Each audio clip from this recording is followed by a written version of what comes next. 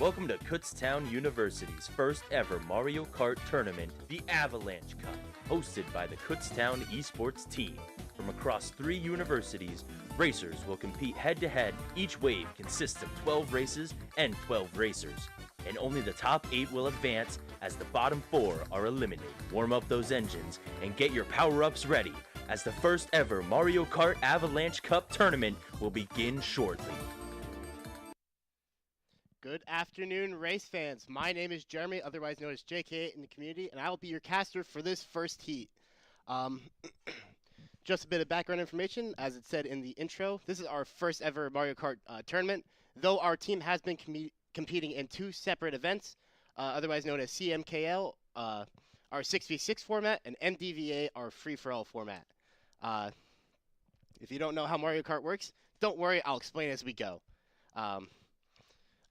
I am on our, just so you guys know about me, I am on our team 1 of Mario Kart, joined by a few others who I believe are also playing right now. One of which who is being streamed, I believe, is Technical, who just got Player of the Year for CMKL, which is awesome. Also joined with him, Rookie of the Year, is Bo. I believe he is playing in the second heat with me, but I guess we'll see how that goes on as we go through.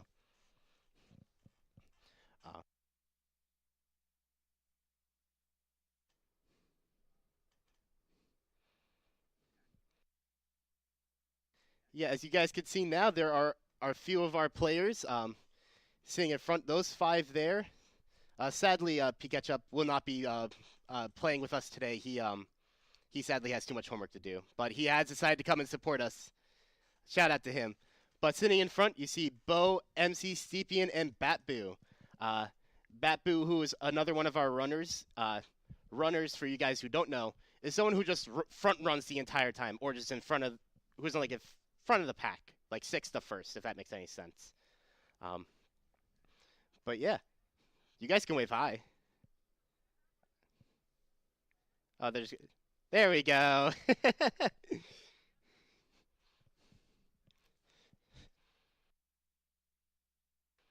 And there are players now. In front of you now is Anomaly, along with a few other players. On the very left, Anomaly, he will be one of our stream players. He is also our director of Mario Kart, so huge shout out to him. He has been a huge help with around here with all of our stuff. So.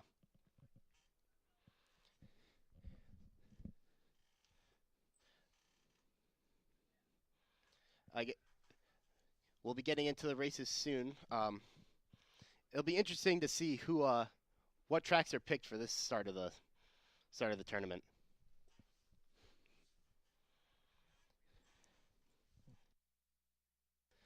All right, we have some interesting picks. Correction, Bo is also that is not Bo. That is Technical. My bad.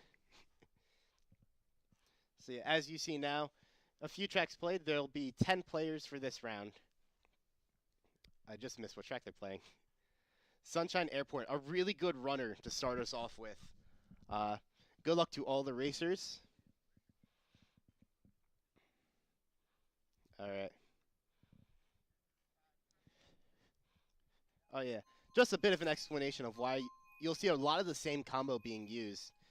As since the Yoshi weight class is the current meta combo, or what a meta weight class, which is like the most picked and most optimal weight class to be picked. This also includes Birdo, Peach, Daisy, and Peach F. And then, just a bit of information, the roller tires are what you pick no matter what. They're just the best tires in the game, along with the paper glider weight class. And then that cat car is the current meta combo due to the cat car they're using is the current meta weight class for the cars. Though you can also use Teddy Buggy, but you do sacrifice some of your invincibility frames. But yeah, we just got into lap 2 here. Anomaly currently holding 2nd place. I do believe that is Technical in 1st though. Good showing for us overall. But yeah.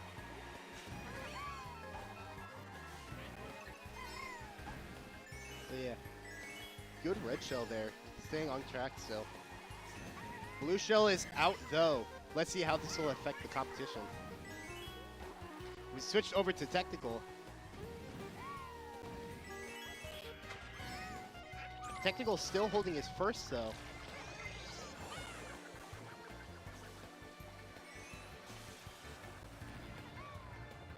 Yeah, technical with a commanding lead over the competition right now. I mean, this is what happens from our from MVP from CNKL. Going into the final stretch here, technical still holding a good lead. Being able to block the red shell, be able to stay in first though, and perfect item setup. Yeah, nothing more to say here. Just a commanding race from technical all around. Yeah, good race overall. I guess we'll see how it goes from here.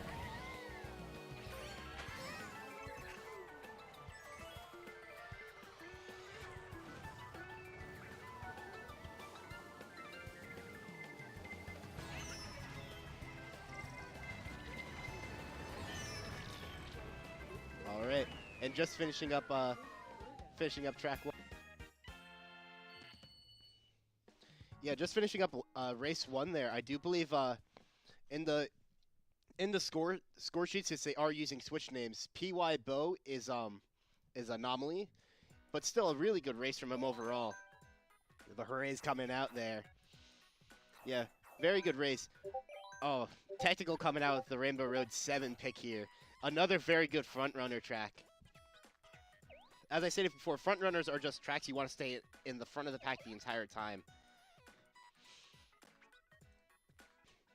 Yeah, we're gonna see what track we get in here.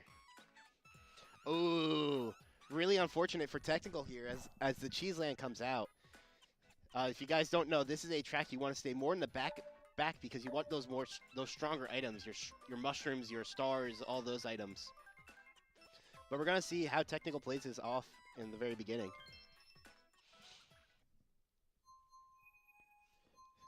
Let's see what does he decide to do. Technical is deciding to run. Very interesting choice overall. We do see those two people in the back. If you see the mini map, those people are doing what we call bagging. Even though Nintendo did nerf it, it's still very viable, especially on this map. But we're gonna see how this turns out overall.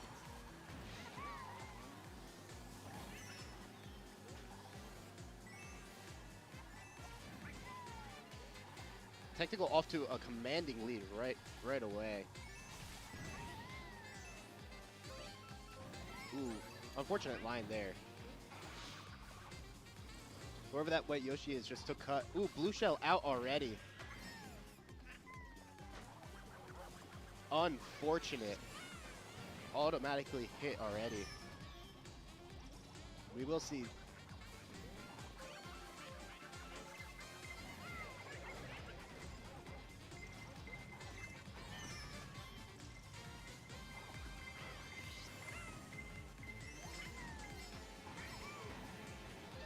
Technical turning around to bag to be able to do something here. Back to Anomaly's point of view. Anomaly in 6, going for cut now. Ooh, messes up, but that's completely fine for him. As we are about to go into lap 3 here. We're gonna see what he pulls out here. Dodging shock, which is awesome for him. Being able to just chain items here. Oh my god. Pulse fire, which is a bit unfortunate, but not the end of the world, as this next set will become very handy, as this will allow him to take the 2 cuts at the very end. Going back to Technical's point of view, with a Ghost in first, which is awesome. Gonna use that to dodge the red with a Shroom. Just so you guys know, if you are in a spot with Ghost and they can't pull an item, it'll automatically give you Shroom. This will just automatically give him the first here, unless something happens. Nah, that'll be a Technical first again. Very, very good play overall. Anomaly's point of view, getting a 4th. Again, very good. Very good showing for them.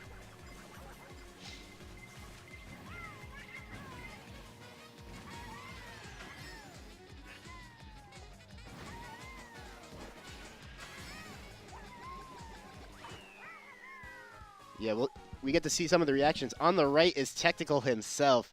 Very good showing for these first 2 races. We'll get to see. Oh, he's going RR7 again. Very understandable. We got a Bangkok Rush. We got RR7, Mario Kart 3. We got a Vancouver there. Wildwoods, very good track variety right now. 2 Mute Cities. We're gonna see what they get, what it's picked though.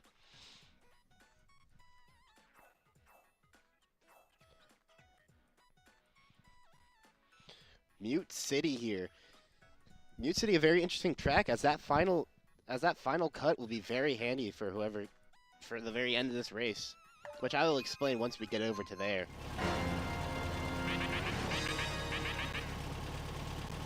I do believe Anomaly's in a very good spot here. If he's able to pull a shroom here and keep it, it'll be very handy for the end of the race. Going for the left coin panel, which is an interesting choice overall.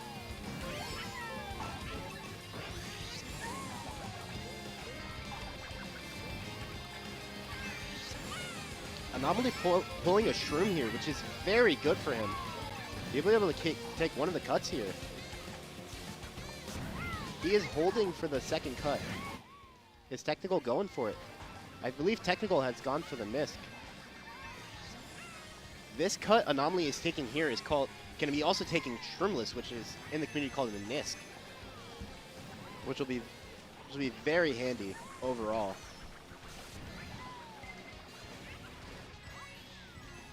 It looks like Technical has lost his first place, but looking like he's in third instead. Anomaly with a very comfortable race going on right now. Using his Ghost already, pulling a Nana, which is a bit unfortunate, but won't be the end of the world for him. Ooh, missing his double box. He'll probably go a long way around just to be able to get some items here. Blue is out though. Let's see how this will shake up the race. Pulling a bomb, backing it instantly. Looking like it didn't hit anybody though. Back to Technical's point of view with a 5th place here. A little unfortunate, but still a whole lap to play here. Whoever's in first holding a dominating lead here. We'll see how this ends up turning out. Technical just holding a shroom, but that fire is a little scary for him. Pulling triple nanas and triple shrooms. Very easily taking both cuts here very safely. That's very good for him. Looking like a 2nd place win here, but that's still very good for him. Good race overall from Technical.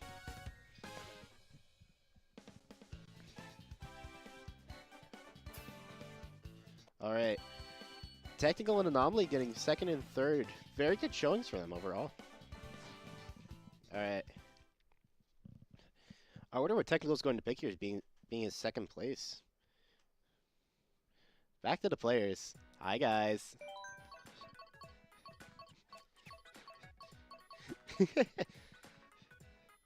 One of them said hi.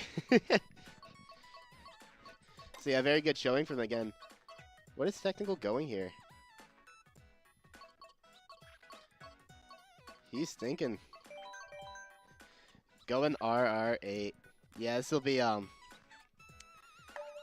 yeah, for those who don't know, Technical is currently the holder of the 200cc time trial record, so this will be a very good track pick for him if he gets it. And there it is. Yeah, this will just be a very dominating race for him, hopefully. But that'll depend on Ames right now.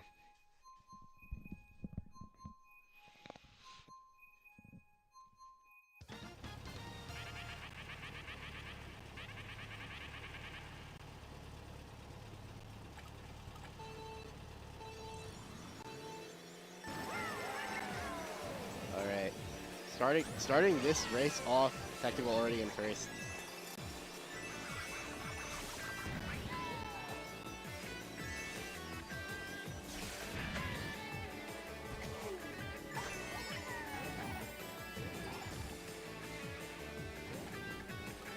Yeah, and then this that set there is very good overall, as items in MK8 are based off of distance. So if Technical were to get far enough in front, he's gonna give the people behind him very good items. But even at it, very good run to overall from Technical. Just starting off.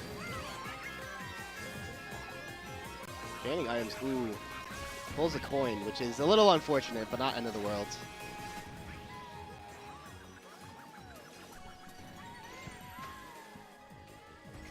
Technical dropping down to third. Ooh, shot comes out early. Just a bit unfortunate.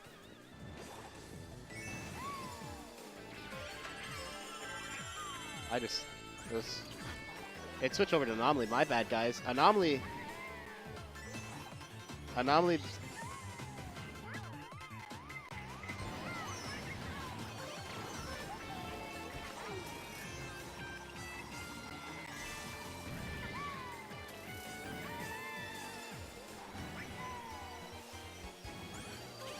So here, staying in 6th for Anomaly, but holding Shroom and Piranha Plant. Piranha Plant, very powerful item. Personally, my least favorite item because of how janky it is, in my opinion. Looks like someone fell off. We're gonna see what items he gets here. Ooh, only getting one as Piranha Plant doesn't end. Getting a bill here, being able to drop down and just instantly pop that bill, being able to get a very good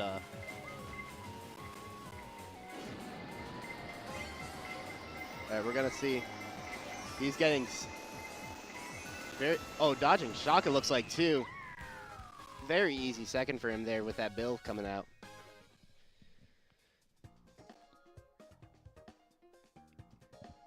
Alright, we're gonna see. Looking like very positive reactions overall in the room. Yeah, very strong showing from Technical and Anomaly. Looking like they're holding top 2 in the room overall. But this is only beginning half, as there are 12 races still 12 races overall to be played. But it looks like, what are we, 4 races in? So it looks like 8 races left. Technical again going with RR7.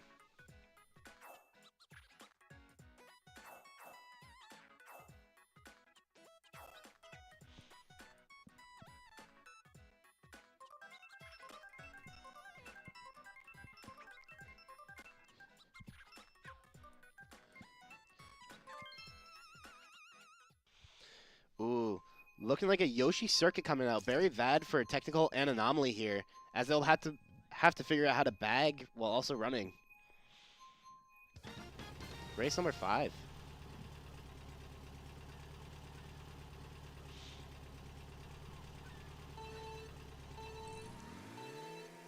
Technical again. No, he's choosing the bag instead. Yeah. I do believe this is one track Technical just doesn't like to run at all. But it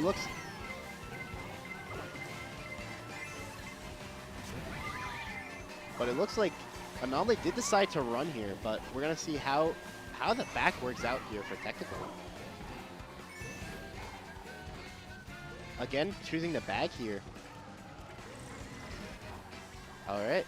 Switching over to Anomaly. In third right now. No item, so coming into the end of first. But we're gonna see how this ends up turning out for him. Rolling a green shell here, not being able to take cut.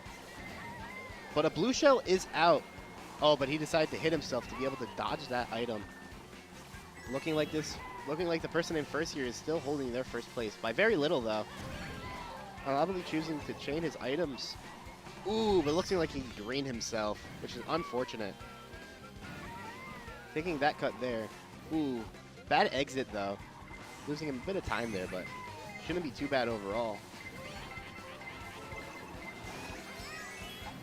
Alright, blocking the red shell. Blocking both somehow, which is very interesting. Back to Technical's point of view, holding a blue in pocket, which should be interesting overall. Throwing the blue instantly. Holding a gold and being able to take cut here. Ooh, Anomaly hitting with that Piranha Plant. The reason why I don't really like it, sometimes it's a bit goofy. Holding 8th place here from Technical. Going long ways around instead of cutting over. Into the final stretch here, comes down to his last 2 items. Let's see what he gets. Just shrooms.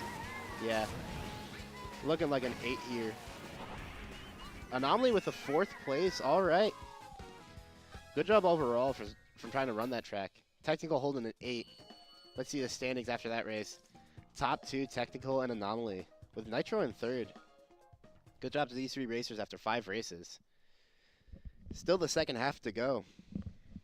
Let's see how this pans out for them. Looking over at the players.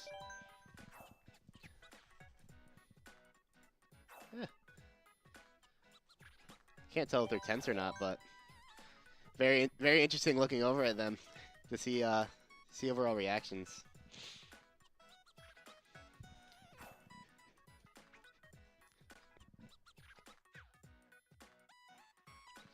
I see a Maple Treeway. I see 2 Maple Treeways. I love this track. This is my favorite track in the game. Let's see if it gets picked here. Let's see. Waluigi Stadium for the technical pick. Yeah, very interesting track overall, as it's for lack of better words, very technical track from the very beginning. As coming off this, not this first turn, the second turn around, is since it's a very tight U-turn, it'll be interesting to see how places wind up here.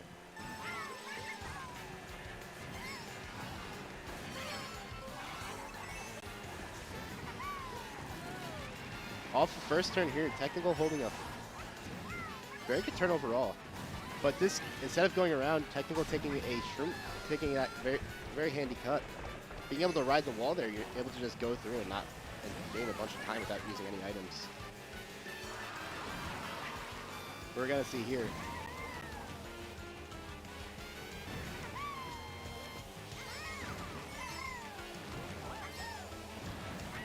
Technical taking the above path. Very interesting. Trying to get some points, it looks like, though. After lap 1, Technical holding a 3rd. Anomaly looks like holding 4th here. Which will be very interesting. Triple greens out for Technical. Will be very good for him. Anomaly sadly getting hit by the blue, but instantly using Ghost to pull a coin. Bit unfortunate on his end. Again, taking that cut there. A little sloppily, but still faster than going around.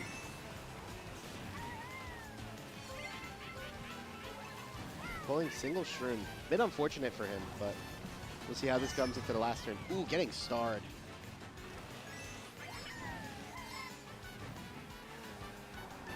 Technical holding a 3rd place here, though. Instantly using Bullet here, which will be interesting how it works out. Ooh, just barely avoiding the star here. Technical in 2nd here, coming at the very beginning of lap 3. Little unfortunate start to the cut, but Technical holding 3rd here. Pulling again, triple greens. See how it turns out for him with this last set. Deciding to go for the single instead. Pulls Nana, which isn't what he's looking for here, but ooh, getting back, but has a wide enough lead for him to hold that 3rd. Good race overall with blue out.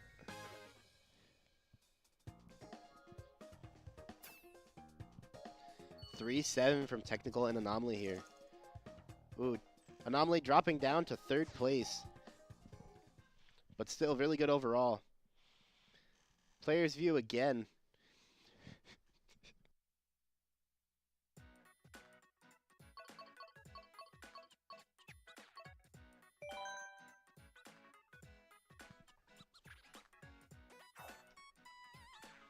All right.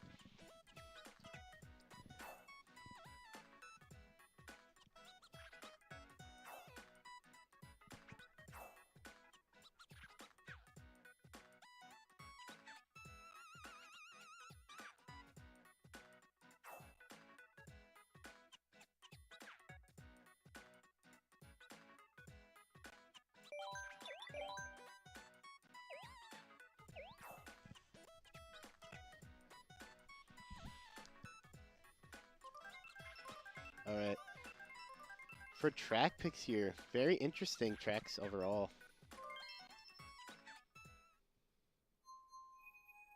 That's a new track. Don't know the name of it. Madrid Drive. There it is. Madrid Drive coming. One of the newer tracks coming out with the Wave 6 update. We're going to see if this track will do anything to mess up our players.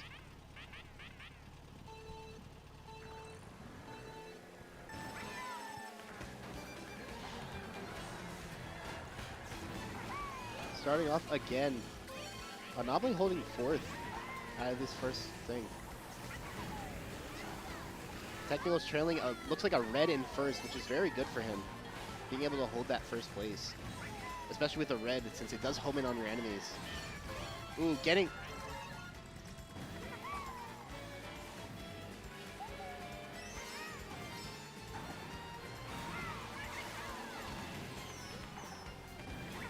Alright. Coming into the end of lap 1 here. Anomaly holding 6th place. Ooh, getting boomeranged, sadly. But still holding a 6th place here with no coins, which is a little unfortunate for him. And here's Technical's point of view. Currently in 1st place. Coming into that turn. There is that Anomaly holding 5th, though. Still really good for him. Anomaly in 4th place. But here we are. Technical through that Wiggler part, cutting through the crowd, as that is a really, really skillful cut, but he was able to pull it off. Avoiding the red with his bomb. Ooh. Ghost stealing his banana. With blue coming out, let's see. Will Technical try doing it? Yes, he does. By hitting himself with that banana here, he's able to avoid the extra hurt frames from the blue shell. But losing his first, though. Anomaly getting redded here. Going back for the boxes. Let's see if he can get...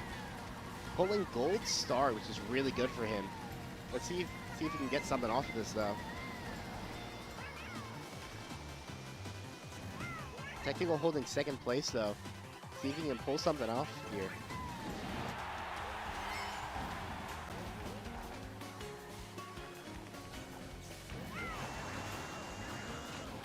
Anyway, Anomaly pulling off, dodging, not getting hit by that Piranha Plant is really good for him as he's able to pull off a 6th here.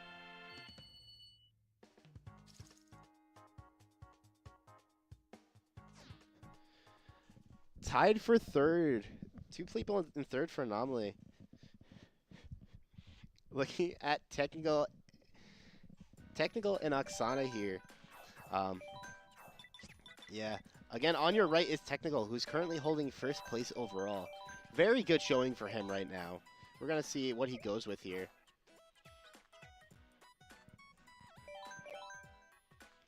Looking like we're looking at a few interesting tracks overall. Technical going with Mushroom Gorge. Mushroom George, whichever way you want to call it. We're going to see... We're gonna... Josh, you're welcome. Anyway, going into Mario Kart Stadium, a very interesting track as that final turn there's a lot of off-road, but a glider before. Maybe we'll see Technical do it. Oh, holding it off. He has Anomaly holding 3rd right now. Technical in 1st, though. Ooh. Anomaly sadly getting ready here. We're going to see what he can do here.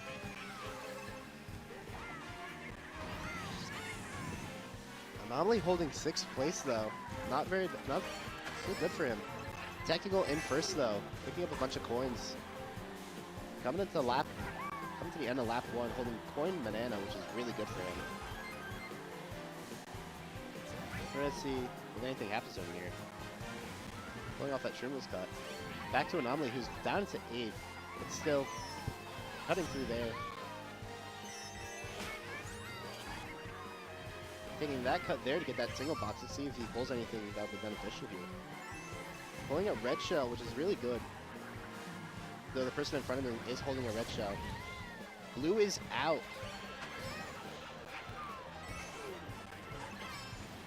Though Technical hitting himself with the banana again to be able to dodge that blue shell a little. Having a banana to dodge the red shell, which is really good for him.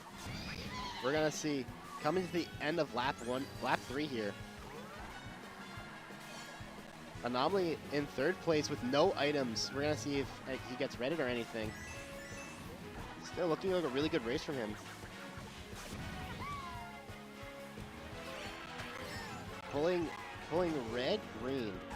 Just really good defense for him here. All right. At the end of this race, 1-3 for Technical and Anomaly respectively.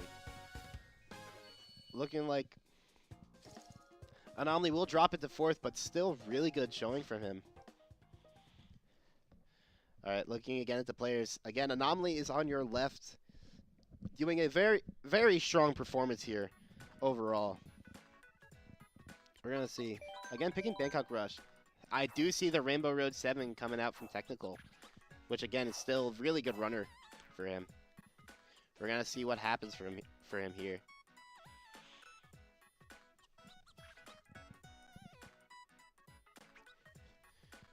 Here's the other side of the table.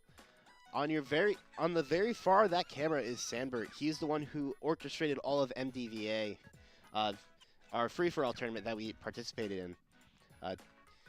In Division 1 was Technical, Batboo, and Bo, who all did very good for their season. But here we are, back to track selection. We do see a baby park, which will be interesting. There it is! Off the baby park!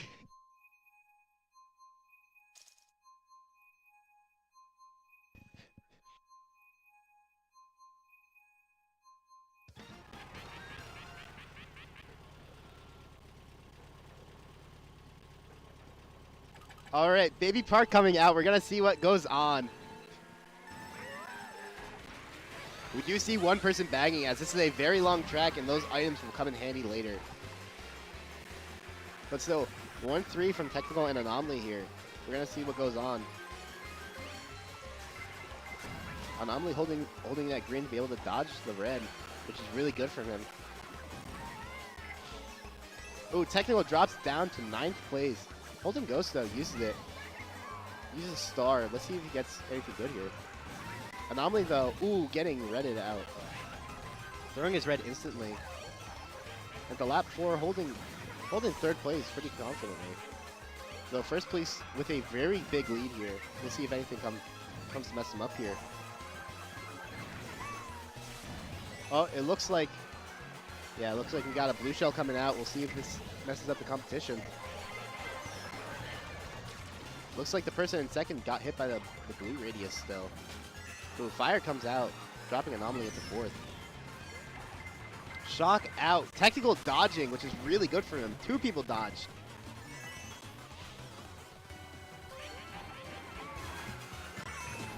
Technical getting a 1st there, yeah. Of course, recording it. Very good race overall for Technical here. A 6th place finish for Anomaly. Still really good holding that 4th place here. I'm unsure what race we are on though, but back to the players. Looks like people are laughing, or I hope at least.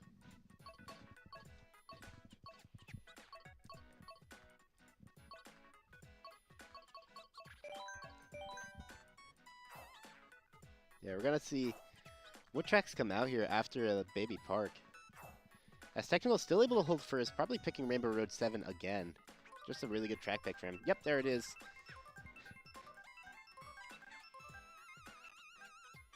Looking like a Rainbow Road Wii, which is interesting track pick here. Really good runner, but not one of Technical doesn't really like it much.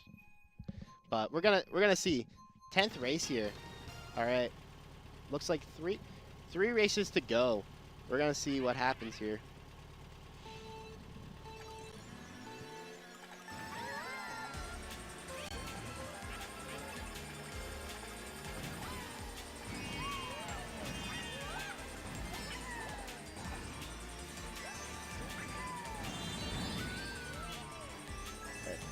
Technical attempting to go for some coins but missing them. Only 3. Has Shroom though, which is really good for him. Ooh. Messing up that shortcut there. Holding 9.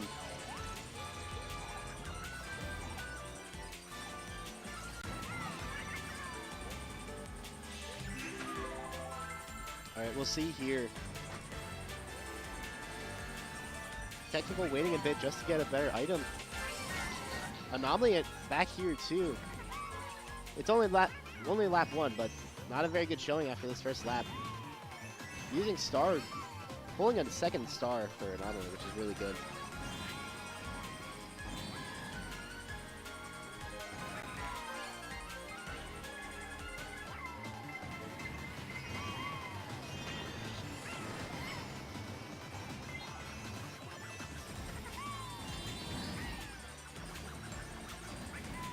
Anomaly not able to pull off anything here, still only holding 9.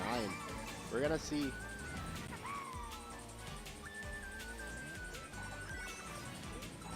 Going around but not losing much time.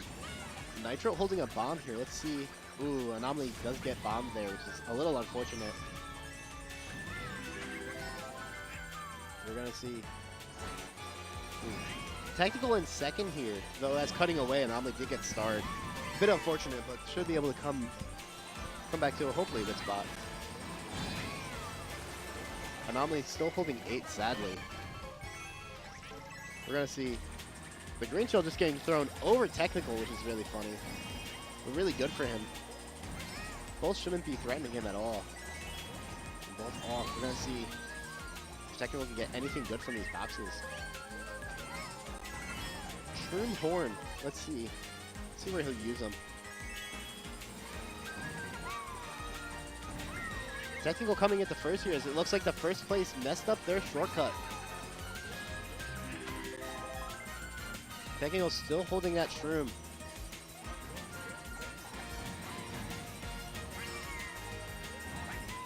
We're gonna see. Coming into the last turn, it looks like Technical will be holding that comfortable first place. There's something interesting is happening. Yeah, Technical first there. Anomaly here has 5th place now in that bullet bill. Yeah, we'll just use all of his shrooms. Looks like getting that 5th place, very good. Last second 5th place for him.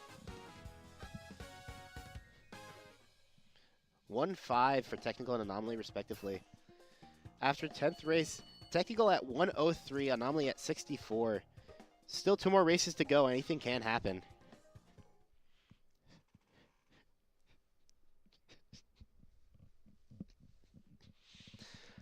Yeah, back to the players.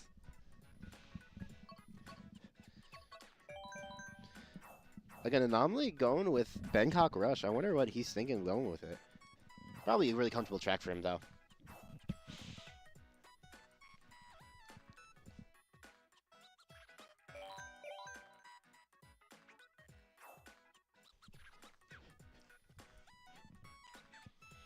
Alright, we will see here what happens. We do see Bangkok Rush for Anomaly. A track he's been picking most of these races. Let's see if this will be very beneficial for him.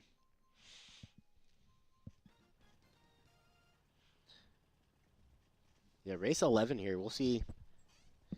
We'll see if Anomaly can make something happen to hopefully come back up into the top 3. Ooh. Missing first box, but not too bad as he's more looking for coins here. Anomaly holding second after the first, holding third here after first turn. Green, red for him, trailing the person behind him, now holding his red shell. Anomaly going around instead of going up for the doubles. Very interesting choice.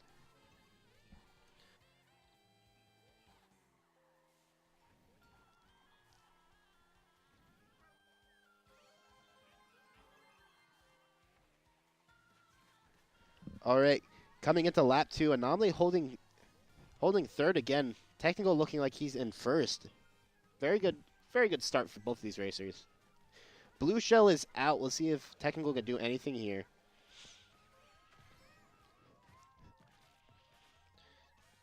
Technical getting hit, sadly. Technical losing first. Anomaly still holding his third place here. Very good for him.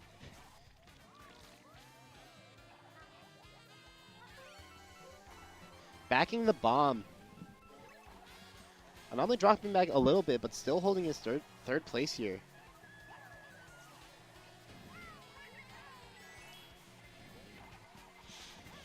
Star behind Anomaly, but Bullet Bill behind Anomaly. Ooh, that red shell is going to be a bit unfortunate for him. Yeah. Spamming his fire forward. Hitting himself with his own fire. Really unfortunate.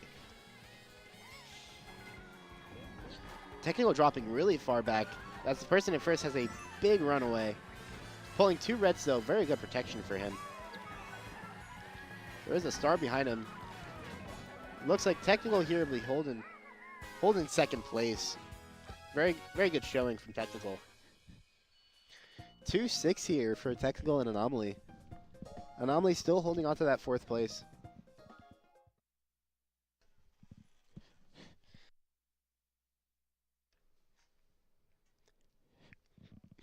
Yeah, back.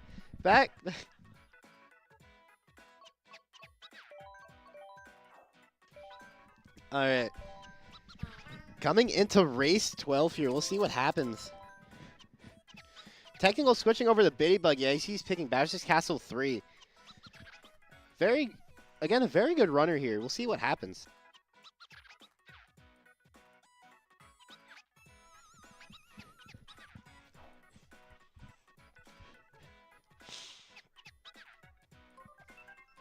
All right. The track wheel is spinning. We'll see if something good comes out here. Neo Bowser City.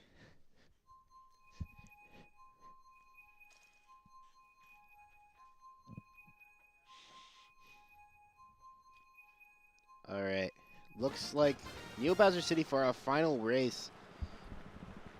Technical on Bitty Buggy, which is still a really good combo to be using. Let's see what both our racers will be able to pull out here.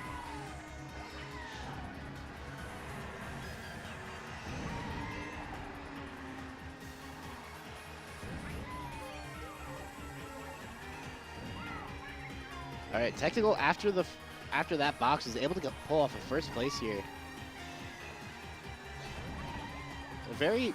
This turned really hard for a lot of players, but Technical being able to just expertly be able to do it. No shock there. Technical with Coin Banana, which is really good for him coming to the end of lap 1. All right. Looking at going over to Anomaly, has a 7th place here. Still a lot of race to go. Pulling triple shrooms.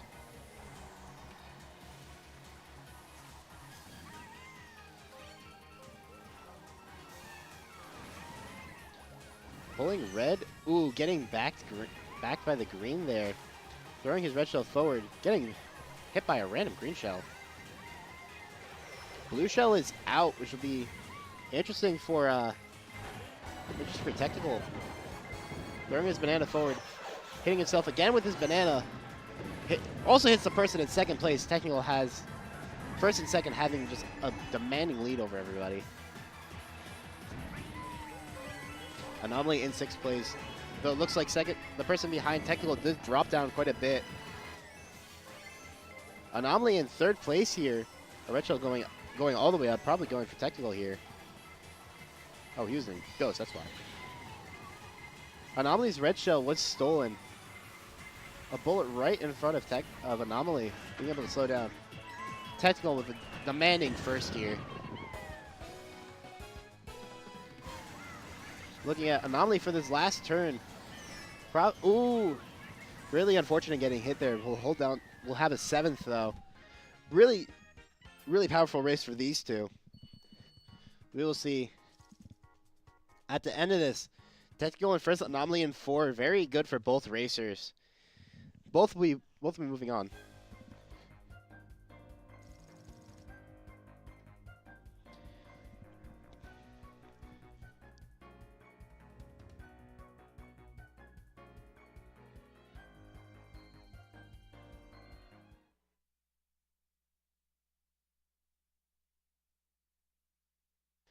Yeah, very good race for both for Anomaly and Technical respectively.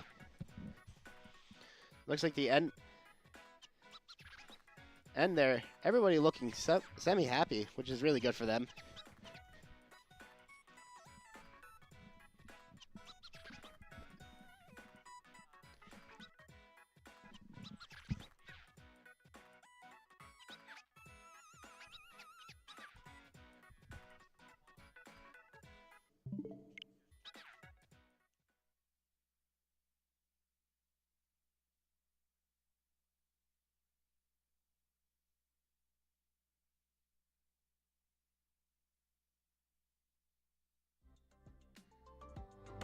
My first game was Mario Kart DS. I played a lot as a kid, and it kind of reminded me, like, later on when I saw Mario Kart 8 come out and then Mario Kart 8 Deluxe. It was like, enjoyed this as a kid, I'll keep playing it. And then I learned there was a competitive scene and started getting that.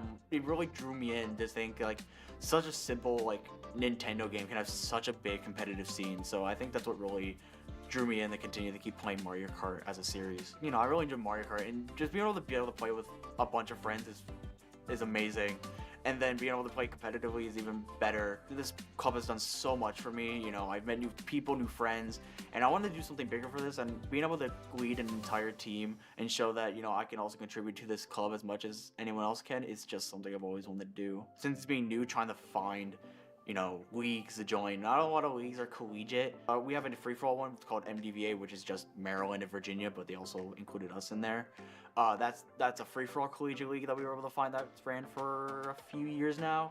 And then we joined our 6v6 league, CMKL, that just started. So I think the biggest challenge for us was just trying to find a collegiate league for us to join, because since it's a fairly new competitive scene for college-wise. Our first travel to Maryland, it was definitely a big bonding experience. I think we all got together pretty well, fairly quickly.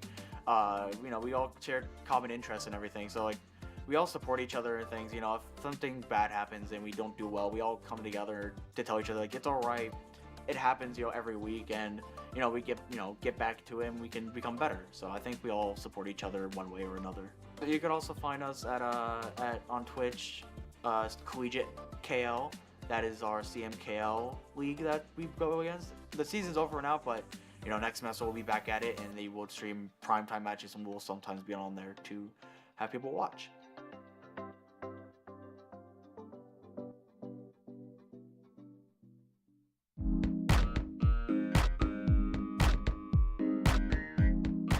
My favorite is Berto. I think when she was randomly announced as DLC was maybe one of the best days of my life. That she's the pink dinosaur, the transgender pink dinosaur that spits eggs. She's really strange, but I love her. My favorite has always been Yoshi, and this is even before he was so popular in the online meta and everything. I've always been a Yoshi guy. Always. Easily Yoshi. I loved Yoshi for years now. I think since elementary school, and I've always played Yoshi. Close behind would have to be Funky Kong, who was just added not too long ago. It holds a little memory in my heart with my brother and I for Mario Sluggers and Mario Kart. So definitely top Yoshi, and then Funky Kong close behind. Play as Yoshi since that's kind of the meta strategy, but if I had to pick a favorite character, I probably would go with maybe Diddy Kong. I think just a funny character. It would be Baby Mario right now. I play Iggy Koopa. That's my favorite guy. He's only in Mario Kart 8 Deluxe, so I'm not playing Mario Kart Deluxe. I play Koopa Troopa. Yoshi is considered a highly competitive viable strategy character. Iggy is slightly below him, but for me, it doesn't make enough of a difference to use Yoshi over Iggy, and I love Iggy more, so I just use Iggy. I know that puts me at a competitive disadvantage, but I like him.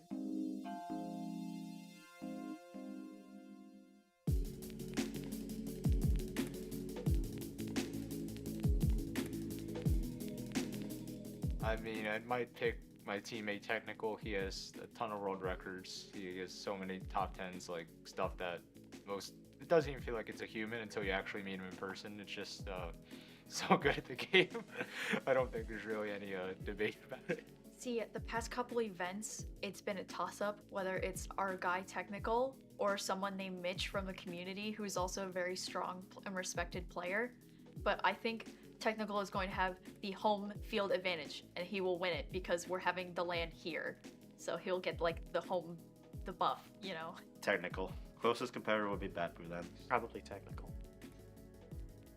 You know, my ego wants to say me, definitely, but I think Technical definitely has it for this one. He's a really good player, known very well in the world record setting. You know, places pretty high in time trials. Really big Mario Kart player, and I think he'll take it for this one. Batboo is the other player on our team that's been around the competitive scene for a long time. So it's one of the two of us is usually the one that's up there in the front and getting, you know, first, second every time.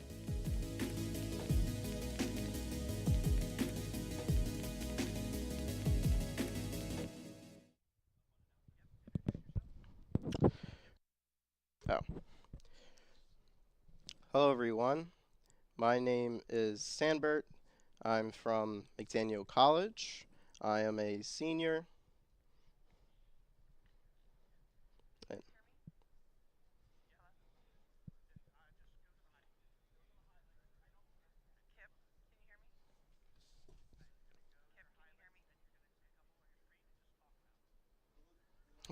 All right.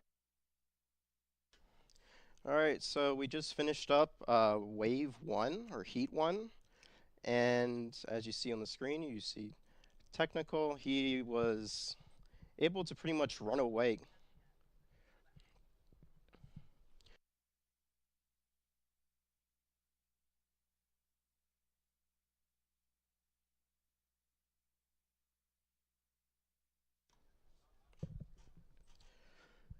So sorry about that, y'all.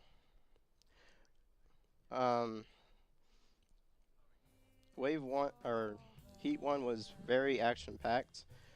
Technical pretty much ran away with that one, but we did see a couple shockers from McDaniel students by Glacial and Sandbert, so they are definitely to watch out for further on in this tournament. But good showing nonetheless. A lot of competitive matches, and this is definitely something to look out for later on in this tournament.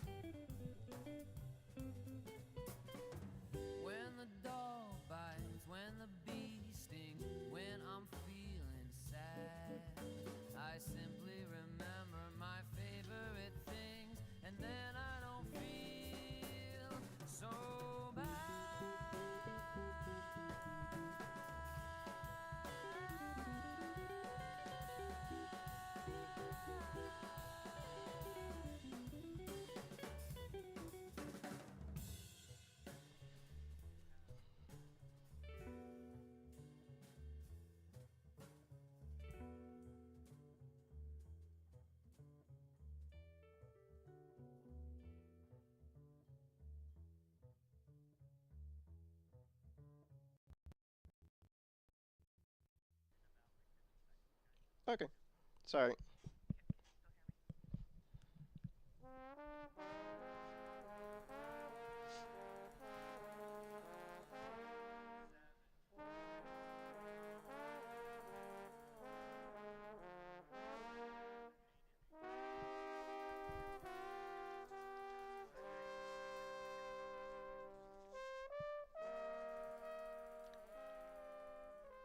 take a break from studying and come hang out with some cute animals.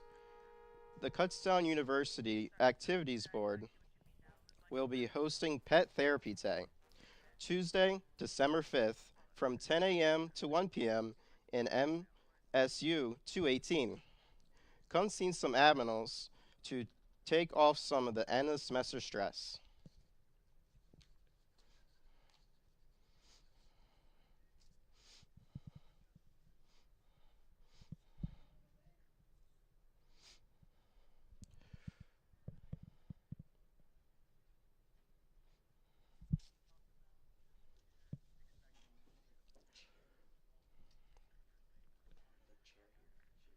I got you.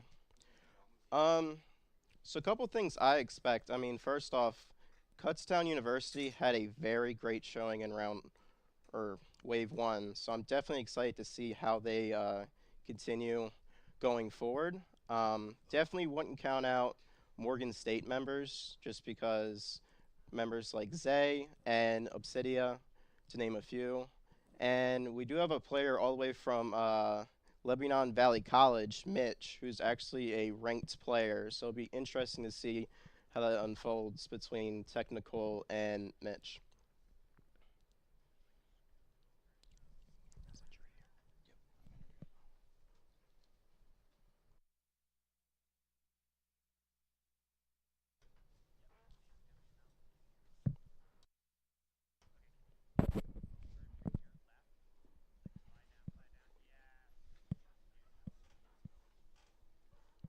That is a great question.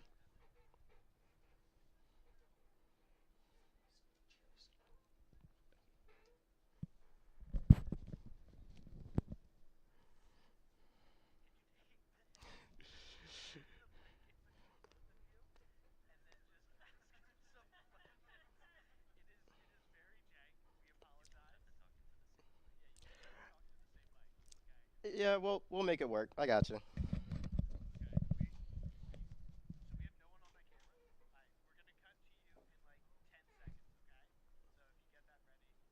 All right, you got it. I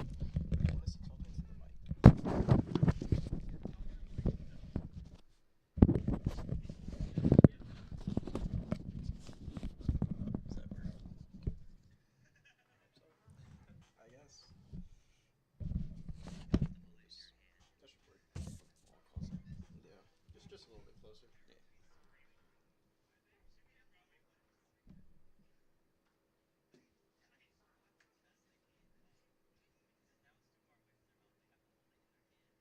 Hope they're not still talking because,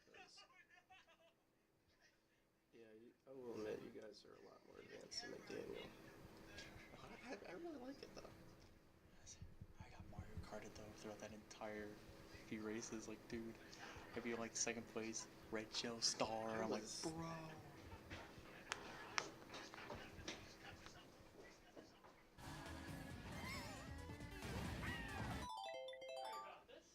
It's all good. It's all good.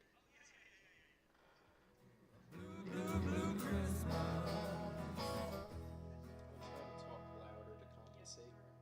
Yeah.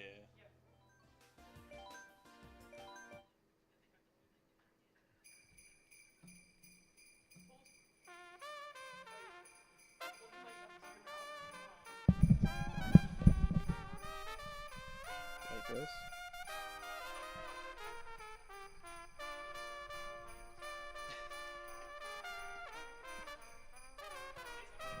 Something.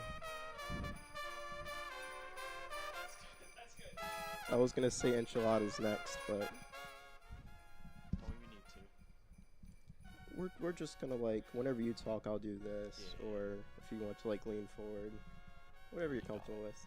Yeah, you can do the mic. I'll give you a 10-second countdown. Ready? Ready? 10, 9, 8, 7, 6, 5, 4, 3, 2, 1. Hello, everyone. I'm Sambert. I am joined by a Kutztown student Anomaly, and we're going to have a player interview to recap what happened in Wave 1. So, Anomaly, you were able to witness the race firsthand. You saw all the action. give me some of your thoughts on how you thought it went. So if you want to move that. Yeah, of course. So I thought it went pretty good. Again, KU Technical did take, a good lead throughout the race, but other than that, a lot of placements are very close. It was very close race in the, in the in the midst of everyone. I was definitely either up ahead or in far behind, so I always got to see everything, either through just me just driving or getting hit by every single item that the game could throw at me. But other than that, I think everyone raced fairly well, and I'm excited to see what comes up in the next round. Awesome, awesome. So we also got to see during that wave, we saw some people from that didn't go to Kutztown, like McDaniel, Morgan State, and stuff like that. What are your thoughts on how they race, and do you think they could play a factor later on? Some of them raced pretty well. I saw Nitro from Morgan State keep up, in the top 3 with some of the KU people. So I think we definitely got some fierce competition other than KU. McDaniel was able to keep up. I think I was only ahead by like 2 or 3 points from the other 2 McDaniel players. So, we all kept it fairly close. So there's no real college that's going to be here that's going to roll the competition. I think everyone here is evenly matched. Awesome, awesome. And this is just speculation. But if you had to say, like, who do you think's going to get, like, top 3 to end the whole tournament? Who do you think it's going to be and why? Like I always say, with my ego, I would always want to be the top 3.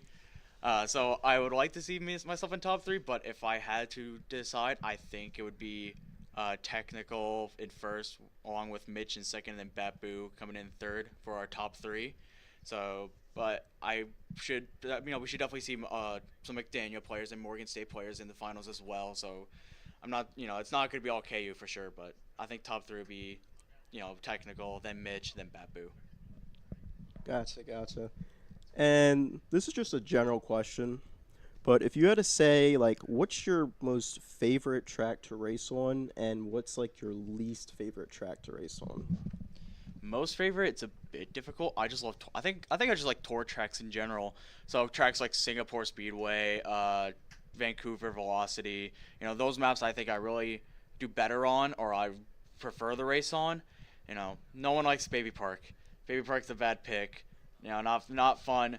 And pretty much any there's cars in play like Toad's Turnpike, Shroom Ridge. Moonview Highway, those are some ones that I do not like racing on. Gotcha. And if you were doing like a team-based event for Mario Kart, what would be like your go-to track for that? Team-based? See, if we were top placements, the usual high rule circuit, I think we do fairly well on. But to be honest, a lot of our players are really good at DK Summit, so if we were a bit behind, usually, I think a DK Summit pick would be great for us. Gotcha. And this is just another, actually I wouldn't even say a general question, actually more of like a competitive Mario Kart question. We've seen with the recent update with Wave 6 that bagging kind of took a bit of a toll. It's no longer the same thing as it used to. A lot of competitive Mario Kart players are sad, but some of the less competitive, more niche kind of players are jumping with joy. What's your take on bagging with tracks? So my take, okay, I think a lot of people speculated with bagging is people just thought it was just a luck-based thing. With bagging, like, oh, you just go back behind and you luckily pull up bullet bill, star, and you shock dodge and win the race. But I feel like it takes a bit more skill because I've definitely tried bagging before, and would go back to staying like near last place and then finish still near last place. So you need to know when to use the items, when to bag correctly. Make sure if people have a shock, be able to try to time that well. So, although I'm like mixed about it, like I'm upset because it was a big part of like Mario competitive, and it was a big like position for like team based. But also happy because you don't have people. A lot of tracks like Cheeseland. You don't see like 50 people playing back. Actually everyone's starting to run again.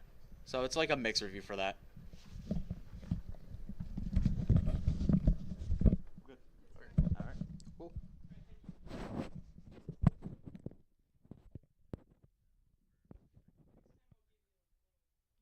All right, you got it.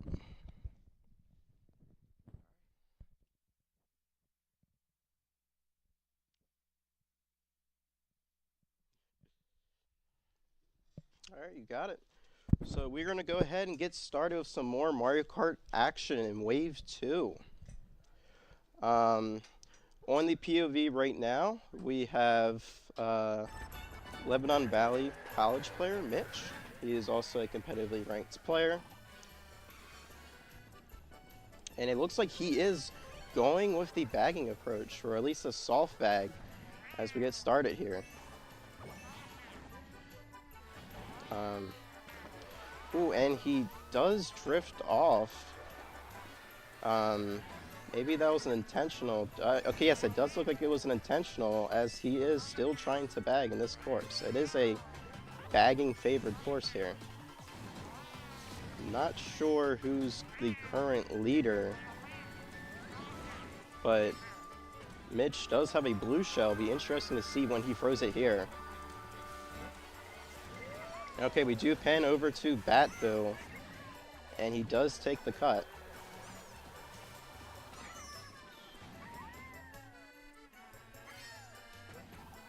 Oh, interesting choice by Zay, going with Male Villager. We have seen him go in previously Male Villager in previous competitive events. It looks like Pink Birdo is currently in first place.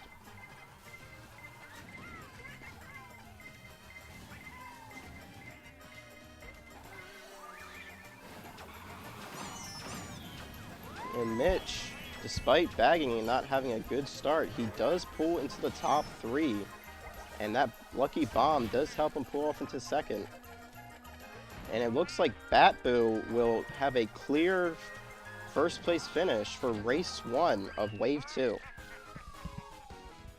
Definitely not a bad race for Mitch. He started off in the back, was able to bag correctly, and that's what enabled him to get a top 2 finish here. Followed by Angle, Zay, and Bo getting the top 5. You got it. So yeah, we saw in race 1, very action-packed to start. Like I was saying before, Mitch, I was a little worried. He was in the back in 10th place, but he was actually able to bag correctly and take the cut, which actually helped him and be able to get to a top 3rd position and finish second, which actually is quite huge for race 1.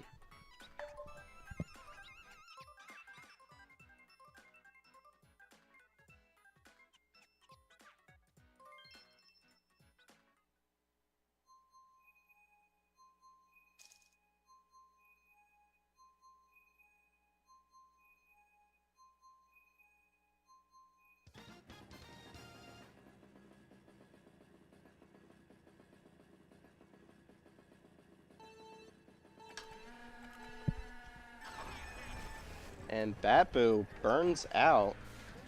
Hopefully that was intentional from Batboo.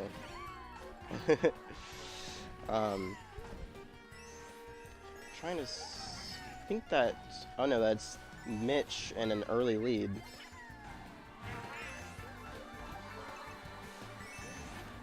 And I think that's Zay in the back. Looks like he's going for a bag here. Mitch with a good pull, with a 1 banana and a coin.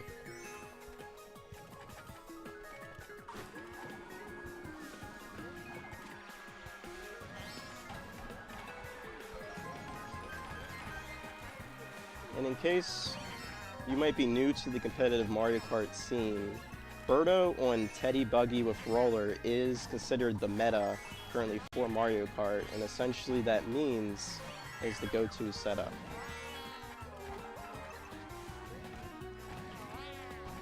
There is a solid lead for Mitch, but Batboo and Bo is not too far behind.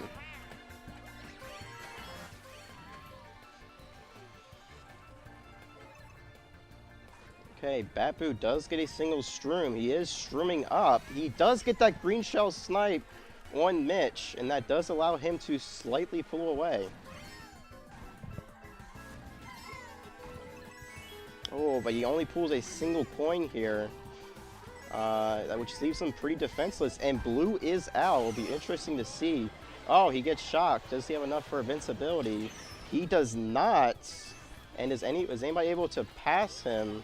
Looks like yes, JK8 from Kutztown is able to pull away with a single shroom, and Batboo gets Reddit off the glider ramp. That is not a good spot to get Reddit, and he does fall back some spots. Now, if he's able to make up those spots, that is a different story. He does. Oh, that's. I mean, yeah, that's really not good for Batboo, honestly, and that's gonna hurt him. But Mitch does get a third place finish, so another good race for Mitch. You got it. And as you guys saw with race number 2, I mean, things are definitely heating up for wave 2, leading into race 3. We saw some very tense moments.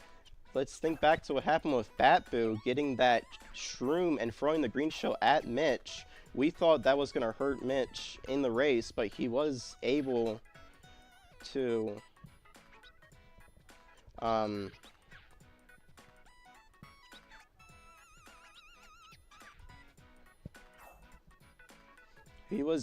come back on that race. Unfortunately, Batboo got the short end of the stick, and he was able to fall back to 7th place.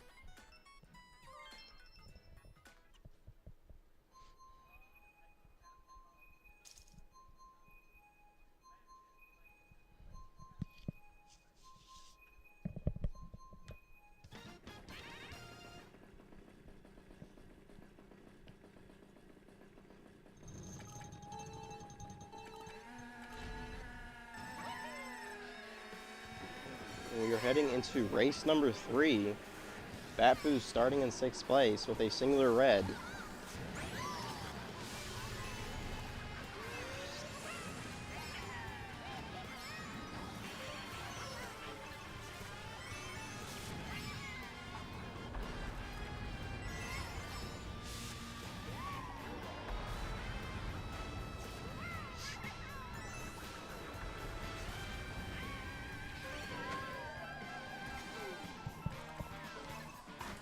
Okay, I just want to make sure.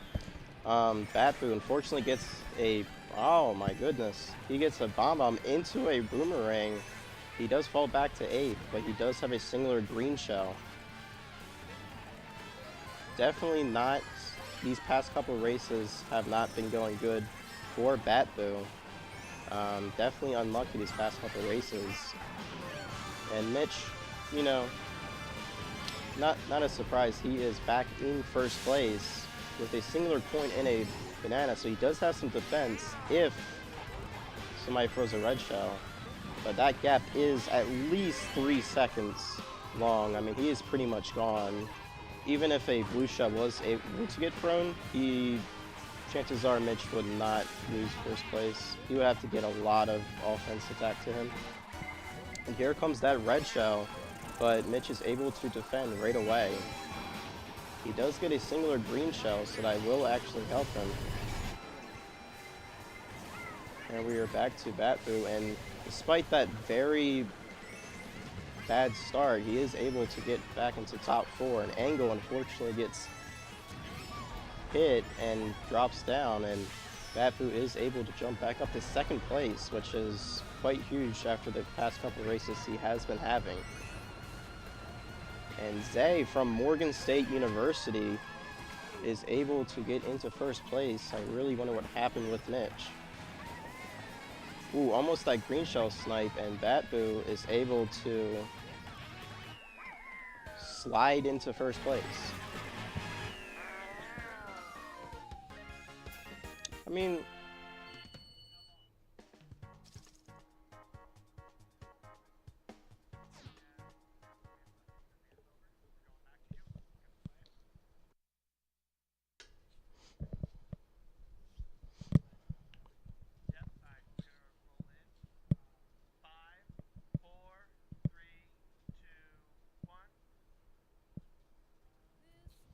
let's take it back to an instant replay here with Batboo. and he backs a red, and is with that bomb, that right there was deadly, and that ring, that's what I was saying before, definitely did hurt him.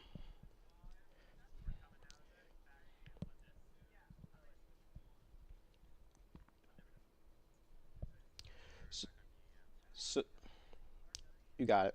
So as you saw, I mean, Batboo, very bad race in race 3, but he was able to sneak in for first place in Bowser's Castle.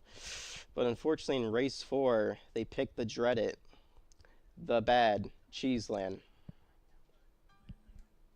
And nobody likes Cheeseland if you're in competitive Mario Kart. It's just a very frowned upon course. But anyway, Batboo, pretty good start. He is in 4th place. It looks like he is wanting to run this track, which is a pretty interesting choice. I would thought he would want to prefer to bag here, but nobody likes the course anyway, for being honest. Quadruple stream. And the Boo takes it. That's not what you like to see. And it looks like Anna Sunset from Kutztown is currently leading, but the gap is quite small, and it looks like, yeah, Batboo's just gonna sneak into first place with a super horn. So he is pretty much set if a blue shell were to get thrown at literally any minute now. He is just pulling away. And yep, that blue does get thrown, but he does have that easy defense. Ooh, interesting choice by Batboo. I would have opted for letting the red shell hit and then save the super horn. But anyway, he's pretty much gone, I think. And here comes Mitch with the star. He is starring up with a red shell and a shroom. Looks like Zay was able to sneak into first. If he's able to hold it, that's a different story. And I don't know what happened, but Batboo is in first. He does not look like he has any items right now. Okay, he does have a green shell. And it's really neck and neck between Mitch and Batboo as we enter the final turn of this track. And it looks like Mitch is opting to go for the double, and he only gets a red shell. But he is able to take first place away from Batboo. Very close race in race number 4.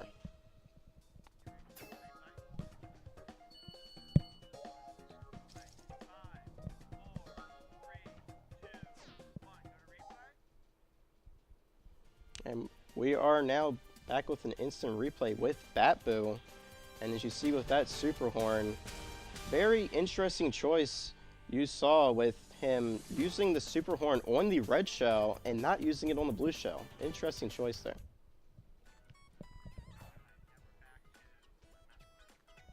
You got it.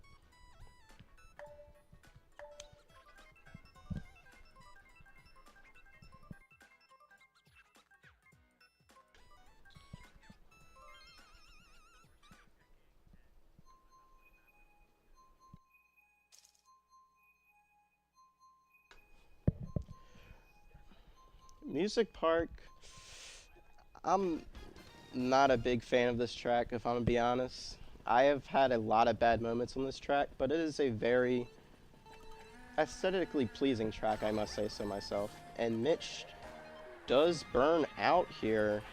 Surely that was not mistaken. I'd assume that he did that on purpose so that way he can pull a good item, which triple shrooms starting off is not terrible. It's also not bad.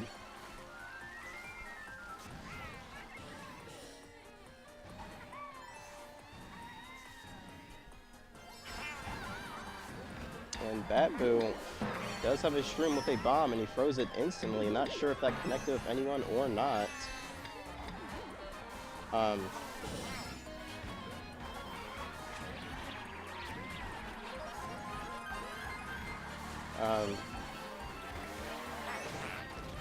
And it looks like Bo is currently in first place, slowly breaking away. And Zay with that fire flower, he could back it at any second and take out Batboo.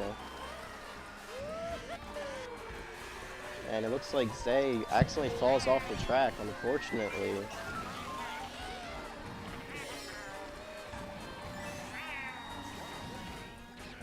And Zay starts pulling away. Mitch does have a singular shroom with a star. He does go for the shortcut. Let's see if that does help him. Unfortunately, it does look like Zay does have a bit of a gap in front of him. But let's see what item Mitch pulls. Fire Flower, not a bad pull here, but I would assume Mitch would probably want to hold the item until he can get to the next item set.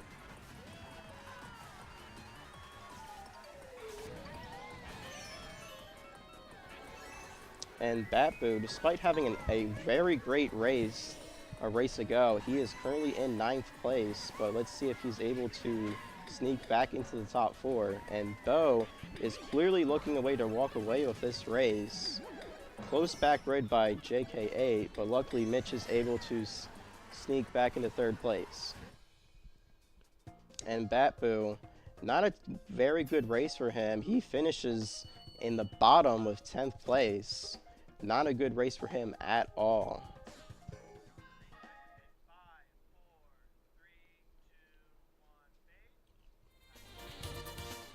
And as you saw, Mitch burnt out on purpose to pull a good set of items to start out with, and Batboo just did not have a good race to start out with, and Mitch was able to sneak into 3rd place with that race. And honestly, we thought JK was going to hit him with the red.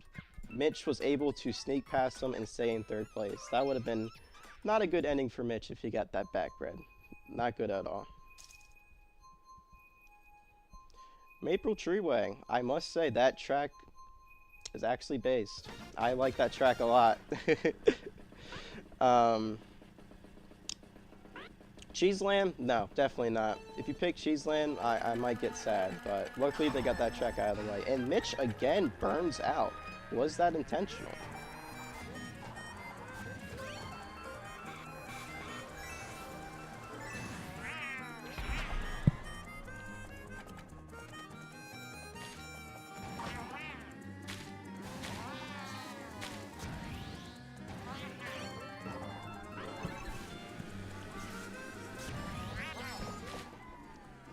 And Batboo currently in 8th place.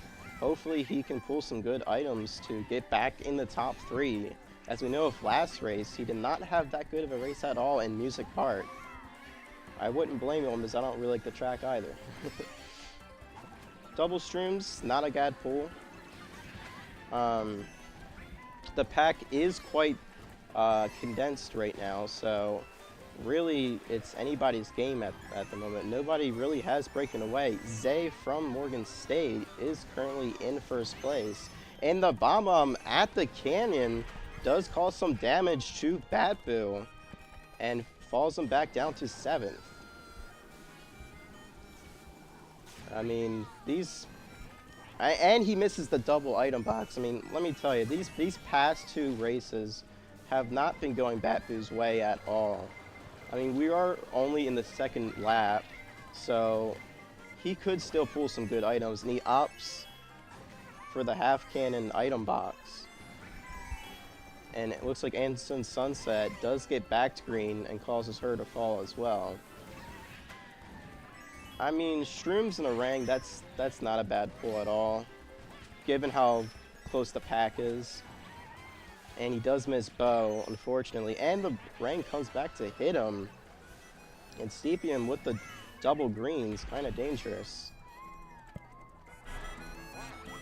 And wow, here's definitely the shocker of the race. Mitch is all the way back in 9th place, heading into lap number 3. He does have a Rang, and he opts to use it. And it looks like, yeah, Zay is still running away with this race. He might be a winner here, that or Bo. And Batboo he's in 7th. It's long as if, oh, he gets back green. That honestly may have just set the race for Batboo. I mean, unless he gets a bullet, oh no, he just gets a triple stroom. And Mitch looking to salvage this race, and Angle gets back redded at the line, and Mitch gets 5th place. So despite not a good race for him, he is able to salvage it.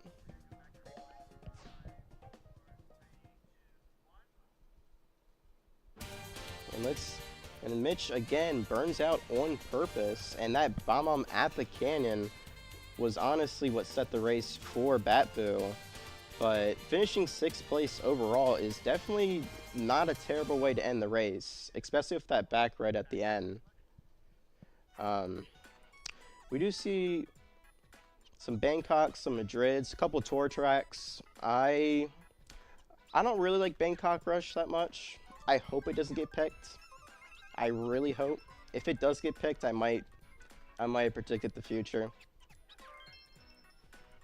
Okay, this track can either go one or two ways. DS Mario Circuit, it's a hit or miss in terms of tracks. But yeah, Zay was able to run away with that race and get one of his first top finishes of this race.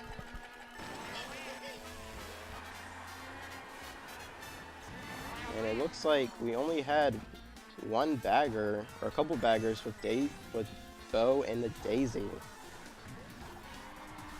But I have to respect Zay with going male villager. Not many people go that character in competitive Mario Kart meta, but it is valuable. And Mitch with the double streams opts to go the longer route. Looks like he is trying to do a soft bag. He does get hit by a red shell though. And Batboo is looking to lead the race, and a blue shell gets thrown. Now, can he go for the dodge? He does pull off the dodge. Nicely done by Batboo. He does have a singular coin though, and a red is out, but it looks like it got hit by the fire flower. And he does get a coin in a singular green shell. Not a bad pull, but the pack is currently very close together. And Shock is out, but luckily that was very good for Batboo, is that it allows him to increase his gap size from Stepian to him. This is definitely a very action-packed wave, just like the previous wave as well.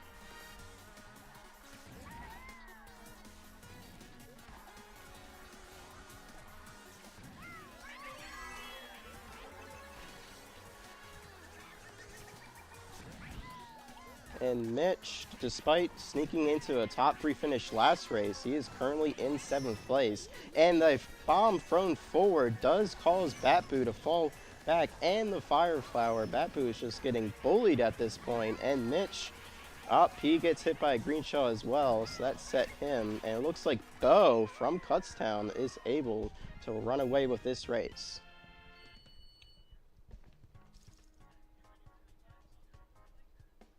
And Zay is currently on top. This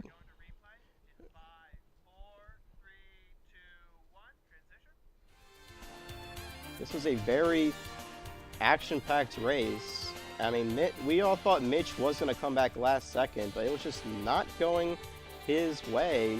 Batboo, we thought he was clear, set in first place, but that bomb that got thrown forward was prone to be the game changer in that race.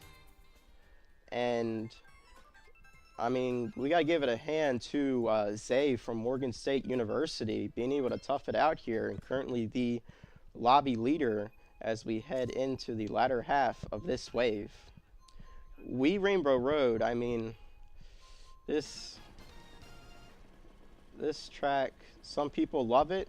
I, for one, love the Wii version, and I feel like they didn't do it good at all. They just simplified it way too much, and honestly, I feel sorry for people who watch this. But anyway, Batboo is starting from the back here, and it looks like Bo is still currently in first place. And Mitch, despite not having a good race last race, he is currently in first place with a double red shell. Very good pull. Let's see if he opts to hit Stepien. He does not. He opts to save it, which I'd say good choice because that increases his defenses. And okay, that was nasty. He just hit that pink Birdo on the line, and Zay is defensive right now, but he is in second place. I mean, really, if somebody threw a bomb on him, all three of them would have been out. And Bo is slowly breaking away from the pack. Mitch does have a singular shroom. And so does JK8. And Batboo is still in the back. I mean, we gotta hope for him to get a bullet or something, or maybe shock. And he gets hit by a bullet from Iman. Star, not a bad pull. I definitely would hope for him to get a shock at this point, given how big the pack has increased. He does have a blue shell, so it'd be interesting when he throws it. And Mitch does have a triple Stroom. Red is out, and the blue gets thrown. Let's see if Bo has dodge.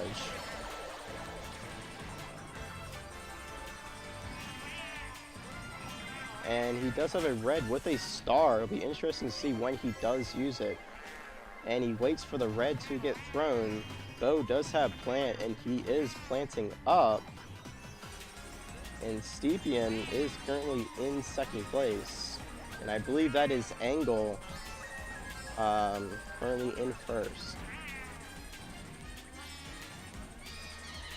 And MC, we have not heard much from him this whole wave, but he is currently in third place with the Tanuki Mario.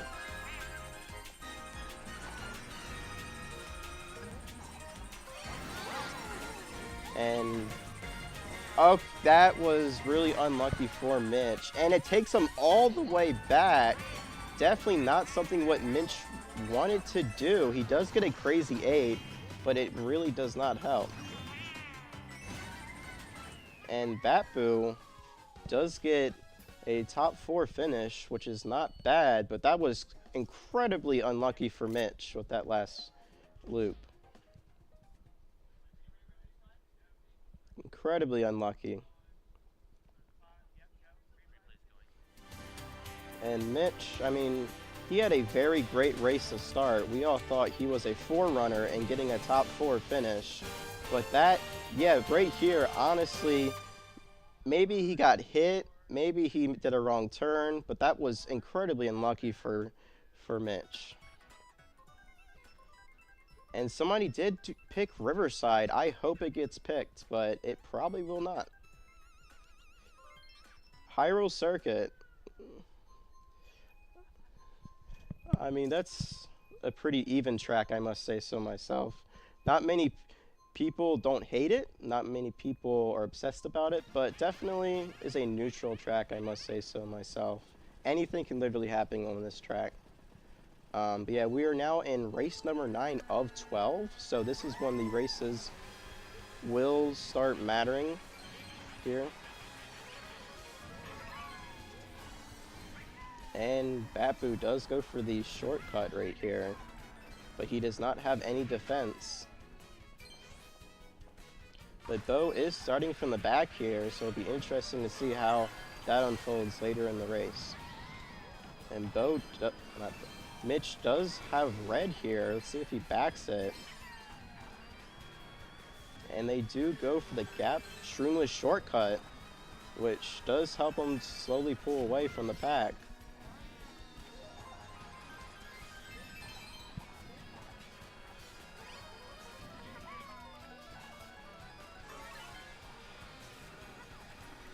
And Mitch, I mean, as we saw from last race, that last loop definitely came back to haunt him in that race for Wee Rummer Road, but he is currently in first place here, which definitely he is starting to break away from Batboo. Batboo does have double reds here, so it'll be interesting to see if he throws them or not. I don't think Mitch has any items. Okay, he does I stand corrected. He does have a green shell. Red is thrown, but right when Batboo throws a red, the person behind him, Steepian, does throw a red, so now Batboo is also defenseless. But it looks like Mitch is opting going for the double box to get an item. And we must have deja vu because Batboo does have a double red and throws both of them at the same time. But we are in lap number 3, and blue is out. So unfortunately, Batboo thought he could sneak away, but he does get hit by the blue. And Mitch does hit the wall, but is able to secure a top 6 finish. So I believe that was Steepian. Yeah, that was Steepian from Kutztown getting his first top finish.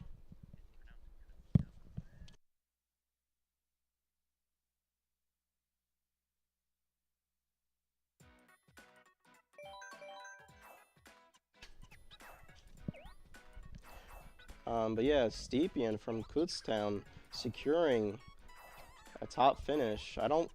Maybe he did get one top finish, but it was nice to see him up top after that chaos that ensued at the end. But definitely a good bounce back race for Mitch and Batboo. New Bowser City. This track, I feel like it's mutually upon that not many people like it. Some people like it. I mean, it's definitely pretty looking, but I, for one, don't really like it due to the very sharp turns, especially on 200cc. It's definitely not fun at all. But Batboo is currently in first, but the pack is close, so it's really anybody's game at this current point. And Batboo does have a singular green shell, so it looks like he is looking to back it, or at least trail it until somebody gets directly behind him. And red is out, and unfortunately Batboo was not able to cycle through the items quick enough to be able to block the red.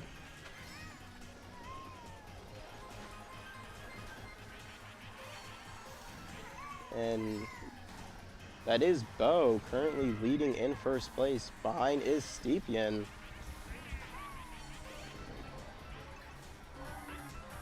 And Mitch not too far behind.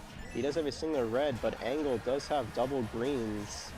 So Mitch is looking to sneak past Angle to not get hit by him.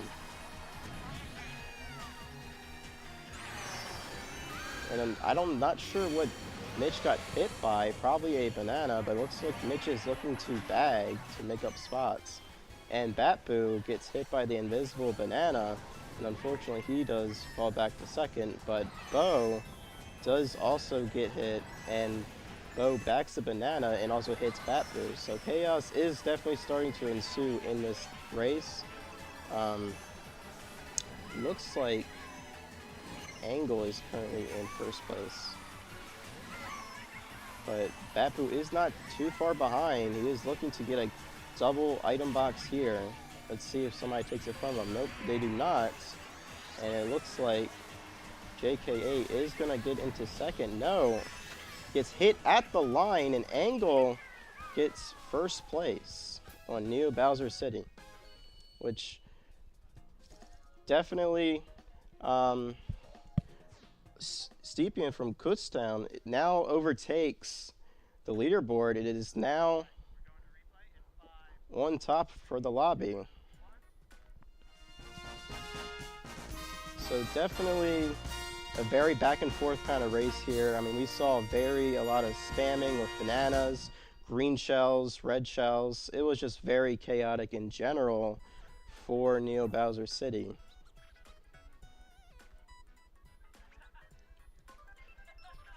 So we do see another pick from Riverside, but somebody picked the dreaded Thwomp Ruins, and it almost got picked, but DKS instead gets picked. It will be interesting to see if they can go for the double gap shortcut, or if more racers tend to opt for the safer route, which takes much longer. We're entering the 11th race, which that is the second to last race of Wave 2. It'll be definitely interesting to see how these last two races unfold. Batboo does burn out, but that was probably intentional in order to pull better items. I mean, triple Strooms is not bad, but definitely not something he is sure he would want.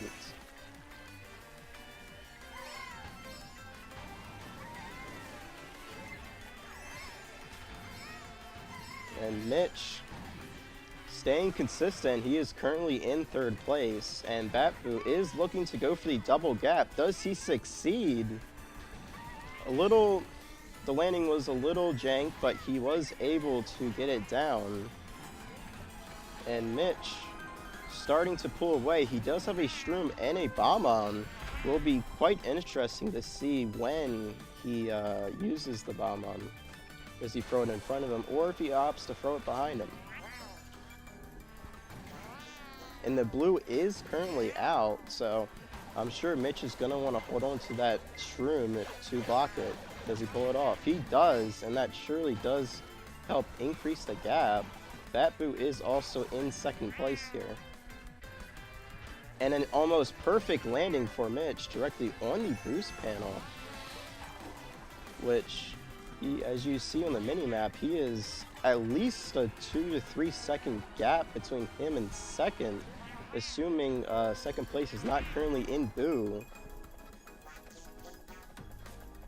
So I doubt another blue can get thrown. I mean, generally blues get thrown on the second lap, so even if a red gets thrown here, I mean, Mitch does have a Bomb-On that he can use for defense. And a red is out. He does use it for defense. Let's see if he can get it down for the third time. And that was a perfect landing directly on... Uh-oh. Blue is out. I stand corrected. Let's see if anybody is able to sneak on past them. And it... Oh, he goes slightly on the snow. And somebody does overtake him. And... that was, I believe that was Angle. Let's go to final results. No, I stand corrected. That was JK8. Definitely chaos ensued at that last 5 seconds of the race. I mean, Mitch clearly had that race in the bag. I mean, we saw with the gap shortcut, I mean, Batboo was a little sloppy there in the first time, but I thought that there was no way another blue can get thrown. I thought, you know, there wasn't enough time. But, I mean, we saw right here, blue got thrown. Mitch got hit by the blue shell. I mean, we thought there was no way. But JK8 sneaks into first place. Excuse me. And two people are going for Riverside. Very interesting here. We have not seen Riverside get picked yet, but it'll be interesting to see if it gets picked here. And it does, finally! After 12 map selections, it finally gets picked in the final race. Sepian, congrats to him. I mean, he has 80 points and Bo at 82. We are at the final race, so this is truly the final countdown for Wave 2.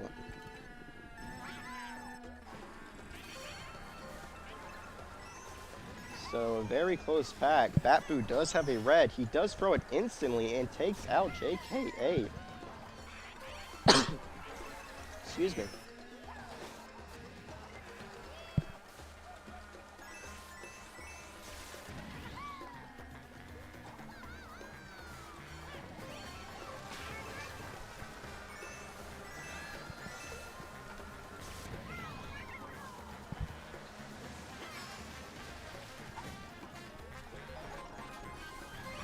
And MC currently in first place here.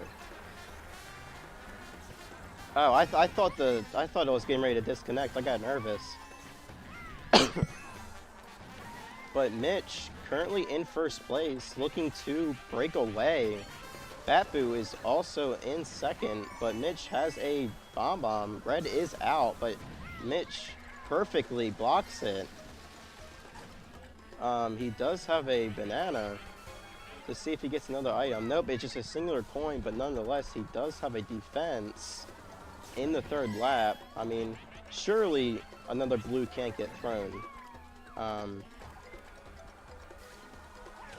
He would want to get another defense here because Bo is closing in. He does get another Nana, but, I must have a habit of predicting the future because yet again, another blue gets thrown, but Mitch, unfortunately, yet again, his first place gets finished by the blue shell, and MC is able to sneak into first place. So back-to-back races where Mitch just didn't have the finish he had wanted to.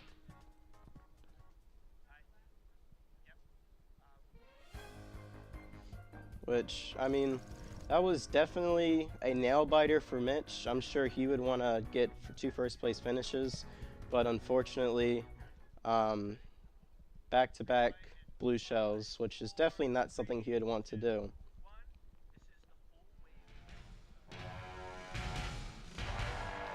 I mean, we saw with race 1, it was a very slow start, but Mitch was able to sneak back into second place, and that nasty green show at the line from Batboo helped him sneak into first, but unfortunately, never say never, as he got blued and Mitch was able to sneak into third place of that race. Bowser's Castle was just way too chaotic in terms of back and forth. I mean, literally, it seems like every time somebody was in first, somebody else got hit, and it was just way too back and forth and close. But Batboo was able to sneak into a top finish. And the dreaded Cheese Land that everybody knows and loves, this is where Batboo made that questionable choice to use the Super Horn early, which enabled Mitch to sneak into first place. And Music Park, the track that we thought Batboo and Mitch would clear on, definitely proved to not be that way, as we saw with Mitch getting that unlucky finish. And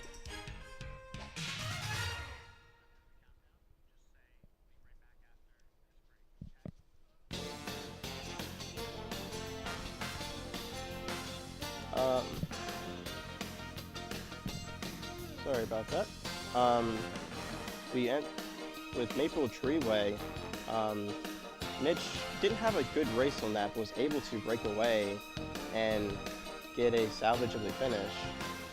Now we're on Mario Circuit, where we thought Batboo just had a clear finish, and then unfortunately that bomb that got thrown directly in front of him proved to cost him the race there and make him fall down to 7th. And then with Rainbow Road was definitely a back and forth race. We thought Mitch clearly had that race done and won, but unfortunately he takes it a little too sharp in the last stunt ramp, and that caused him to fall all the way back behind the line, which allowed Batboo to get a top 4 finish. And then with Hyrule Circuit, never mind. Neo Bowser City was definitely a very close race in terms of competition, and Angle was able to clearly push away with that race. And now we're on to DK Summit. That race was definitely not in Batboo's favor, and that was the same race when I had thought that there was no way 2 blues can get thrown, for sure. But then that caused Mitch to lose his first place finish due to a second blue getting thrown, which allowed JK8 to sneak past for that first place finish.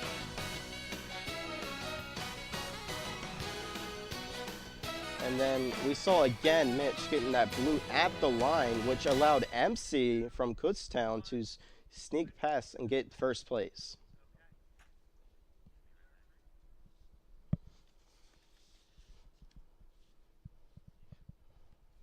My in-game name is Batboo. The first Mario Kart game I ever played was actually my first video game ever. It was, I believe it might have been like 2008, 2009. I remember I got a DSi for my 1 Nana for Christmas, and I noticed it came with Mario Kart DS, and I think that I played it and I thought it was just so cool that in 2014, around the time Mario Kart 8, the original game on the Wii U, came out, I was just looking around Miiverse. I noticed there were some people with interesting tags, and it looked like they were playing some team races. So I think I literally did a Google search Mario Kart 8 team or something like that, and I was brought to a site called MK Boards, which is Mario Kart boards, which is where all the Mario Kart 8 clans were. And then I made an account. I think the first thing that makes me stand out as a player is I think that I have so much experience on the team that I think helps me when I'm in races, and I think like when I have so much experience, I can get through situations better. It's something that maybe is more of a challenge is that since there's 96 tracks in the game, I feel like it gets a little bit challenging, especially now like I've been in college for a while, just like trying to keep up with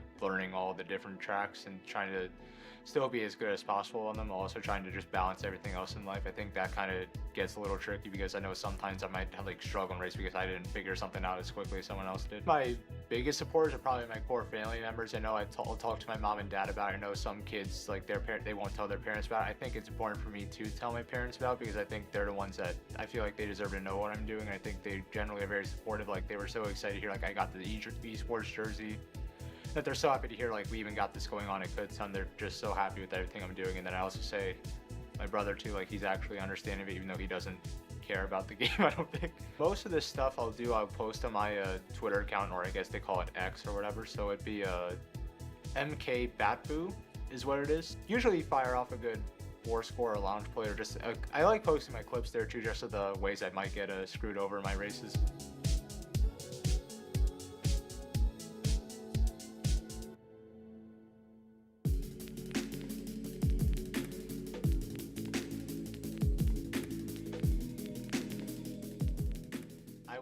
I really like playing Music Park, the 3DS. It's from the 3DS version now, so like Sunshine Airport a lot. In Mario Kart Deluxe, my favorite Mario Kart map is Paris Promenade. Outside of that game, and like all time, I gotta give it to Koopa Cape. Honestly, I don't really have anyone on top of my head right now, but maybe I'll say Mario Circuit. I really enjoy the tour maps that they added into Mario Kart 8, and one of my favorite ones is Singapore Speedway. I did a lot of time trial on that map. It's such a beautiful map, and I really love the layout of it, and the music is just very, very good, and I vibe with it a lot. It's changed a lot over time, but right now that all 96 tracks are out, I can definitively say my favorite in the entire series is Rainbow Road from Mario Kart 7. It is it's always been so much fun, and I'm so glad they brought it back to Mario Kart 8 Deluxe, and I actually specifically like that version a lot more than anything else. Probably Super Bell Subway. I really like it's very cramped. I love trying to like weave in and out of the trains. It can be very chaotic if you're in the middle of the pack, but it's very satisfying to drive on if you're in the front.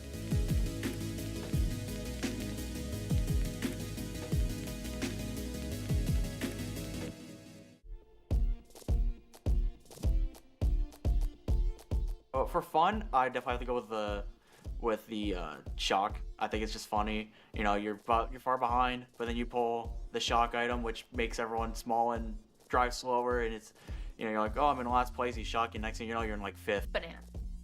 Just the single one. So depending on which version of the game you're playing, the triple banana will either have 3 trailing behind your cart or will have 3 rotating in a circle like their shells. And I just don't like having to remember which type of triple banana I have, because if you throw a triple banana backwards and it's the one that goes in a circle, you leave yourself defenseless for at least 1 or 2/3. But if you have the trailing bananas, you always have some sort of defense. I don't like how weird that is that I have to remember which version is in there. If I got a single banana, I know what's happening. It's just a banana. My favorite item is the power box. It just goes duh, and then it will just squish you for a little bit. My favorite item would probably be the ghost. I know some people don't like it when it takes your item, but I think when I pull it, I know I have like 10 seconds of invincibility. I also know that I'll get another item from someone. I just think it's kind of a fun addition to the game. My favorite Mario Kart item is the Thundercloud from Mario Kart Wii, which is a very hot take because everybody hates that thing because it actively harms you if you can't pass it on to somebody else. It's like a hot potato. But I think it's really funny. So because I've started playing a lot more competitively and everything, I'd say my favorite item, just because it's the most strategic one in the entire game, is the lightning, or as like us competitive players call it, we call it the shock. There's so much you can do to play around it, both individually and like in teams. Like we play six versus six matches. There's so much strategy that goes into the shock use and everything. So it's so much fun when your team has it.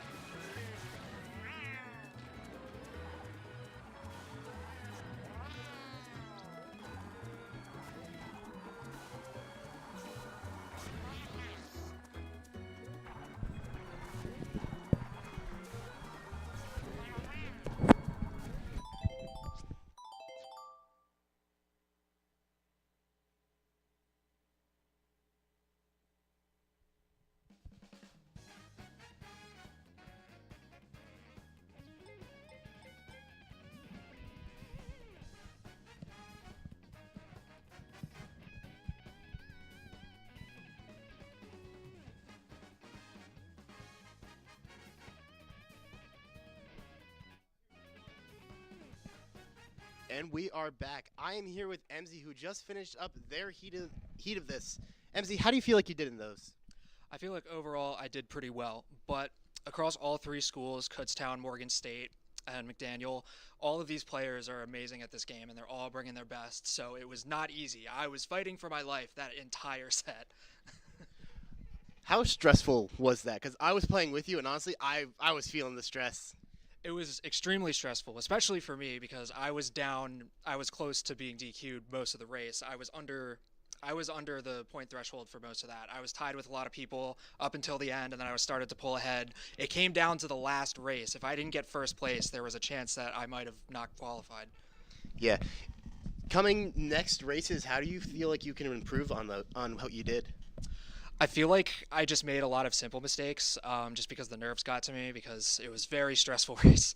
I think there was some item misuse, maybe using things a little too early, maybe not using things at the right time, holding on to them for too long. So I think I just need to work on item play and maybe work on my lines a little bit for some of the courses.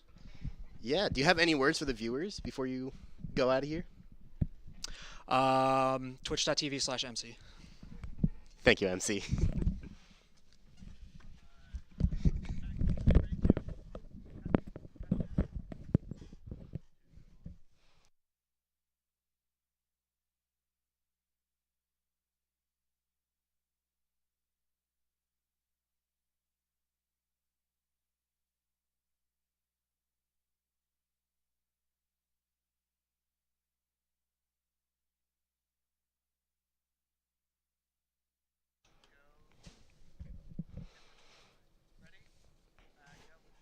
Looking to help the community or service hours? The Community Outreach Center is looking for students and residents of the borough to assist with shoveling and salting after winter storms at home of residents who are seniors or have disabilities.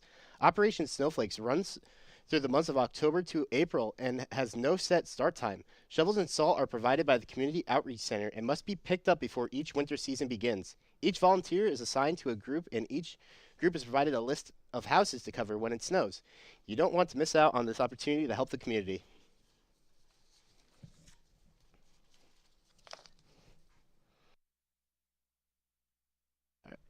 Hi again. I was also racing alongside MC and very narrowly was able to come out to go to the next round. It was 1 point difference between me and Sunset, so it'll be interesting to see my round 2. But yeah, it's good to be back. That was the most stressful stuff. But yeah, overall, I feel like I could have done better. But honestly, that competition was fierce. It was to put it lightly, it was stressful every race. The few races I did get first, it was like I was sweating bullets the entire time. I'm so happy I didn't have to wear this because I was just wearing my uniform underneath. But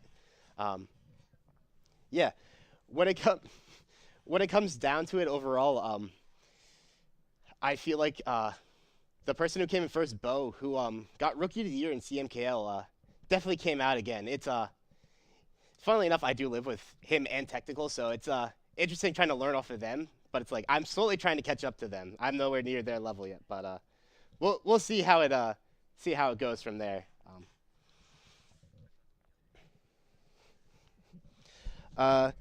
Coming up for upcoming races, I feel like again Technical is just going to be dominant overall. Him and Batboo again are our top 2 runners for our CMKL league. So it'll be interesting to see how both of them come out again. Again, keep an eye out for Bo. He again, like I said, very dominant for overall what he was doing, coming in first over Mitch, who Mitch is a very strong player, getting first in Division 1 this year for MDVA. So again, players to look out for: Bo, Mitch, Technical, Batboo. So, and I've just heard we're going to be heading over to the races very shortly. Like I said, keep an eye out for Technical. I don't know who else is playing in this exact one, but make sure when a Technical comes on, all eyes are on him because, like I said, very dominant. And instantly just onto his point of view. And it looks like Technical is hosting, so he does get that first slot, and is instantly just going for RR7, Rainbow Road 7. Like I said, a very, very good runner. 2 of these tracks, Rainbow Road 7 and Sunshine Airport, 2 really good runners for him overall. And going to, I don't even know the name of this track. It's been so long since I've seen it. Mario Circuit. Overall, I don't know how to feel about this track. I don't know about Technical either, but it could definitely be ran. It could definitely be bagged. Either way, we'll see how everything plays out. Ooh, Technical burning out. Not a good start, but honestly, we'll see how everything pans out for him.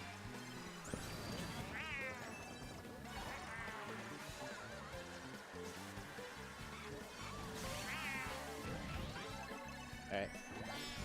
Again, Technical on one point of view and Mitch on the other, so two very potent players to be playing for the stream. So either of them come on, you know stuff will happen. Technical holding up 7th here, about to be streaming up.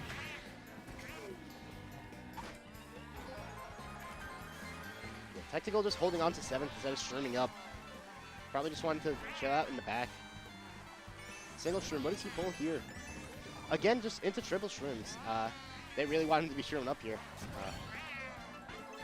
Again, playing it safe. Probably going to doubles here. Yep.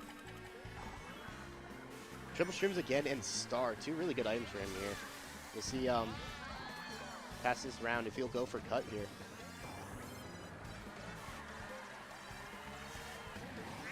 And it looks like he is going for it.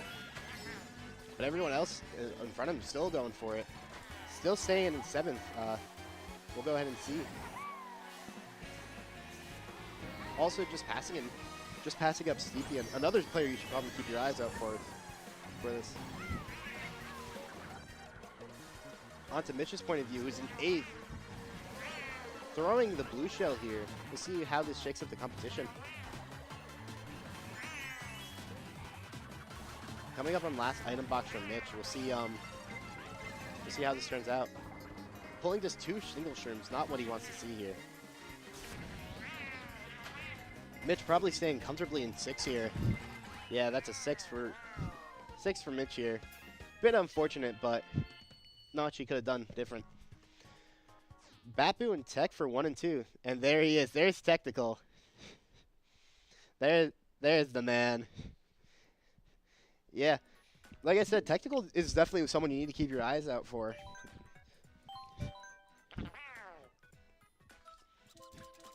Technical going New York Minute here is a very good track for where he's at, as there's a lot of spots to just take cuts. We'll see what you land on here. Ooh. We are off to Singapore Speedway. An interesting track to say the least. I feel no personal way either way. That's just an okay track. And in 1 and 2 are Batboo and Technical.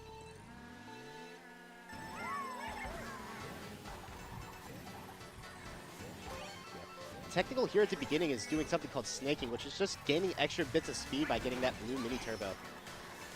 But he's able to trail someone there, holding up third after that first turn. This lap 1 is also really short, so we're gonna see how things pan out here. Pulling just single coin here, holding it for some reason. Oh, there he goes. Going wide to get extra coins. For those who don't know, getting coins actually gains you extra speed, so we'll see. Ooh, he's able to fire someone out, but then it gets punished in return. He's in 8th, but with a red shell is pretty good for him. Picking up double boxes. Over here at Mitch, who's in 2nd, just behind again Batboo, who's been dominating these first 2 races. We'll see how this goes for him. Mitch avoiding that green shell. We're coming at the lap 3 here now. We'll see how things go. Mitch throwing that red shell forward, pulling 2 red shells, which is going to put a lot of pressure onto Batboo here, if he does decide to throw forward. But it looks like top 3 is Batboo, Mitch, and Technical. Technical in 3rd with a star, being able to, whatever hit him, not doing anything because of that star.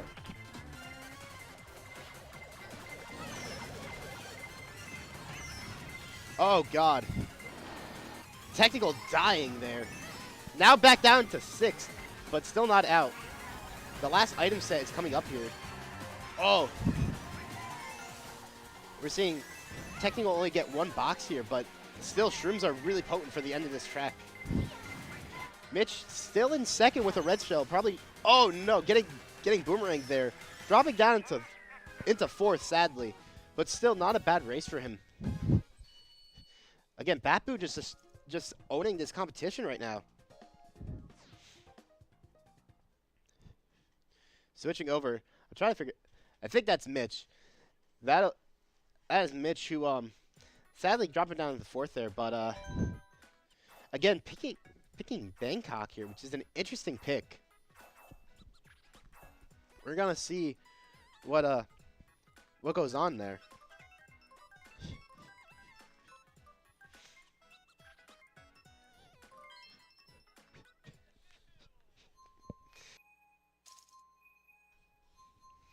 All right, going on to Bangkok Rush, the track Mitch picked. So maybe this will be very beneficial for Mitch after getting that 4th here. Into race 3.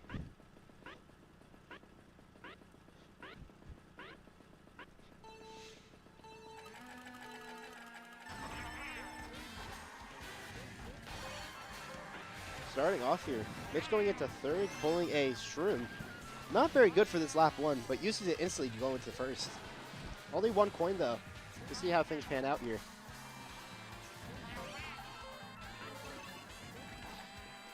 Pulls green shell coin. Not bad, but honestly, he probably would have won a coin in slot 1 here, but not into the world for him.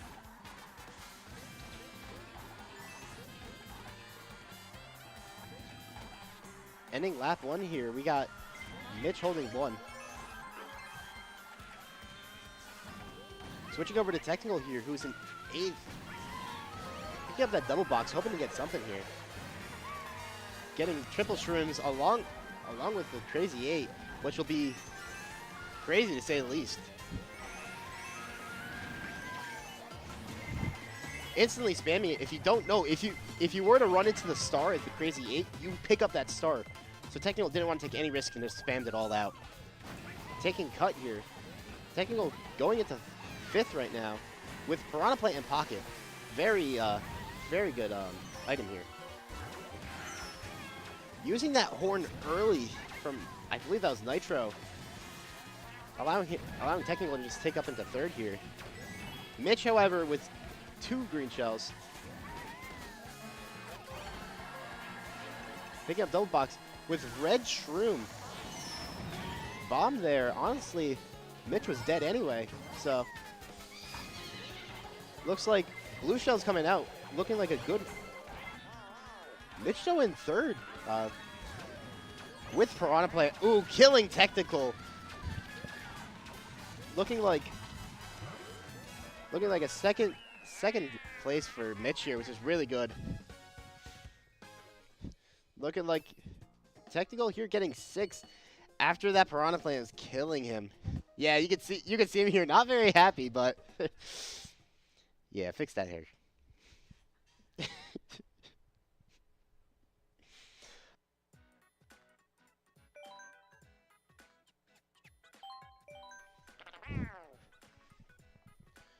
Looking like Mitch is switching vehicles here. Don't know what to, though.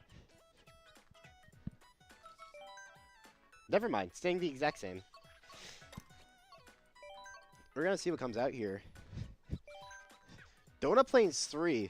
Interesting track as it's not a very good runner, but I mean it's a very good bagger, but can still be semi-decently ran, depending on how well you know the cuts here.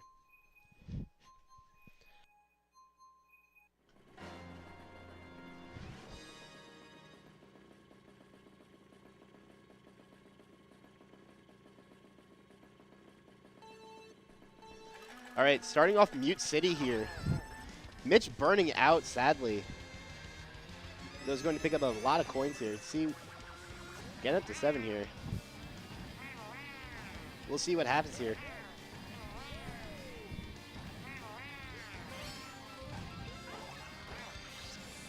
We're going up to Mitch being in 8th place with single shroom. Probably is looking to take cut and then hopefully taking that misc.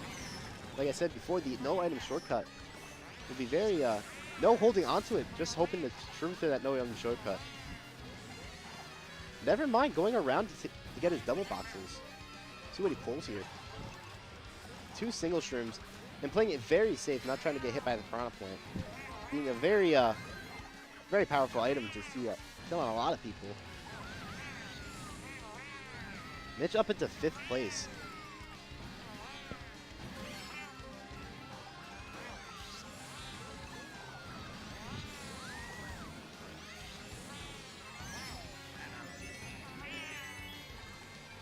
All right, Mitch in 5th place with 2 single shrooms. Again, going around. Maybe taking cut here with shroom. Switch it over to Technical's view, who does go ahead and take that cut. Here, he's holding back on the control stick to hold onto that an extra shroom.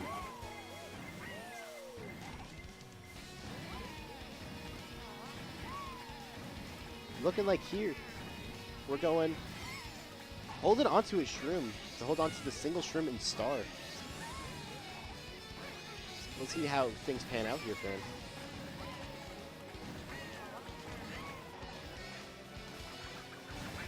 There he goes, streaming through that first cut. Coming up here, going to star to dodge the red shell. Looking like a first place here, unless, yeah. Looks first place for Technical here. Looks like Batboo in 2nd. We'll see what Mitch got here. Mitch getting 3. 1, 2, 3 for Technical, Batboo, and Mitch. And then 1, 2, 4 for them. Zay holding up 3rd there. You see the players there. Can't tell what everyone's feeling right now, but it looks pretty tense as this is a very strong room to say the least. We see a Toad Circuit pick from Steepian right now, which is interesting. There it is, Rainbow Red 7 from Technical again. Hoping to get some run started here.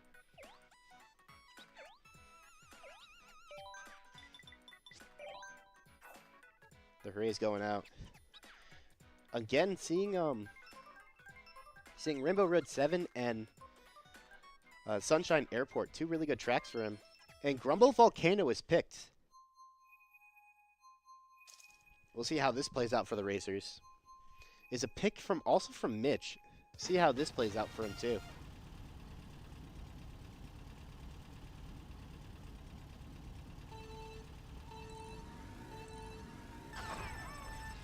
Technical sadly burning out. We'll see how things go here.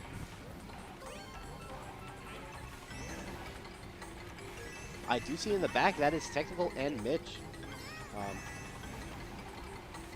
Tech holding onto his shroom here.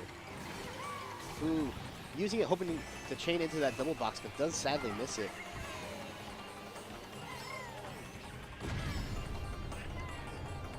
We'll see here. If Technical can get a box, we'll see going around for that double box. Only getting the single though.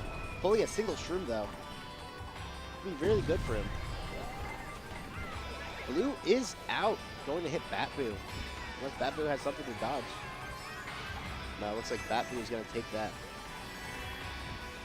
Still holding first, but not a long lead. But Technical does get hit by a green shell, dropping him down to 7th place right now. Him and, again, Technical and Mitch still in last.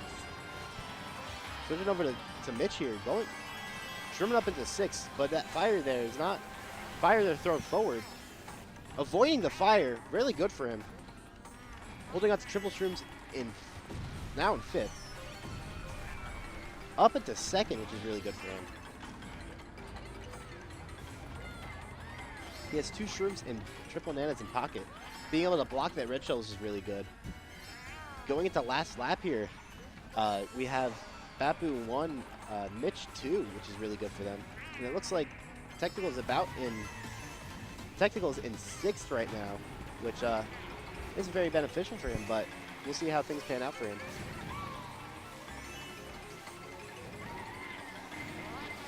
Having a ghost, using the ghost, let's see what he'll get from this.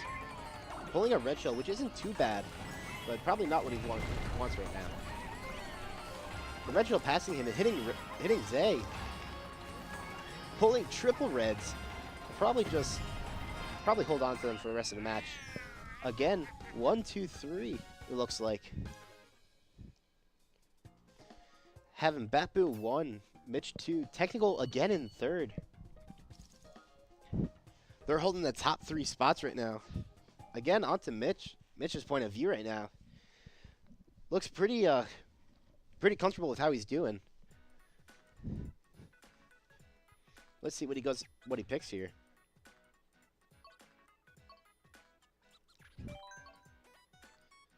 We're going with probably Donut Plains 3 here again.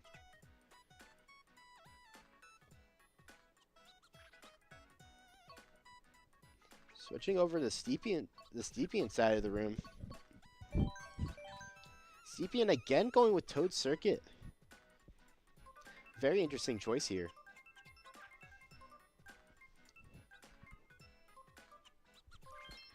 Going to Toad Circuit, which is very good for a Steepian pick. I don't know where they ended up placing, but it's a really good track to come back on, as that final turn there is really good to get shrooms to come up from. We'll see how these top 3 take this track.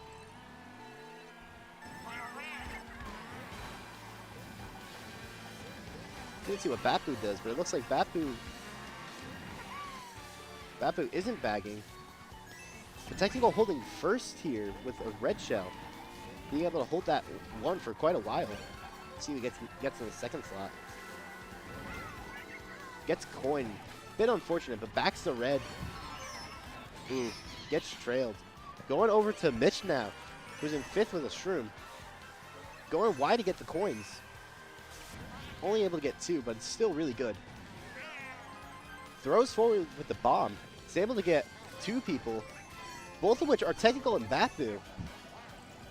pulls triple reds, and you'll see in his second slot, pulls a green shell, yeah. After the most recent wave came out, Nintendo ended up nerfing bagging to where you can't bag as much. So they'll make it so you either pull a green shell or a banana. And you'll see there he pulled a green shell, which is not really good, but being lap 2, probably not the worst for him. Coming into lap 3 with Piranha Plant in hand. Blue shell is out. I believe that's going into Steepian right now. Yeah. Don't know if Steepian could have done anything to dodge that, but looks like 3 technical and 2, but taking a red shell. Mitch is able to avoid the red shell, probably holding on to. Nah, bombs himself, which isn't really good. Ooh, really unfortunate for Mitch here. Gets 8th. 2-5-8. Mitch still holding on to 4th there, but Nitro is slowly gaining on him.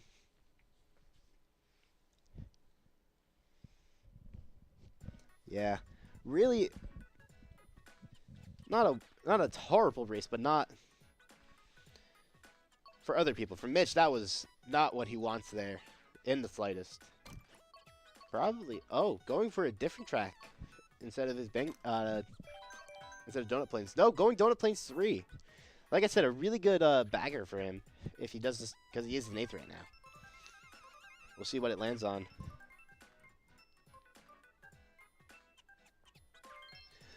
Landing on Rainbow Road Wii. Not a good track for Mitch here, as this is a track you do really want to stay in the front on. Starting off race 7.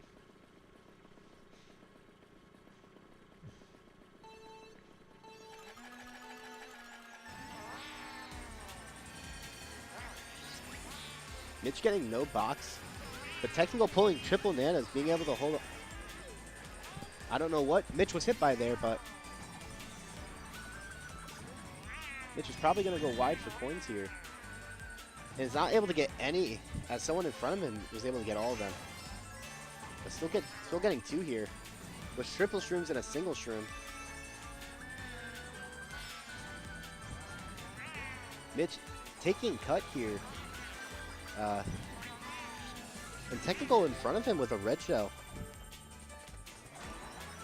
The red shell was thrown. Don't know if it did connect with someone, as that would be a brutal place to get hit there. Mitch avoiding the fire being thrown backwards from technical. He's now throwing it forwards. Looks like the red shell did not go into Mitch there. Coming into lap 2. Mitch still in 5. But a red shell in front of him does not want to risk being trailed there. Going into 4th, looks like Anomaly did throw that forward. Technical down into 5 with a boomerang in hand. We'll see what he does here.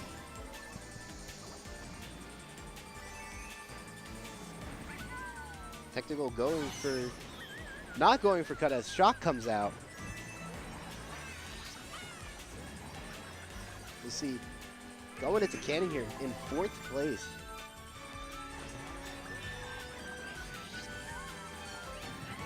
We'll see what he gets from this box here. Ooh, absolutely brutal as he misses the ramp to be able to take the cut faster. Getting starred down to 8th place, which he does not want to see. Going over to Mitch, who's in 7th. Now up into 6th.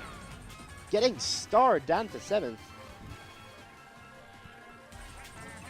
Second slot pulling star. We'll see what happens here. Doesn't go wide for coins. Deciding to instead chain his star into the double box. Pulling triple greens and star. We'll see. Gets rid of his triple greens. And he gets triple shrooms instead. Probably not what he wanted to see. Steepian looking like getting blued.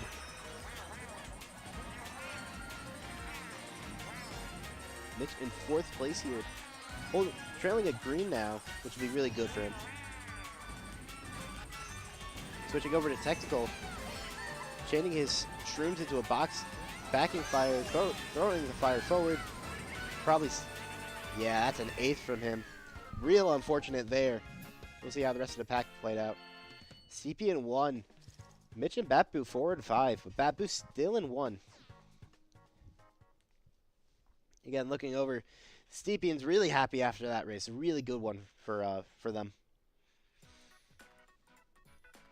We'll see what technical goes here.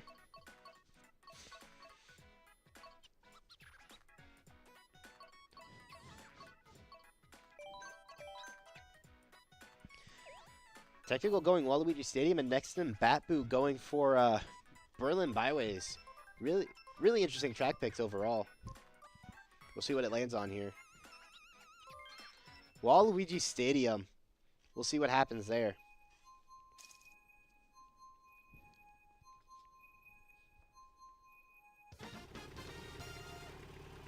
Starting off the 8th race with Technical in 8th. We'll see how he's able to play this track.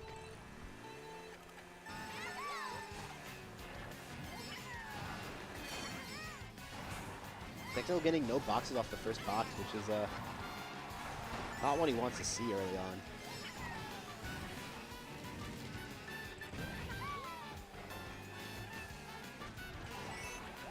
Technical in 2nd after the first cut. Batboo in 1. Pulls Banana to be able to trail behind him. Doesn't trail it yet. Ends up trailing Batboo. Takes first place. Technical here pulling coin. Not what he wants to see. But Blue Shell out. Drops back into 3rd. Be able to hit Lunch Tray instead. Real unfortunate for them. Technical back up into 1st after avoiding the Blue Shell. Technical up at 8 coins in 1st place. Depends on what he pulls from the next box. Dude, I have a very comfortable lead right now. But behind him is Zay, who is in 2nd currently in the standings. So we'll see. Mitch back at down in 5 with a horn. We'll see what he's able to pull off with it.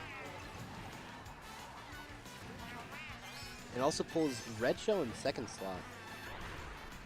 Doesn't hold on to horn. Doesn't throw his Red Shell out fast enough. Is only able to pull 1 box. Pulling triple shrooms with it though, which would be really good. Fire back. Gets horn in 5th. But still able to keep that.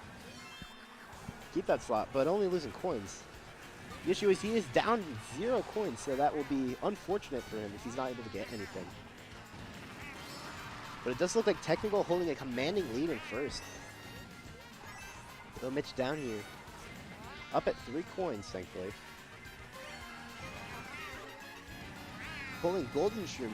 Probably not what he wants to see if he can hopefully get it out fast enough before the double boxes. Able to get it out fast enough. Well, and Technical finishes 1st. Ooh, the shock was not good for Mitch there. Actually, better than I was thinking. Getting 4th after that. Looking like Technical 1st. Batboo 2. Lunch Tray, who did get blue, gets 3rd there. But Mitch still holding 4th in the leaderboards. We'll see what happens from there.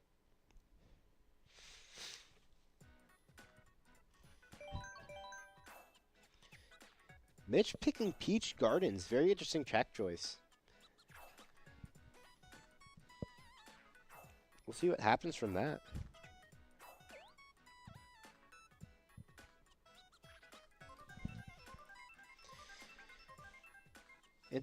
Into it. We see another Baby Park picked. Will it land on it? No, just barely missing. Going into Mushroom Gorge instead. Really interesting track pick as it has quite a bit of skill.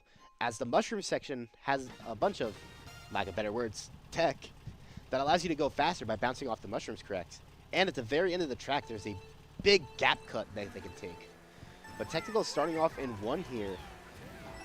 We'll see how he plays this track. Do know also that last cut can only be taken with a shroom. So Technical in 1 here is not able to pull any shrooms, so will not be taking the cut unless he drops back. But choosing to hold up in 1st. Up with 8 coins, holding coin Banana. chooses to take glider here. Interesting choice from him. Up to 10 coins. You see there, a lot of people missing the cut, which is really good for Technical, who still holds first. If you look at the minimap, at the very bottom, that U-turn there, there's a cut there. That's what they're attempting to go for, but a lot of people missed it. Mitch here holding third. Unsure if he went for cut or not. Holding triple shrooms, which is what he wants here. Hopefully we'll be able to get the gap cut correctly. Blue shell is out. We'll see what Technical ends up here. Mitch going for cut. Gets the cut, going up into first. Really good for Mitch here. But it looks like Technical still holding on to second with Batboo close behind. You see there, Mitch drifting into that mushroom. He's doing what's called a super bounce. That allows you to get a lot of extra speed. Shock out, though, before boxes. So Mitch will be able to get something here, hopefully to defend himself. We'll see what Mitch gets here from his final box. Blue is out. Mitch probably hoping to finish the race before that. Batboo missing cut, giving Mitch first there. Unsure of how the rest of it goes.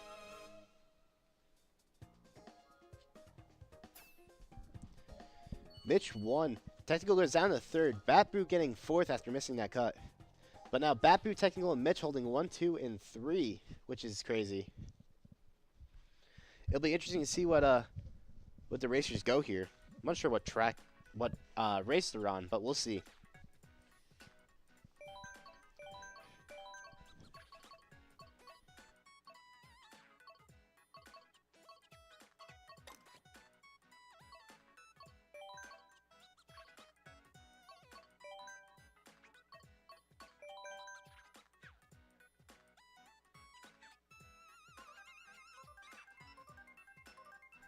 All right, we see a New York minute here from Technical. Just barely missing Baby Park, which is good. But we see a TikTok clock here, picked by Zay. We'll see what Zay is hoping to get out of this. But Mitchum won. This is a really good runner for him, all things considered. But we'll see what happens. Yeah. Tech and Mitch holding 1 and 2. Going up the middle. Tech here getting green shell. Mitch, though, trailing his green shell, is able to get his green shell out. He's able to play a little bit safer now. He's able to get banana, though, which is unfortunate for Technical here. Technical going the other way, hoping to get around that banana. Technical in 1 here. Ooh, gets hit by, I think, a green shell. Tech is going to bag here a little to get some better items. Pulls single shroom, triple shrooms, which is okay to say the least. Goes at the middle of the clock hands to get something done here. Technical into 7th place here. We'll see what he's able to pull out. Technical here backing again. See what he's able to get from it. Probably hoping to get gets blue shell. Probably was going for shock instead, as it would have been a really good item for him. Again, chaining into the double set. Pulls triple shroom star. We'll see what happens here. Doesn't chain anything. Holding onto his shrooms. Goes ahead. Holds 7 after lap 2. We'll see what happens from it.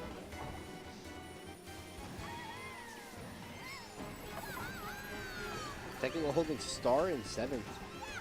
In the second slot getting triple shrooms. Not a bad pull for him. Has to use it there, otherwise you would have hit that clock hand. Triple shrooms and 1 shroom. It's interesting to see what he'll get. If he decides to, yep, chains it in. Uses his single shroom, pulls triple shrooms, looking like gets bumped off sadly. I believe from Mitch, but Mitch able to pull out a 3rd here. Technical after that bump getting a 7th, which is really unfortunate. Yep, there's the record from him. Really unfortunate overall. Technical dropping down to 4th place, which is really, really unfortunate for him. He's down but not out. Over to this camera angle. Sitting right in front of us is Steepy, and 1 over is Anomaly. On the very right of your screen will be Bapu, and all the way over again is Technical, right behind that Iggy plush. Steepy picking Neo Bowser City. Can't see what Anomaly's picking here, but very interesting track choices overall.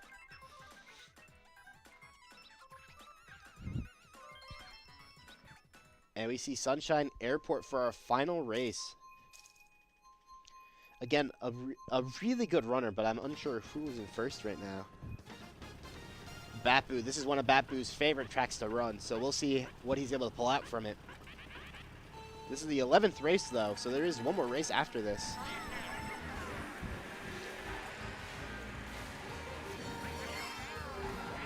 Mitch, after the first turn, not able to get any items, but holding on to 6 right now. Hoping the person in front of him doesn't trail, otherwise, really unfortunate turn from him. Probably going for doubles instead. Barely able to get the doubles without slowing down too much. Not what he's looking for, though. Coming into glider here. You see a lot of people will be holding to the right, as it'll get a better angle into you turning. Mitch here getting the purple mini turbo, pulling Fire Flower Bomb. We'll see what happens here. Not too much happening from that Fire Flower. Holds a bomb, gets backed by a green, drop it down into 7th. Unfortunate. Throwing a bomb forward. Ooh, just barely missing out on Nitro. Pulls a blue shell. I do believe that's also Bapu behind Mitch. So not looking really good for Bapu right now. Technical getting blued, stopping before the glider ramp. As if he were to get hit there, that would take a long time for Lakitu to spawn him. Going over to Technical View, who's in 2. Steepy in 1 right now, holding a red shell. Really good for them. Technical attempting to maybe trail, maybe just hold on to his banana here. And is able to take a first place going into lap 3. Let's see what he gets from this box. Holding coin, not what he wants to see right now. We'll see if he goes at blocking that.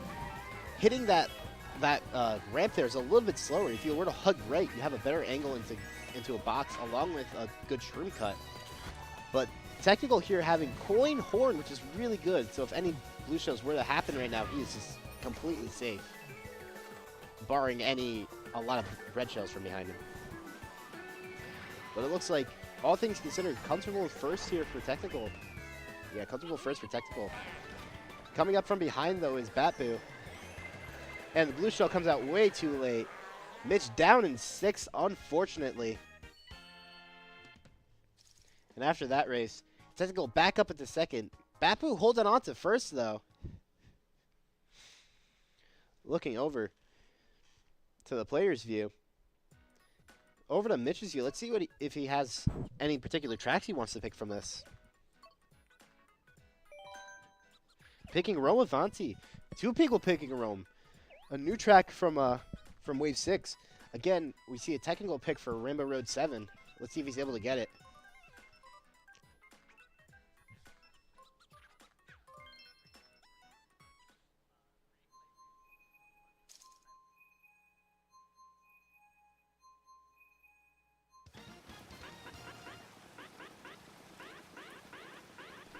Going into final race here on Neo Bowser City.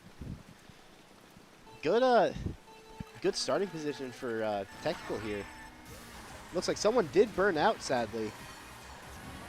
But after turn 1, no item box for Mitch. Which is not what he's looking for. Coming around here, probably going for double box if he can. Goes for single because it's safer. Pulls single shroom. Not what he wants to, as there's a bunch of red shells around him. 3 to be exact. Looks like Bapu does get trailed out there, but there's a red shell behind Mitch. Playing it safe, as getting trailed by that will not be good for him. He's going to hold on to his shroom, take cut here. Able to block the red shell behind him with his green. Technical still holding on to first, though. Mitch, you're pulling a red shell, will hold on to it. There's a horn behind him, which will be really unfortunate if he got hit by. Going over to Technical's view, having banana coin, which is really good for him. We'll see what happens here. Technical still holding on to first. Yep, he's got a chain pulling bomb. Green shell is just really good for him. Coming into lap 3 with a really good item set. Probably is looking for probably get horn, but he's gonna play it safe and hold on to everything he has. We'll see if Technical does decide to chain into this box though. Switching over to Mitch though, holding triple greens in 5. Shock does come out though after item set for Technical too, which is not good for him. Mitch taking single box, getting triple reds, but Bappu holding a red in front of him. Oh, Bappu throwing one of the reds forward, holding onto a second one, which is not good for Mitch here. Mitch holding just to get a single box here. Mitch getting starred, which is unfortunate. Technical here getting a first place, just fast enough to avoid the blue shell. Let's see what Mitch gets. Mitch getting 6, which is unfortunate. After that race, Technical 1, Bappu 2. Looking like Bappu, Technical, and Mitch 1, 2, and 3. Zay tied for 3rd, which is really good. Looking like the end of that race. Good job to everyone overall. Sadly, though, Lunch Train Anomaly will be dropping out. But really good races overall. Like I said earlier, that was a really strong room. Again, Bappu just taking away with that. And yeah, there's the communication here.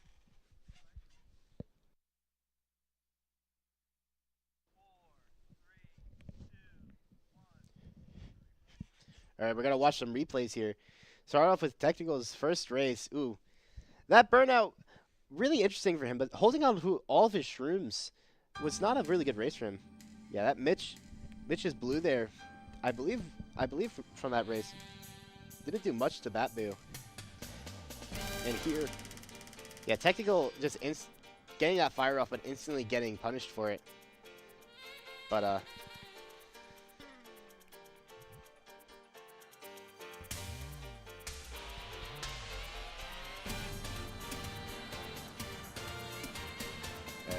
after, yeah, that ending from Mitch there was not very good for him. But Technical with that Piranha Plant, especially with that bomb there, Technical was easily getting 2 there. But an unfortunate end for him. Yeah. Overall, just interesting races overall. Yeah, and Technical with a really strong race for Mute City, which is really good. And Mitch there also just avoiding the fires, which was insane. Again, that entire GP was just dominating. It was insane. Yeah, but that Toad Circuit was unfortunate for Tech and Mitch.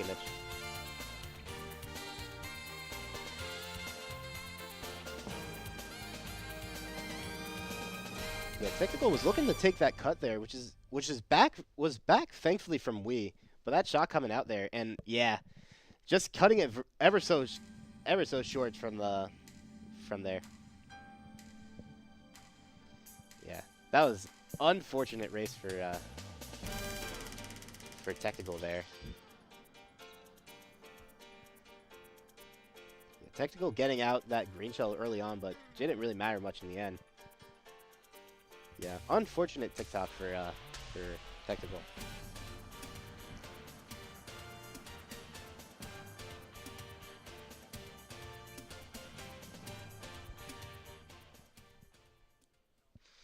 All right, we'll be right back, folks. Okay.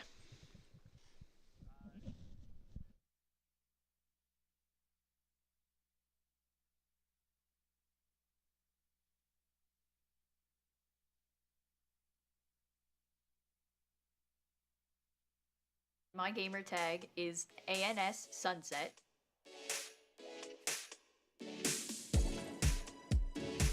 My first one was Mario Kart DS, but my sibling owned it and I didn't, so I always had to play Shy Guy, which was not fun. Whenever you did the online at that time, you couldn't pick other characters. So the first one that like I actually got to play and like play more than just Shy Guy was Wii, and that's what got me into playing Mario Kart. Always have like a competitive streak inside me. For people who don't know, and you probably see me on other KU social media platforms, I am the director of the Overwatch department here, so I'm always looking to foster opportunities for students who may not be able to get the benefits of physical sports into something that is not as physical. I have a disability in my hand that prevents me from doing like contact sports and stuff like that. I used to be really involved in that. Now I play with wrist braces and casts, and I'm able to play games like Mario Kart and Overwatch.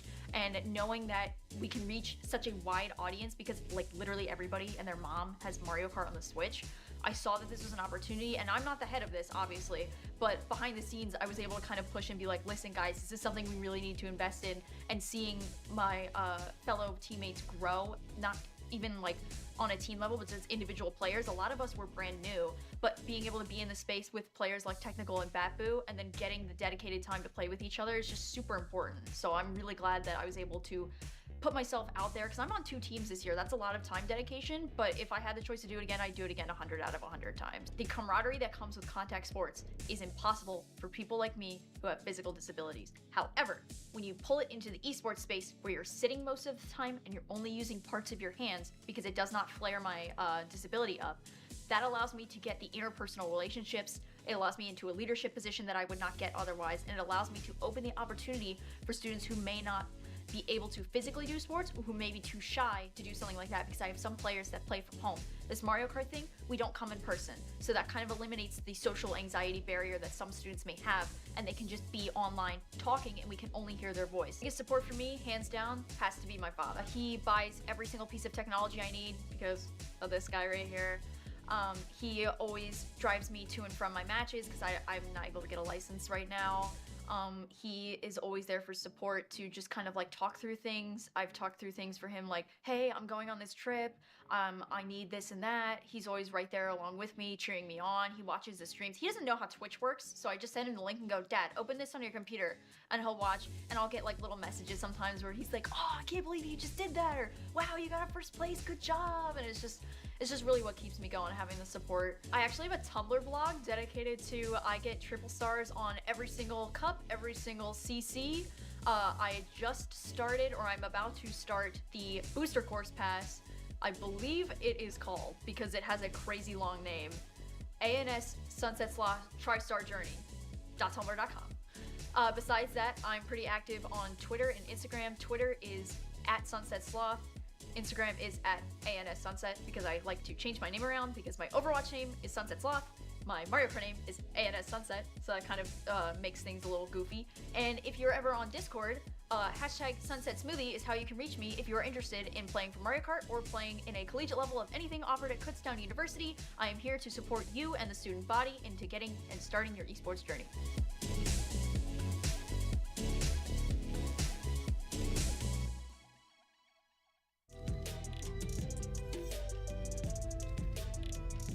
For nostalgia's sake, I'll say Mario Kart Wii, because that's the first one I ever like put more hours into it for myself and with my friends. I would probably still say the Switch version, just because I know it's like all the characters, all the tracks. I think it's that I think that's my favorite game, just because I feel like it's the one I've spent the most time into. I think it's the one that gets the most interest out of me. Definitely Mario Kart DS. That was the one I really played a lot as a kid. It was the biggest like DS game to play on the bus. Probably Mario Kart DS. I didn't grow up with that one, but I do have fond memories in high school on like the bus playing Mario Kart DS with my friends. I grew up on Wii, but I've been having a lot of fun playing Mario Kart Deluxe both in and outside of the competitive setting. So it's kind of like, I don't want to say a tie, because that's kind of like a cheat answer, but I think ultimately I'm going to have to give it to Mario Kart Wii.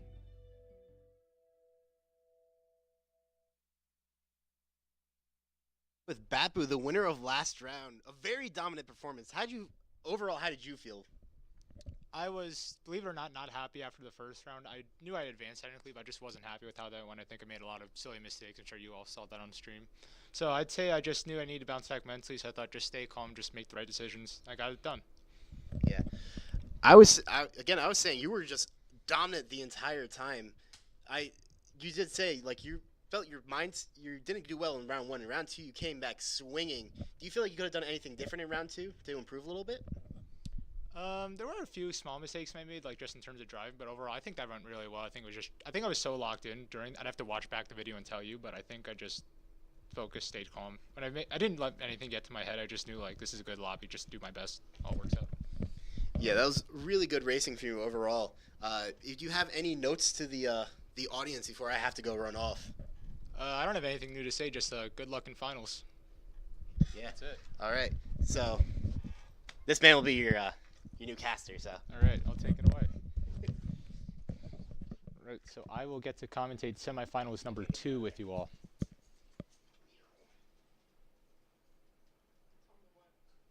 What's up? Okay. Sorry.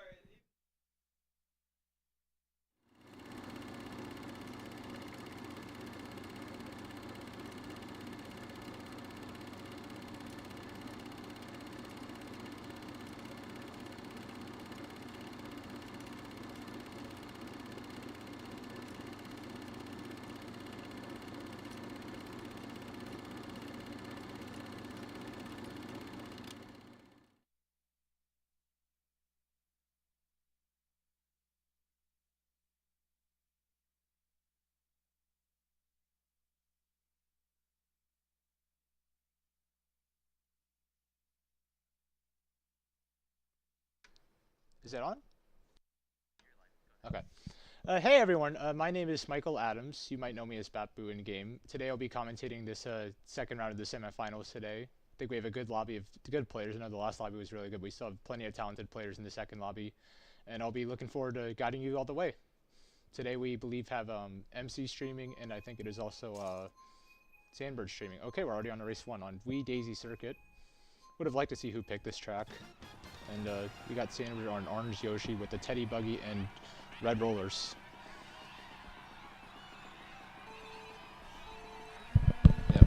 Right, Sandbird gets a startup boost. He hops a bit. Oh, he's going to go for a middle box here. I don't mind that decision. You just go for the box that no one's taking. Sandbird pulls a red first set. He trails the red. I don't mind that decision. He hops into the grass cut. A little unfortunate. His controller's also on low battery. We see Sandbird continuing to trail the red. He's in 6th place. Oh, he got triple nailed by Bo there. Sandbird is going to keep driving with the red. I wonder when he's going to throw it. Okay, there he goes. Sandbird takes the turn tight. I would have probably went for coins there, but there's not a lot of coins, so I don't mind him keep driving. He's going to trick off the ramp. He's going to go a little bit slow. No, okay, I don't know what he's doing. He took the shroom there. He's going to get the coins. All right, he pulled triple greens in 7. That's a solid pull, but I think Sandbird needs to go for coins here. If he realizes it, he will. Oh, no, that red hit. Right, so he's throwing the red up. I don't mind that. Now, I think the question is, he really needs coins. Okay, we're switching to MC. MC's just running along. He's at 10 coins. He's the coin first. It's Nuki Mario God. He's taking the turns tight. He pulls a coin green, so I'm assuming, oh, he's got a trail. Okay. So we'll see him trailing, and then we're going to keep going on. He's continuing to take turns tight. I'd love to see who's behind him, if he could look back, but he didn't look back yet. We're going to say that he pulls a banana in first. He's going to take the turn. I would probably try to hold this banana through the set, but okay, he trails it. So that's fun too. He has no one in front of him, so I don't think he needed to trail that, but hopefully he doesn't backfire on him. His banana gets stolen. He's going to keep driving in first with the coin. He's going to keep picking up coins. I don't mind that. And then he's going to hold the coin, hopefully, through the set until the last set where he might pull Double Protection. Takes the turn tight, and he gets the empty. He's going to take this turn, get the trick. He's a nice lead in first by now. It shouldn't be much of a big deal. Chain the coin, and he's trailing green, and he should be able to just coast this out into first place. I don't think there's no blue shell on the map. He should be totally fine. So I think hopefully we go back to Sandbird. I believe Sandbird looks like he's in 8th place if I'm looking at the mini-map. Yep, he's passed. Oh, he's got 5th. Wow, that's a nice comeback at the end for Sandbird. So we got 1-5 for MC and Sandbird that race. And we got Elio Flair in 2nd, Glacial in 3rd, and Jeremy in 4th that race. Not bad. As you can see, we're at the esports lobby. That's Sandbird's point of view to the left. We have Chris or Bo on the right. We have Glacial in the back corner where you see his face. And now we see Sandbird navigating the course select screen. It looks like he's going to pick one of the original 48 tracks in Mount Wario. It's a solid strong spot track. I think maybe the thinking behind that is he can take over first place. We have MC going high roll circuit, that's another strong runner. I don't mind that decision. Looks like it'd be nice to see real me's. I can't tell you who else is picking up what, but we got an interesting selection of tracks, and we're going to go to DK Mountain. We have not seen that track today. It's a nice new track from Wave 6. I think a lot of people have enjoyed playing it so far. It's going to be interesting to see in this lobby how many people are going to take the gap cut. So yeah, so we have Sandbert starting in 5 with the finish line. And we have MC in first, and so let's get started. Alright, so no one got the full boost, it looked like, unless I totally missed it. But we see Sandberg's going to pull a first set item, and that is going to be a shroom. I would probably hold the shroom if I'm Sandberg. I'll see what he does with it. There's nowhere to really just shroom up right now. He's going to hopefully take this turn tight, outline people. Okay, that was not the best turn he could have took. He chained his shroom. I don't mind that. You might want to pull double protection. Okay, now this is where you got to go tight. Pull the trail of red. Okay. I wish he was going for coins more. That's what I would be doing here from the high diff perspective. He's going to keep driving. He's going to pick up coins, items, all that. He's going to keep... Hopefully he does the cut. We'll see if he makes it here. And he goes through, and a little bump gets him offline. Okay. So he's in third. He's got to slow down a bit, though, to get back online. We see Bo's in first with a Peach. We have Angie in second. MC's in fourth. Zay's in fifth. Or that's not Zay. Zay played last round. Whoever is set up right now. So yeah, Sandberg's in an okay spot. I'd like to see him get a few more coins, though, because it's going to be harder for him to catch up to Bo if he doesn't have coins. There's a blue shell coming. It looks like it's going to go for Bo. I'd be curious to see what he has in first up there. But it's going to go tight, and okay. Sandberg continues to keep his protection. I probably would have tried to throw a red up and get another item because Bo is now far enough ahead. He does the rock cut, which is a new cut that was added to this game, and I think it's a very effective cut once you know how to do it. MC went into a star right next to him. He could have been hit by MC there, a little bit of a risky play. Now Sandberg's going to go tight, and he almost hit the wall. I thought he was going to, even my words. He reds the guy in the cut, and he got billed off. Oh no. Okay, dead last, 3 coins. Okay, yeah, I think it's a pretty good time to switch to MC. MC's trailing 2 reds in 5th. He's got 10 coins. He's got to avoid these bananas, but he's going to red the Yoshi. I like that play. And then I would say just try to go quick. Oh, a bill is nice. But the thing is, I'm curious if he's going to go in the bill spot. The bill spot, for those of you who don't know what that is where you can take a shortcut with the bullet bill. And okay, scratch that. He did not take the bill spot because the bill spot is in the gap cut. Oh, MC dodged the shock. And he's in second with the red. If he reds out Bo, he could take over first if he's fast enough. He's going to trail the red, though. I don't mind that decision. The only thing, though, is Bo's going to pull protection. And MC is not going to be able to get enough items in time. Yeah, like he literally... Oh, MC does not take cut. He's going to lose a little bit of time for that, but you can see Angie took cut. Angie did not get the correct landing, so MC keeps second. I like the decision. Just go back and try to break away.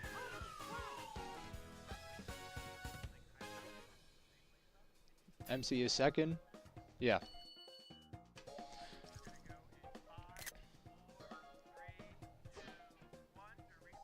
Alright, we're moving on to replay. So you can see there Sandberg took the cut. He hit the wall.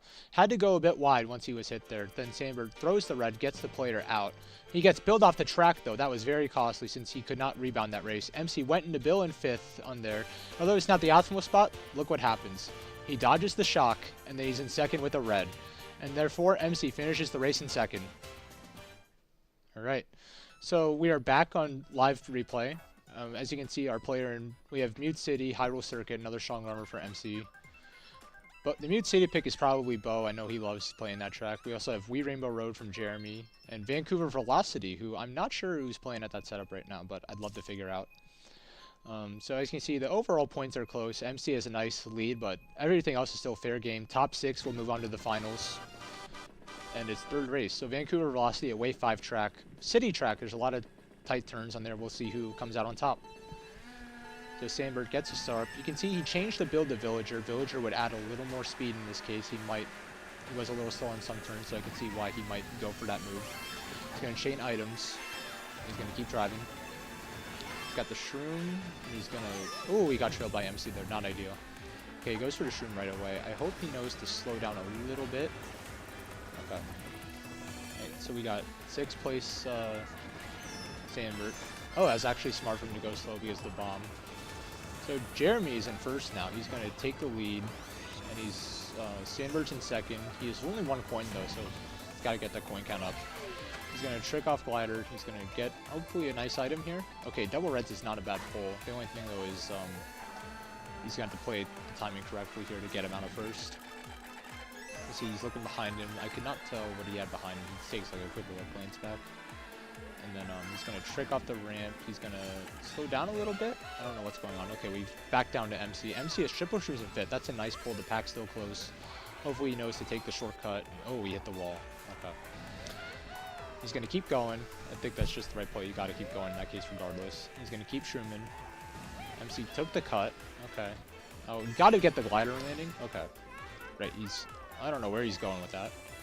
He's in 8th. And he's still set up well. He's enough coins. He has shrooms.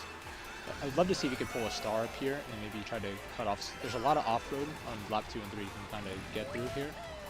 And she should take this shortcut. No, he doesn't. Okay, that's fine. Okay, his triple bananas out in 4th. I would probably keep these bananas, but he's playing aggressive, backing them. That can work out in his favor if it does. And he actually pulled another set. That's a good outcome, I guess. So he's in 3rd. He's got to take the turn tight. He might try to back a Nana here, if I assume, if I read him right. Okay, so he backed it in. He has 2 throws to this boomerang. He's got to back this ring. Okay, that worked out. He pulled protection. I don't know if the boomerang would have backed that red in real time. He's got to go for the... He went left there. I don't mind that. As you can see, there's fire on right. He missed last set. That is a little brutal because if he gets passed by Shroom or if he gets hit, he has no way to counter.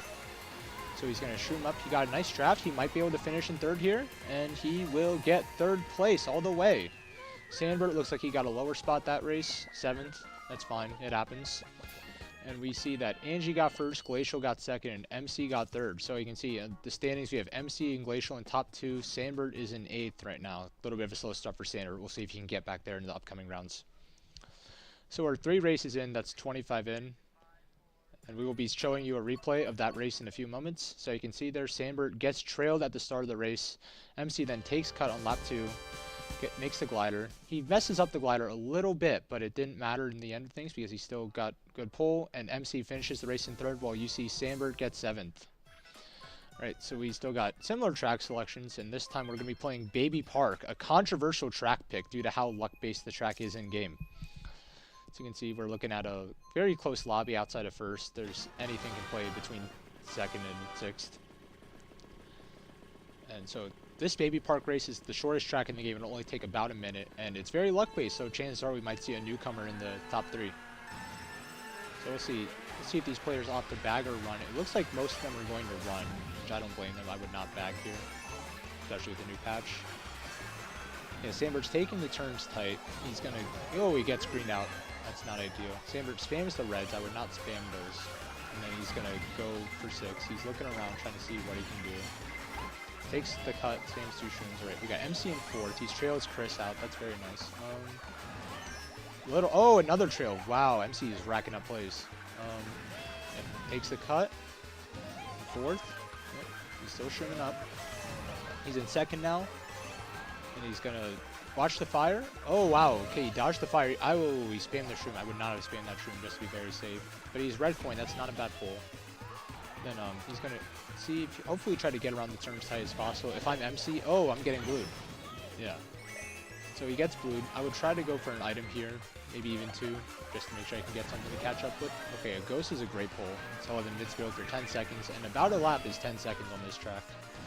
So if you can get out this lap with the ghost, you're looking in pretty good shape. You see MC's already up to 3rd. He's just got to get through this turn without getting hit, and he's going to have another good race. It looks like we had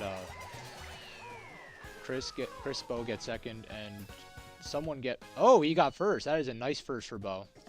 Yep, Jeremy getting last there, and that's unfortunate. Sandberg did not get a great spot, but it's fine.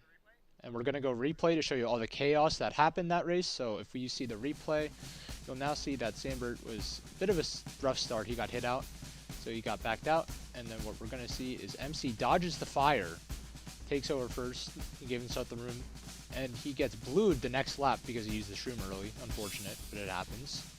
And then it didn't matter because MC finished the race in 3rd. We are now back to the track selection screen, and we are going to see Sandbert picking a track. He's looking at random. He doesn't go random. He likes Mount Wario. I think that's a solid track. I would not blame him for that. We also got MC on Wario Stadium. and we also got a lot of good options here. So we're looking at the loading screen. MC's on 30, Jeremy's on 12, Angie's on 19, Sandbird's on 16. We'll catch up in the English course as the race goes on. So it's 5th race on Snowland, another luck track in the bag. We're going to get the startup boost, and then he's going to keep moving. Alright, interesting move. Would change the combo again for Sandbird. I think Sandbird's just trying to find whatever gets him in a rhythm. But we see he opts to run here, which some people will bag, some people will run this track. For those of you who don't know what bagging is the option of slowing down at a set and grabbing 2 or more items to hopefully catch up later in the race. But Sandbird may have to bag now that I mention it because he's in 6 and doesn't have any coins. But he's not bagging, he's going to keep going. Only issue is if he doesn't get coins, he's going to have a hard time catching up. He is up to 5th, he has a green in front of him, he's got to try to avoid it. He's going to take this cut. It's not always the smartest cut to take, but I think in this case it's fine to take it. You just got to make sure you're checking your room, make sure you don't get hit out like MC just did on the screen. Now Sandbird is up to 2nd, we got to see him take this Snowland cut. He's got to take it, or no, he's not taking it, even though normally you would take it. So he's up to 3rd, and then he's going to keep driving. MC, here's the Snowland cut for those of you who want to see it. Oh, he did not make it. But basically the gist of that cut is you're drifting over it and you got to hop over to Snowland. It's a huge cut. It saves about like 3 seconds. Oh, a blue shell is out from Jeremy, so that's going to go for whoever's in first. And then MC is going to golden his way up through the pack. Now he's shrooming up, and hopefully he gets the trick ramp here. Nice trick. And now MC is in a smooth spot. We got Sandbird in first with the shroom. That is a nice pull. You would have loved to see him take the cut, but I can understand why you might hold on to it. Oh, shroom bomb is great. If Sandbird backs the bomb, he could have some serious breakaway here. Oh, he mislined the bomb, and he got redded. No! So he's still first after that, which is pretty impressive, honestly. But let's see what he gets here. He's got it 3rd. It's a close set. I'm not expecting a great pull. MC's chilling in it. He's in a very tight spot. Looks like Jeremy should overtake him unless Jeremy gets hit out. But the boomerang gets him instead of Jeremy. But Jeremy's going to get first. And MC looking at 5th, 4th, probably 5th this race. Not the best ending you want, but it's Snowland, and Snowland is always going to give you a very close finish. We got 5-6 for MC and Sandbird. Bo got 7th that race. That's pretty significant. We're going back to replay that race to show you all the chaos that happened. Sandbird gets sniped out with a banana. Then we see he's driving, and he's continuing up those. He takes a shroom in a 2nd, and he does a great job. We see MC failed the cut, unfortunately, though it didn't matter because he still got first, but Sandbird got hit by the red. And then once we see that Sandbird got hit by the red, MC passes him and won the race in first. So we're at MC. The rubber ducky map is the squeaky clean sprint. That is being picked by Jeremy, looks like. And that is the bathroom track, which some people call it the bathroom because you basically drive around in the sink, you drive around in the toilet. There's other names for it. I almost said it on stream, but I won't say it because I don't think I should. And then, yeah, we're on the Royal Raceway. I like this track a lot, and I don't know if you guys saw at the end of last race, but the point difference between 2nd and 7th is really close. We saw that 2nd place had 26 and last place had 19, so this is really heating up going into the last 7 races. So we see MC getting the startup boost, and then we're now onto the Royal Raceway. He's driving a bit. He missed the first set, that's fine. I'd be looking to try to get some drafts up here since he missed set. Maybe try to steal a few points on the way. Very close finish so far. He's driving, keeps moving along, and oh, he missed both sets that race. Not a great start. He needs points. He's got to do something here. He's got to make a pivot move. Sandbird's in 3rd. We'll see how he holds up with that. Mudkip's in 5th. We'll take that. Jeremy's in 2nd. That's not a bad spot to be in. He's going to take the double. I like that for MC. Then he's going to pull the red. He's going to get points. I like that. Then we're going to wait to see what MC does. I would probably throw this red, try to get the guy out. Yeah, I agree with that play. And then if I'm MC, I'm probably going to hold these greens a bit. There's no one immediately. I mean, MC throws it, and we'll see what he does if he gets anyone. I don't think he was going to. Right, so he's got double greens and shroom. He's chucking the next green and trying to make a play to get one of the opponents out in front of him. Okay, now we're back on to Sandbird, who's in 2nd. He misses double. And he's going to go get a... Oh, he got fired out. Okay. And green, that is not a good set. And Sandbird is down to 1 point after those hits. And Sandbird does go for the glider roll. We have MC in 2nd. He's actually looking pretty nice. The only thing is Bo is a little bit far ahead in 1st. I would like to see MC pull red. Okay, take that. I think if I'm MC, I'm taking his cut, and then I'm probably going to try to keep second. I know it's a little controversial, but I think MC's in such a great spot that he doesn't need to get first this race. So I would try to protect second, and maybe depending on what I go here, either play a little more aggressive or... Okay, so he's double red. So I would maybe try to chain them into the next set, the double item next set. And then we'll see if he does that. I would try to be checked to make sure I'm not a threat. So MC is going to chain the reds, and then... Oh, he pulled 2 more reds. Okay, so MC should probably throw this red. Make sure he didn't get... Okay, he's done... Oh, Glacier with the plant. He's going to red the Glacier off Glider, though. So Glacier will probably lose a few spots for that. MC is up to second, and first is in distance. Oh, Jeremy got sniped off screen. That is incredible. MC shrooms up. He's going to probably just try to keep second here. I would probably do that. There's no need to get crazy. He might back agree at the line. He can. Yeah, I don't blame him. He looks like he got one of the Daisy players, and that is a second for MC and a 4th place for Sandberg.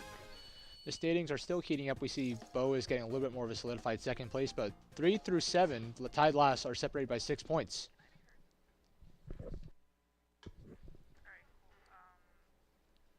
We see MC... Okay, we're going to replay as MC picks Wario Stadium. Good front running track. Now we're back to the race. MC pulled screens. He's pulling them up. Okay, we have Sandberg in second, but what happens here, if I remember correctly, is he gets fired out, and then he's also going to get greened up here. So that's a little unfortunate. And then, of course, he's going to... The MC next lap gets planted, but he reds Glacial off the glider. So he still holds up on his own, and that is looking like a pretty nice finish for... And we're about to finish the race. Sorry, so we're back to selection screen. And the real track is Wario Stadium, the front running track that Bo is going to be able to run off on, and MC should also be able to get good lines on. So we'll see how it's done here. We're going to go tight from MC. Goes wide. Interesting decision. I would not go wide there. MC trails the red. He got someone out, and he gets green for that trail. It's the two-edged sword you deal with trailing at the start of races. Sometimes you might get hit out. Sometimes you won't get hit out. So MC's in 6. He's looking at how to play this race in the back wall. Sandberg made it out of the original chaos, and he's in 3rd. He has double shrooms. He's probably going to look to take cut here, if I would reckon. No, okay. So he's going to hold the shrooms. See, maybe he shrooms up once before this set and then hold the second shroom for a shortcut.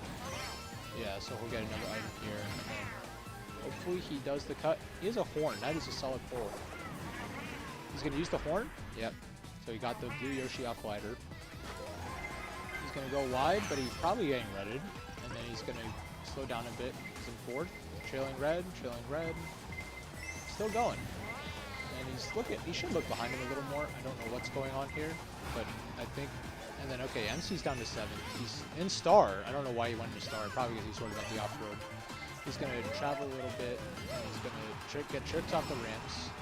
And then now he's going to be in 6th with 8 coins, 4 shrooms. That is not a bad spot. The pack is reasonably close. There should not be a shock or anything like that at this point in the race. That's how close the pack is. He's going to get 3 tricks off these ramps. And then he's going to take a trip, and then he's going to go 6th, and then it's 5th place for MC.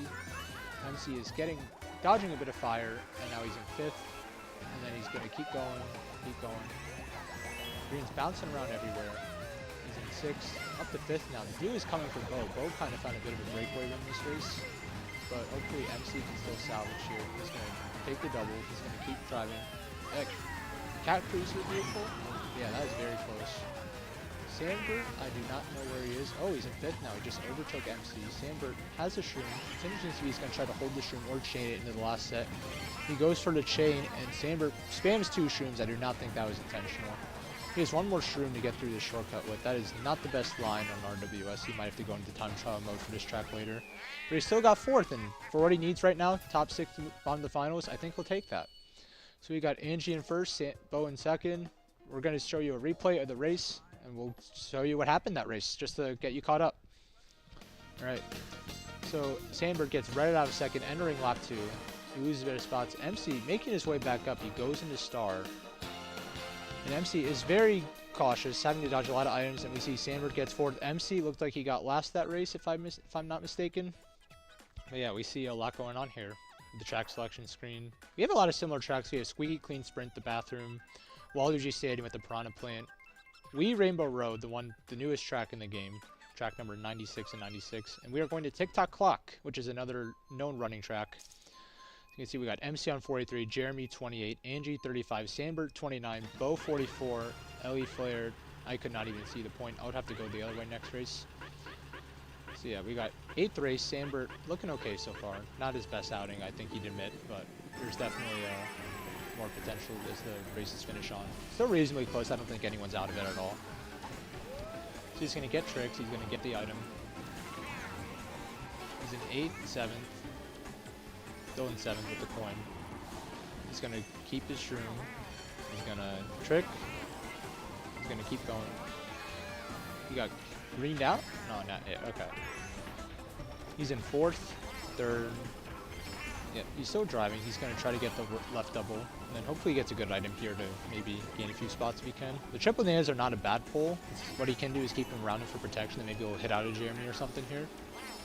Let's see if he can get the fast clock. He can't. Oh, he's going to go for a nana snipe. That's a little offline. I would probably back these bananas if I'm Sandbert here if I don't want him, but we'll see what he pulls. Oh no, he missed the chain. Fine, there's a double neck set for him that he can take advantage of. He's going to pick up the coin, and now he's going to move back the nana. Chain banana, hopefully? Or no? Alright, nice chain. He's going to keep driving on glider. He's been made mostly 4th this whole race. It's kind of eerie how much his spot didn't change. So he's in 5th now with the red. MC's playing from the back this race. He probably needs a few more points, but if he gets the points here, he should be able to maybe salvage up a few spots as long as he doesn't get hit on the way back up. So he's at 10 coins. He's just got to make sure he plays his items correctly. So he has a nana here, which I don't think I would have chucked that nana just to be completely safe since that's only a single set.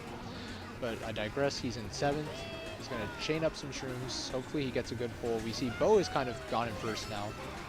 He's had a really good semifinal. He's shrooming up a bit.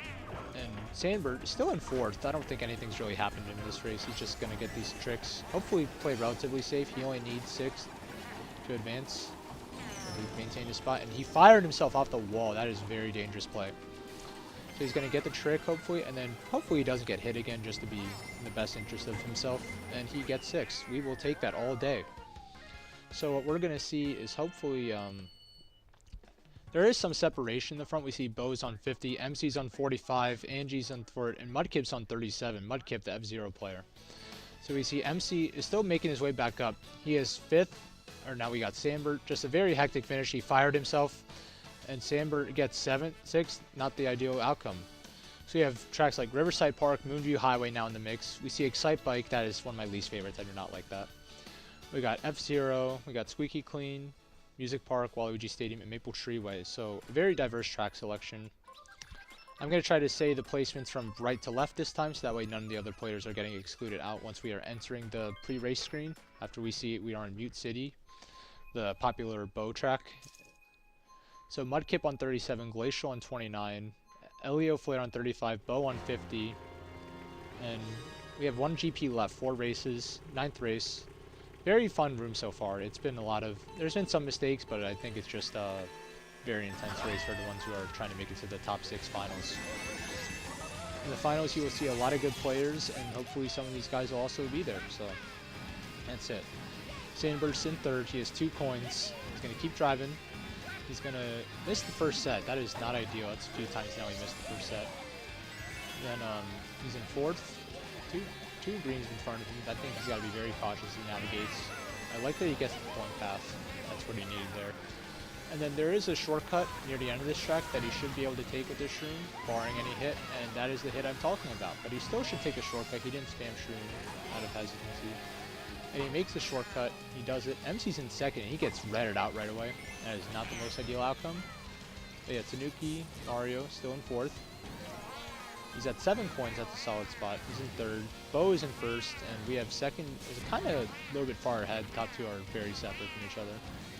MC, gotta be curious to see what he pulls here. He pulls a red. If I'm a red, I'm trailing like he is right now, and he trails him out. That's good. So I'm going to take this double. There's a nana on it probably, and he avoids the nana like any competent player does. So he uses shroom there. I think that's okay. He's going to keep the 2 shrooms. He's going to keep driving. MC should take the shortcut here, and then he'll still have 1 shroom. He might be able to cut off that last off-road patch, or just go double shroom. That's fine too. It's not really much of a time difference. Looks like we saw Glacial in 2nd, just from the little glimpse ahead. And he's going to keep going. And then he's in 3rd with 2 greens. We see that Jeremy's in 7th now, Angie's in 6th, and Sandbert's in 2nd to last. Sandbert does get the green snipe though, that's an awesome play. He's got to make up any spot he can at this point in the match. All spots count. Now Sambert's in his starter. Comeback is coming. I'd really like to slow down for this double, but he takes a single. I won't be mad at that. He's probably pulling a shroom of some sort. Single shroom in 5th. That's okay. You just hope he doesn't get hit out. Easy MC in 3rd. He's going to go for the red on Glacial. Red does not connect. And then he's in 3rd, though. He's going to throw another red. And a little bit of a slowdown there. Oh, Glacial does get hit out. He will pass Glacial on the line. MC with the 2nd place. So we got Bo and MC in top 2. Bo, favorite track, Mute City. We got Elio Flair in 4th. And it looked like Sandberg did not get a good spot that race because I did not see him in the top 4. Looks like the bottom of the pack is still very close. So we are fighting for real positions on the line. And to give you a rundown of what might have been going on in that race, we'll show you. So Sandberg is why he got a bad spot. That's definitely the reason why you cannot catch up easily on Mute City. So that hit is very costly. And we have MC with the trail. He's done well. And then Sandberg does make the comeback. He does make the attempt. But you can tell that it just was not enough of an effort. Now we're on map selection, and we are going to be playing Wii Rainbow Road. Popular track in the game. I know a lot of people like it. Personally, not one of my favorites, but I think it's cool getting to see all the Mario Kart Wii fans get the track in the game. We have 3 races left. This has been a pretty interesting match, to say the least. MC going to go for the start boost, and he should be able to get it right just in time. He's going to take a left item. That's smart. Don't take up both tapes. He's going to show the banana. I like that. Let's see if he can get an item here. Get something coming out. He's in 3rd. Looks like Elio Flair passed him. He's going to get some points here. I like that move. We're going to get some tricks in 5th. I'll take that. And then we're going to get some of the... let's see if he gets an item here. Yeah, I like that item. And then he's going to hopefully stream over that trump. He's going to keep going. And then he's in 3rd now with a stream in 5 points. That is not a bad spot to be in at all. I'd like to try to maybe take a coin if you can. Okay, that works. Then he's going to keep driving. Take a double here if you're MC. Okay. He might get the trick. Okay, he did. Thank goodness. I did not want him to fall off there. Sandberg's in 7th. He has a little bit of a harder time on this track from what I've seen. He is in 7th. He does have time to catch up, but it's a very long track. And part of that length is making it very hard to catch up on. There's not a ton of shortcuts here that you can maneuver. He is in 6th, though. I think you'll take that if you're Sandberg right now. Though I do see triple reds to the right, so I think you got to be very careful. Like, when I'm Sandberg, I'm probably going to stream away, but because he didn't stream away, he gets hit. He's in 6th. He's going to hold the red. He's probably going to go really tight, and then he's going to chain the red. I don't mind that decision. He's going to... Star Blue is interesting. He doesn't take an item. I probably would have tried to get another item because he pulled the blue. He's in 8th, and he throws the blue. I think you're okay with that decision. It's not the best outcome, but it's also not the worst. MC's in 2nd. He's got to be very careful. The red is coming right on him. And he did not get the chain in time. That does happen. Now, MC has 2 reds in 4th. Ladies and gentlemen, he does have some room to navigate. And he's probably going to throw a red, I assume? Yeah, I would throw the red. And Ghost is really good. You can either take what Bo has or what Jeremy has. And he took the coin. That's probably what Bo had. Glacial is right on MC's tail. And MC has 2 streams in 3rd. That is not bad. The only thing is, the only way Bo is going to lose first is if there's a target shock or a bunch of reds coming his way. And neither look imminent. MC chains. He's triple streams, triple greens. I think he'll take that. Triple streams get stolen right away, so MC can really benefit from another item pull to catch up. But he's also in a safe spot where I think you can play for 3rd.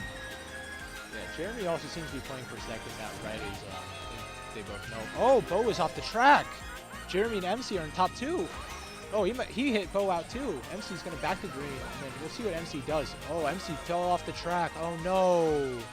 That is brutal. The respawn there is brutal. It actually happened to me on the first round, so condolences. My condolences. He does have fire in 6. He's going to try to get Sandberg out, and he does get Sandberg out. Sandberg has the shrooms, though. We'll see Sandberg. MC got fired out too. Sandberg's in 6. He's got to shroom up a bit. He's going to take some turns tight, and then hopefully he can still maybe get a few spots out of it. Oh, the boomerang! Oh, no! That boomerang might have been very detrimental to Sandberg. Sandberg not off to the best spot the last 2 races. Sandberg is now in 7th overall. He's on the outside looking in. Sandberg and Glacial in bottom 2. Sandberg is going to need some help these last few races if he wants to get in. You see Sandberg, part of what's been going on the last few races. He's in 6th.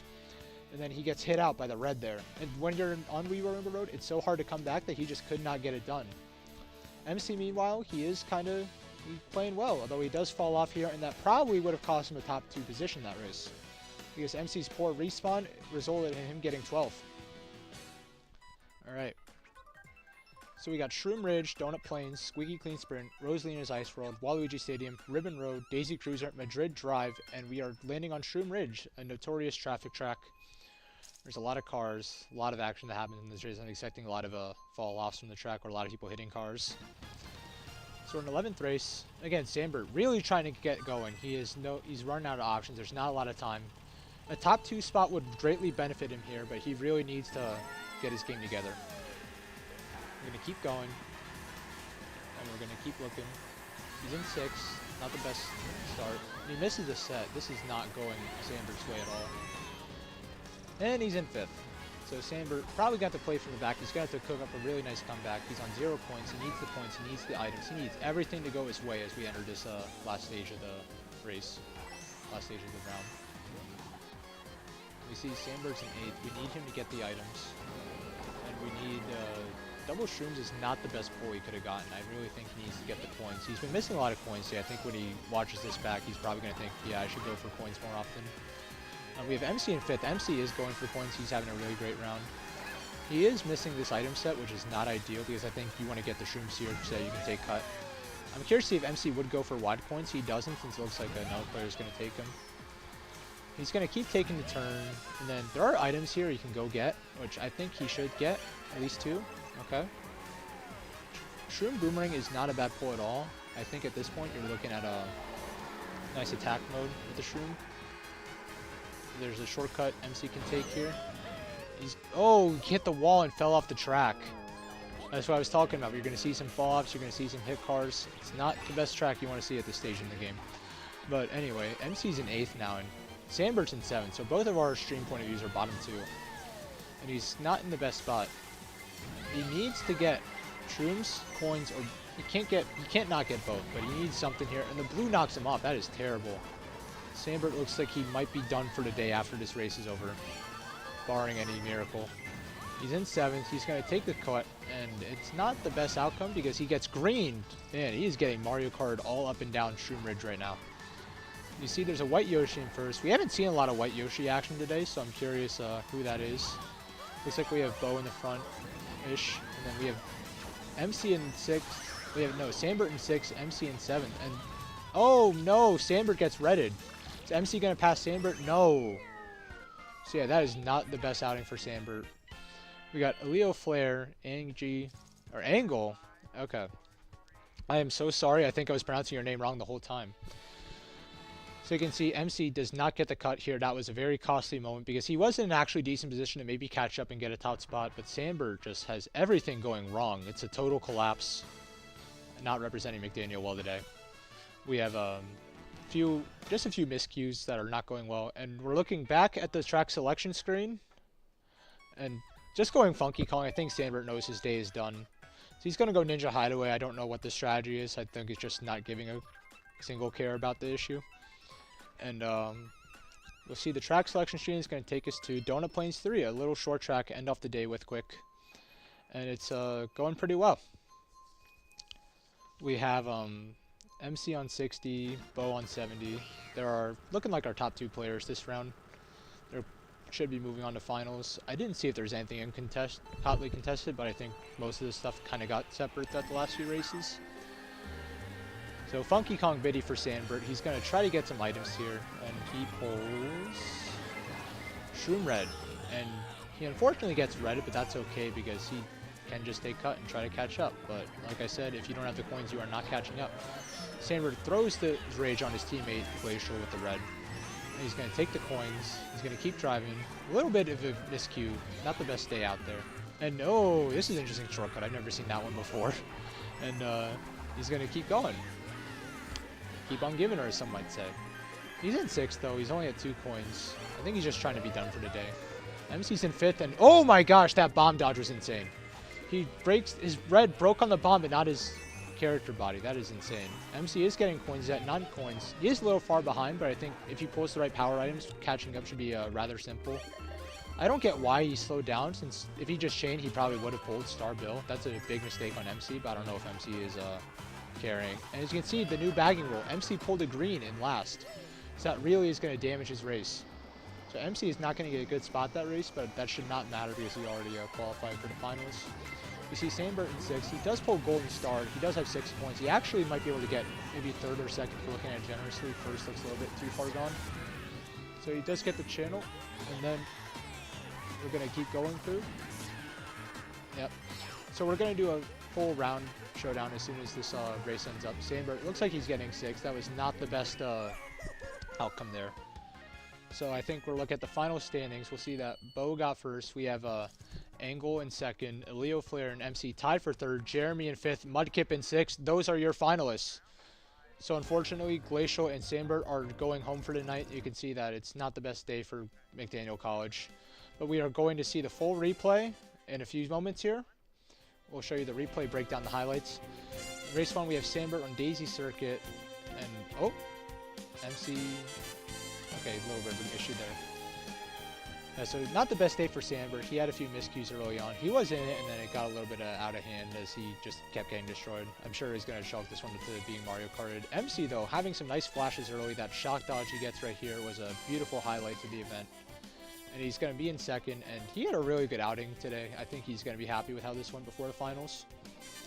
And then I think Sandbert gets trailed here. That's not the best day for him. And then we got MC here getting hit around a bit. But MC is going to keep moving, and this looks like MC still got 3rd. So, again, MC had a really good round. Sandbert, maybe not the best day he had. I'm sure he's going to want this round back. Bo had a really good round, and then MC gets... Alright. Yeah. Okay. MC is still in 4th on Baby Park. A little bit of a hit going down. We have MC getting 3rd on Baby Park. We have Snowland. Sandbert gets sniped out right out of the gate. We have a lot of action here on Snowland.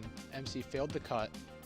We have a little bit of a miscue with the Snowland Penguin for Sandbert. It was not his best outing, like I said.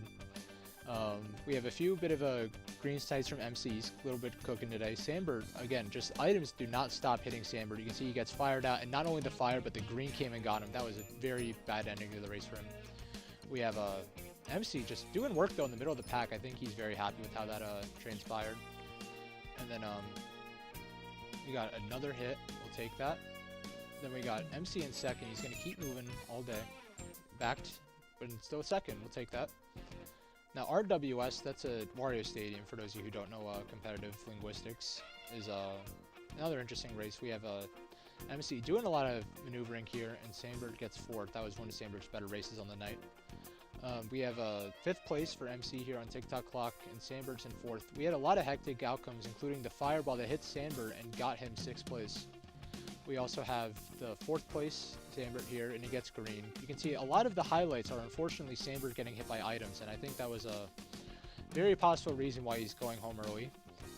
We also have Sandbert not doing his best item work here, and then MC had a really good afternoon, like I said.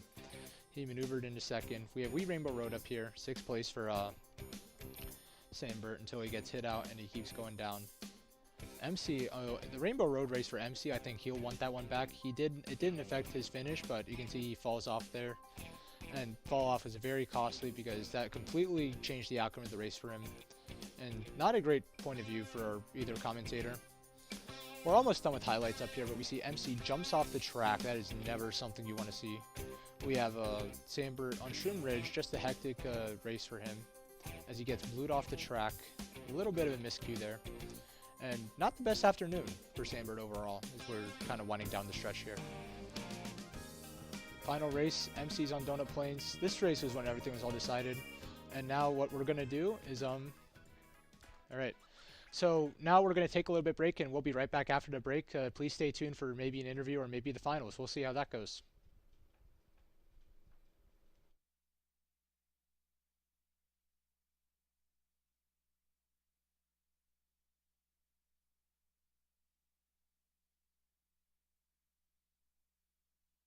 My gamer tag is ANS Sunset.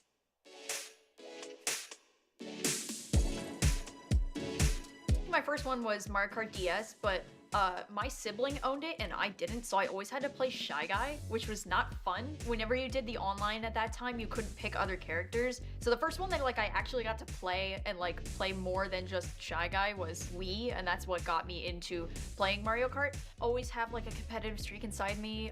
For people who don't know, and you probably see me on other KU social media platforms, I am the director of the Overwatch department here, so I'm always looking to foster opportunities for students who may not be able to get the benefits of physical sports into something that is not as physical. I have a disability in my hand that prevents me from doing like contact sports and stuff like that. I used to be really involved in that. Now I play with wrist braces and casts, and I'm able to play games like Mario.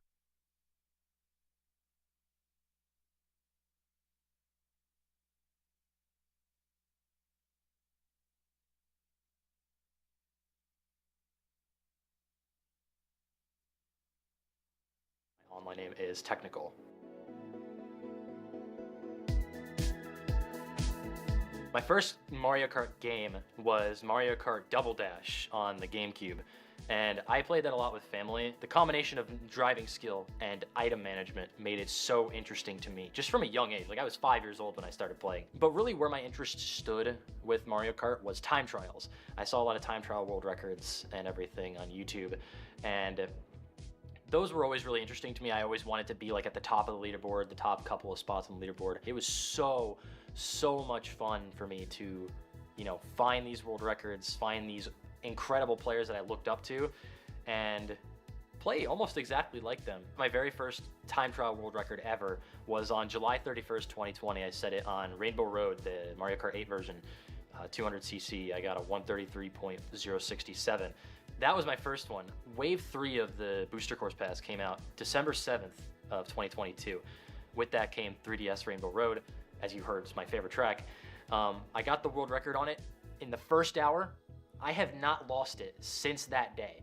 Since that first hour, I have not lost the world record. I still have it, and because we're close to December 7th now, pretty soon it'll be 1 year since I've gotten that and have not lost it. I'm the only person to ever have the world record on that track, and I think that is by far the like highest peak that I've ever been. I stream almost every session that I do, and I think that helps a lot of people like watch me. A lot of people look up to me because I stream these, and they look at these videos for tips and these live streams for tips.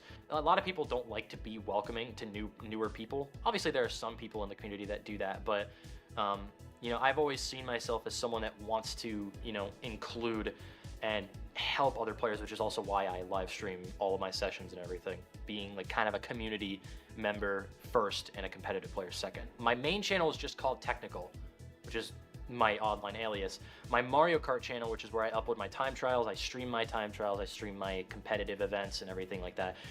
It's just Technical MK. No spaces, just Technical MK. That's where I do all my Mario Kart content.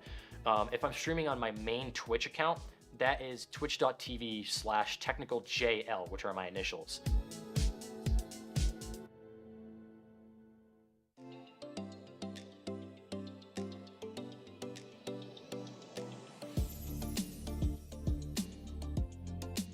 I hate them. From a gameplay standpoint, the amount of shortcuts that you can take on these tracks make them kind of weird for me, because it's like, oh, you have to know this very specific cut, but if you don't know it, then you're just the back of the pack. And like, I'm a relatively new player, so there are some times where I'll go to play, especially the 8 Deluxe version, there's like an entire part where you can just go straight instead of going like on a bunch of snake turns, and I'll forget, and I'll just watch my player go like 6, 8, 9. I'm like, oh, I forgot to do the thing that everyone does, and I feel a little silly. I am a Rainbow Road guy. I've loved Rainbow Road, everything Rainbow Road, and it's, you know, most of them are fun. I mean, there's some that are a little not so much, but, you know, like the Mario Kart 8 Rainbow Road, I know a lot of people don't really like that one. I personally really enjoy it. As I said before, my favorite track is Mario Kart 7's Rainbow Road, and then obviously we have Rainbow Road from Mario Kart Wii is now in the game. That one's fun enough. I mean, that's one of my hotter takes, is like, you know, that specific Rainbow Road is like not the best, but overall, Rainbow Road is so much fun, just in general. All of them are. They're just okay to me. Like I hate driving off of it when I miss a turn, but it's like, okay, let's get right back into it.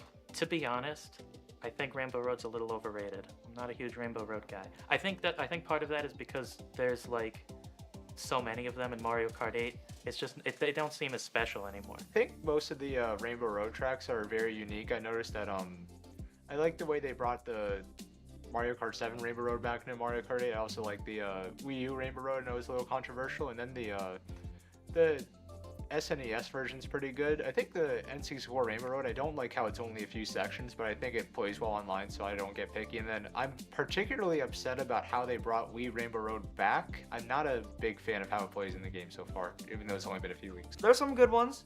Mario Kart 7, and I think even 8's Rainbow Road's not bad. There's some other ones that are not enjoyable. SNES is definitely one of my lowest ones.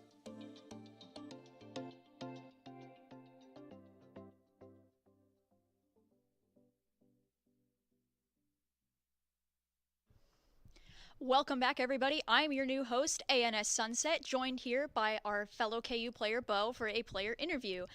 Bo, I would like to ask you a few questions here. First one, how did you feel going into the semifinals?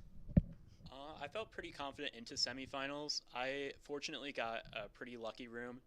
The other one was packed with a lot of talent. I know Technical, Batboo, Mitch, surely some people I'm forgetting. I know Lunch Tray was knocked out early. He definitely had a lot of potential. It was just a tough room. Which player are you most worried about going up against in this grand finals? I think the obvious answer here is Technical, but Batboo, Mitch, Isaiah, everyone going into finals pretty much is to some degree a challenge for me. Can you talk us through the mindset that you go through when picking courses depending on which placement you're in? So there are like certain sets of courses that are better for when you're starting in low spots, better for when you're starting in high spots. And I also have some favorites within those sets of courses. Like if I'm in third place, I'll usually pick Waluigi Stadium since it's an easy way to get in front of the first two at the very start, and then you can run it from there. I'm trying to think of something else to ask you, because I know a lot about you, but I know the audience doesn't. I guess, do you want to talk about why you pick Peach over other characters? That's a great question. I have no idea. Just a preference, you think, or? Kinda. With this grand finals, is there anybody that you'd like to shout out that maybe is at home, someone that supports you, something like that? Shout out to my 150 team, U-Turn. Outside of Kutztown, we've been working together and just improving together. Also shout out to Pikachup. I know he couldn't make it here today, unfortunately, but he's always fun to hang out with and play with. Thank you for your time, Bo. Good luck in the grand finals. We're about to come to a quick break as we get Bo back into the room for the grand finals, and then I will take you through the rest of it.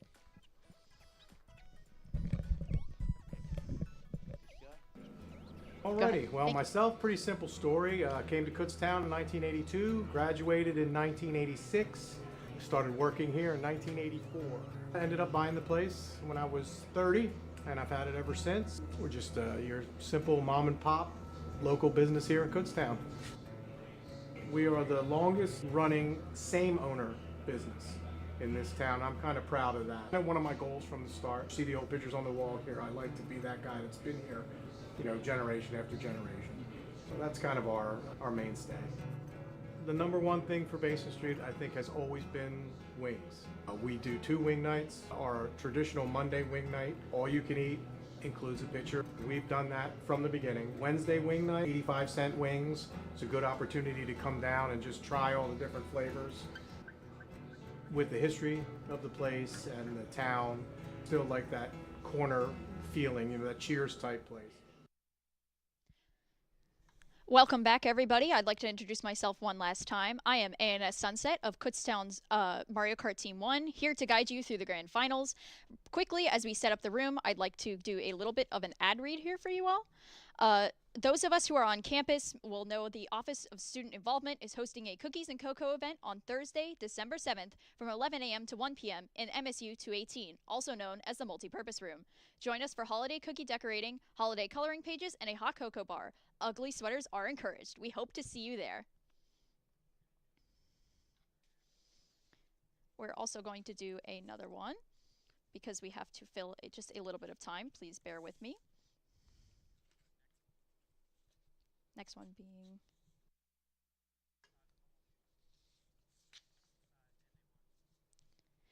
Our next little break here is going to be dedicated to the Golden Bear football team. Congratulations to Kutztown's football team on a great finish to their season. This was their third PSAC championship win, and they are continuing to progress through NCAA. Good luck in the rest of the season to everybody who has participated and involved.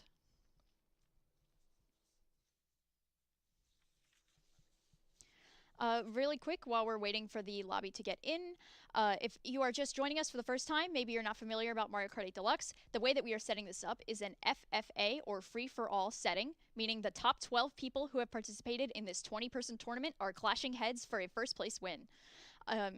Ultimately, we're going to have 12 races that go through. Everybody picks their own track, and then it is picked randomized via a selector. Once we go into the track, I will be your guide. We will be looking at 2 separate POVs as well, toggling between to get you the best coverage possible. Once the 12 races are over and we have determined a winner, we will then probably most likely get that person in here for an interview. Those at home, feel free to flood chat with which racer you think is going to win. And we should be getting into lobby very shortly. Thank you for bearing with me during this time. Some other things to know about Mario Kart 8 Deluxe is that even though there are multiple colleges here, they are not working together. A reminder that this is a free-for-all tournament and not a 6v6 setting. So you may see KU people trying to hit other KU people, and that's just part of the carnage.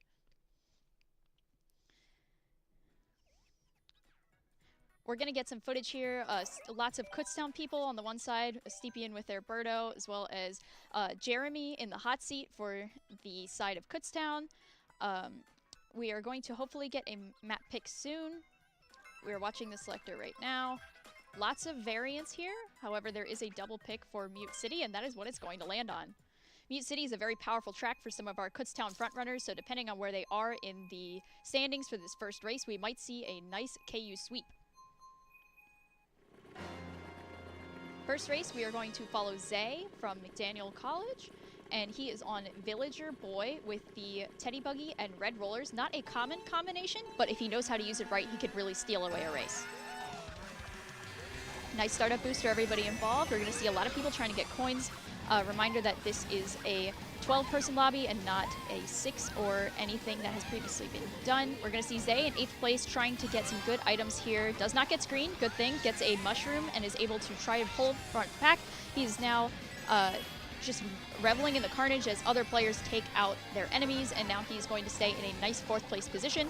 Hopefully, falls off the track with a little bit of a misinput here, and we're going to be back in 12th place. A little bit of a bummer, but he does have a bomb in pocket, can probably get something done here in the back. We're going to see, we're going to switch to JK8, Jeremy, and he is in 8th place on Daisy Cat Cruiser, another very strong build. We're going to see a lot of mushrooms on the field here, lots of triples. The boomerang goes out, and we're on lap 2 already. A lot of people not exactly breaking away. There is a little pocket of people in the middle, people in the back, and people in the front. That's pretty typical for this track. You're going to see a lot of Kutztown names at the back as well, but I have faith in my teammates. We're going to see another item pull here, hopefully trying to get something good, and we get a star in 12th place for Jeremy. Very nice pull. He's able to burn the mushrooms, possibly get something else. Item screen, unfortunate. We're still in a 12th place position, but we do have some power items. Hopefully trying to be able to come back. We're going to see Bapu also in the back as well as Zay. Bapu goes right off the edge. Stepien as well, just trying in vain to get anything happening. We're going to see a star in the way of Jeremy. Zay is here with some triple shells, hopefully trying to cause some carnage. Star goes out, excellent hit on the player. Zooming up into 9th place. We're going to see Stepien and MC neck and neck with each other, just trying in vain to get something done here. We're going to see a 9th place. An item comes out. Blue is also coming out on the field. That's going to shake up the race in the front of the pack. However, we don't see that just quite yet. Another star comes out on the side of Jeremy. MC and Stepien back here, as well as a white Yoshi player. We're going to see yet another star from Jeremy. Not exactly what he wants to see. Gets sniped by the Piranha Plant, and now he is back in an 11th place. Hopefully he can make something happen here. However, he's going to have to get a pretty powerful pull, or he's going to just barely miss the shortcut here. A bit of a misplay from Jeremy, but I'm sure that he can pull it back. We're going to see a 12th place finish at the end. Timing out, unfortunate, but I hold faith. First place technical, then Stepien in 3rd.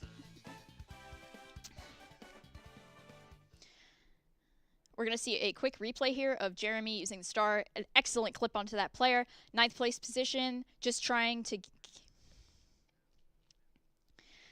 And now we are selecting maps. We already see the Baby Park pick. Very controversial and decisive. Not fair from Mudkip. We're also going to see Steepian's comfort pick of Neo Bowser City come out yet again, and a lot of Mario Kart Tour tracks, which is not typical for these types of rooms. However, it may be trying to shake some things up, get some things happening. We see some different types of tracks. So far, nobody has repeated, which is an interesting dynamic to have. And yeah, we're going to see no repeats. Hopefully, we're going to pick a track soon. Depending on where players are, it's either going to be a death sentence or a granted wish. So let's take a look and see where we are going next.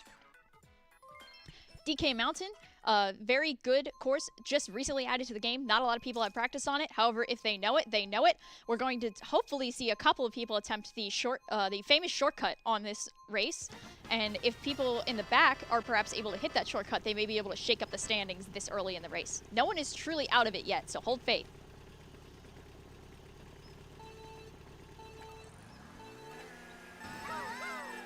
Nice startup boost. Nobody burns out on the track. We see everybody in basically a tight little knit group. Jeremy unfortunately gets item screen, so he is not able to get in much things happening. However, people are taking each other out left and right, and he is zoomed up into an 8th place position. 7th place even. Very strong start, despite starting at the back of the pack. We're going to see Bo holding onto a mushroom. Jeremy just trying to get some space here. Getting up into the top 6 position, pulling a Fire Flower, causing a lot of carnage. However, he does not wait for a ramp, and it gives him limited momentum, trying to avoid the boulder here. We're going to see Zay in 1st place. Excellent. Throws a banana backwards, and now we are at the front of the pack. Excellent. Very clean cut right in the beginning there. Bo with a green shell, possibly able to back that if he's using the backup camera correctly. We're going to see Zay also trailing a bomb, trying to hit Bo, and it does connect. We're going to see Zay in 1st place. Excellent bomb snipe. Just barely misses a green, pulls a coin. Not really useful, but if he holds onto it in the right way, he may be able to pull something more meaningful. We're going to see triple greens behind him. Not a lot of people that are very far behind. Everybody is in a nice, tight, even pack. This could really go any direction. Uses the coin to get the double, gets another coin and a banana in pocket. Not a bad combination at all. Hopefully nobody pulls a red shell, tries to rain on his thunder, and we're going to see Zay in a very nice position here. 1st place, cinched for the most part for a little bit here. We're going to see another trap banana on the double, and we are going to see him attempt. Oh, shot goes out. It does not target quite correctly. However, somebody did dodge with a star, so we're going to see, I believe that was Bapu coming into 2nd place. Yes. We have Bo in 3rd, so a lot of Kutztown people right on Zay's tail. Almost gets flattened, does get flattened. Technical coming right through. A lot of powerful positions here. We're going to see Zay in the back of this, back at the top half of the pack. However, he is not out of it yet. If he can pull some powerful items here and get them going, he can really get something started. We're going to see triple mushrooms on the side of Zay, and then uses one, immediately zooms up into 4th. Excellent usage. We're going to see a trailed green on the side of Mitch. Hopefully does not connect. We're going to see a boo pull in 4th, which is unheard of, quite frankly. Does pull a red shell, however, if that is from somebody in the front, he can really cause some damage with these triple greens. We're going to see a lot of extra items on the field from that shock last lap. Zay just trying to keep himself in a comfortable position, does not opt to go for the cut, which is an interesting move. Jeremy also in 7th place now, does not opt for the cut as well, trying to take a bit of a more safer approach, but I don't know if that was exactly the right move. It has triple mushrooms, but ultimately not a great finish. Zay, however, in 4th place, a very strong showing. Kutztown also holding at least 3rd place. And we are about to see a replay here. We're going to see Zay with this excellent shot on Bo, just absolutely obliterating them. No time to react, and is able to then swivel around for the win. We're going to get some live action here of our players picking their maps. Kutztown looking in a very good position here. Zay also doing not so bad himself. Hopefully we get to see the maps pretty soon. I can see, I believe, a wee Rainbow Road, if I'm looking at the thing correctly. Yes, I am. We also see Merry Mountain, Baby Park, Electrodrome, and a couple of other maps that have not yet been picked for this. And we see Baby Park come out on the side of, I believe that is Zay. So a very interesting pick here. Or excuse me, from the pick of Mudkip, just trying to get into a higher position with all of the carnage. You will have to bear with me. I talk very quickly, and this is a 7-lap race with a lot of items that go on. I will do my best. I will not be slowing down, so I apologize in advance. We're going to see Jeremy starting in, I believe, 6th place here. Somebody does burn out, Yellow Yoshi at the back of the pack. However, everybody is in a tight-knit group here. Gets item screen yet again. Horrible start for Jeremy, but I know that he can pull it back. Finally gets an item, and he ends up pulling a single mushroom. Can take a nice cut if he decides to. Gets bumped, unable to take the cut. Just kind of surfing in the back of the pack, trying to get something done. 8th place due to a green shell. Now he's able to take the cut. Excellent. Stuck in 9th place, 8th place, hopefully going to be able to get something done, but triple nanos in pocket is not what he wanted. Oh, gets hit by a banana too. And we're going to switch to Zay's perspective, already in 4th place, 3rd place even, very good pulls here. We're going to have a mushroom use, and then triple greens for protection. Going through yet another mushroom in pocket. Blue shell comes out on the side of somebody, hopefully going to get technical, and it does connect. Stevian in 1st place with a very close Zay behind in now 1st place. Trailing a red, though, means that he's going to have to steer clear of Stepian and anything that they might be able to throw. Holding on to these items very wisely. We are already on lap 67. Can you believe that? A red shell comes out on the side of technical, not able to connect. We have another red shell, and now there are no greens on the side of Zay. Zooming forward, has a red, possibly able. Ooh, it gets hit with a random boomerang. That's Baby Park for you, y'all. And then we have 4th place finish. Kutztown at least, I believe, the first 2 positions, and Mitch should most likely be in 1st. Jeremy trying his best, but ends up at 7th. Unfortunate. However, we do see a really good, strong first 5 positions for Kutztown. Is exactly where they want to be. Oh, need to take a breath there. We see a little bit of Jeremy celebrating there, getting...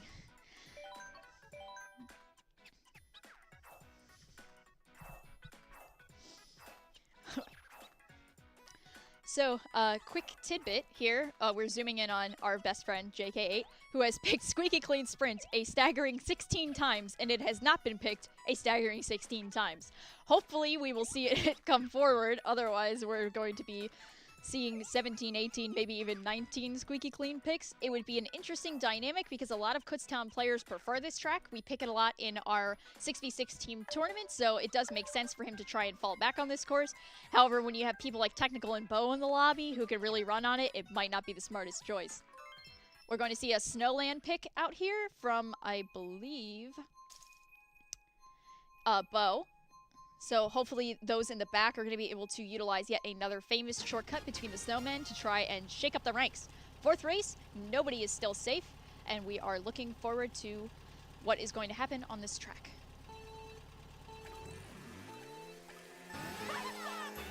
Excellent start, nobody burns out. Exactly what you want to see. We are going to see Jeremy go for the bagging strategy, well known for this course because it has not been nerfed due to the moving item boxes. Sticking behind, trying in vain to get something going here. We're going to see triple mushrooms and a ghost. Not the worst pull, but not the best either. Hopefully going for the shortcut. Yes, excellent, and does land it. Has to burn another mushroom, but that's all right. We're going to see him pop up into 9th place, use the boo, and try to get an item here. Boo is able to pull a mushroom, so now he has 4 mushrooms. Not the worst in the world. Able to take some shortcuts here right at the end. Ghost ends, ooh, just barely, a little bit too early. Takes a nice cut onto the bridge and now is in 7th place, much better. 6th place, top half of the pack. MC and Bapu not far in front of him, so if they are able to take the shortcut here. Yep, another successful cut. Gets hit by a red shell. Unfortunate, however, only drops back to 7th place. Still can get some stuff done. And gets hit by the star as well. And the blue. Unbelievable for Jeremy. Switching to Zay's perspective. 6th place with yet again 4 mushrooms. Not exactly a bad spot to be in. Going to try to collect some points here. Blue shell comes out and I believe connects with Batboo, allowing Zay to get forward into 3rd place. Technical in 1st place, Mitch in 2nd, and backs a bomb. Successfully hits at least 3 players. Very nice move on whoever did that. 9th place for Zay here, but he does have a mushroom. Gets item screen and now has to try for the mushroom cut with, and does not end up getting it. Stuck back at 8th place. A lot of people didn't really get the cut either, so not totally out of it yet. However, star is not what you want to pull when you're this far back in the pack. Pulls a bullet, good usage.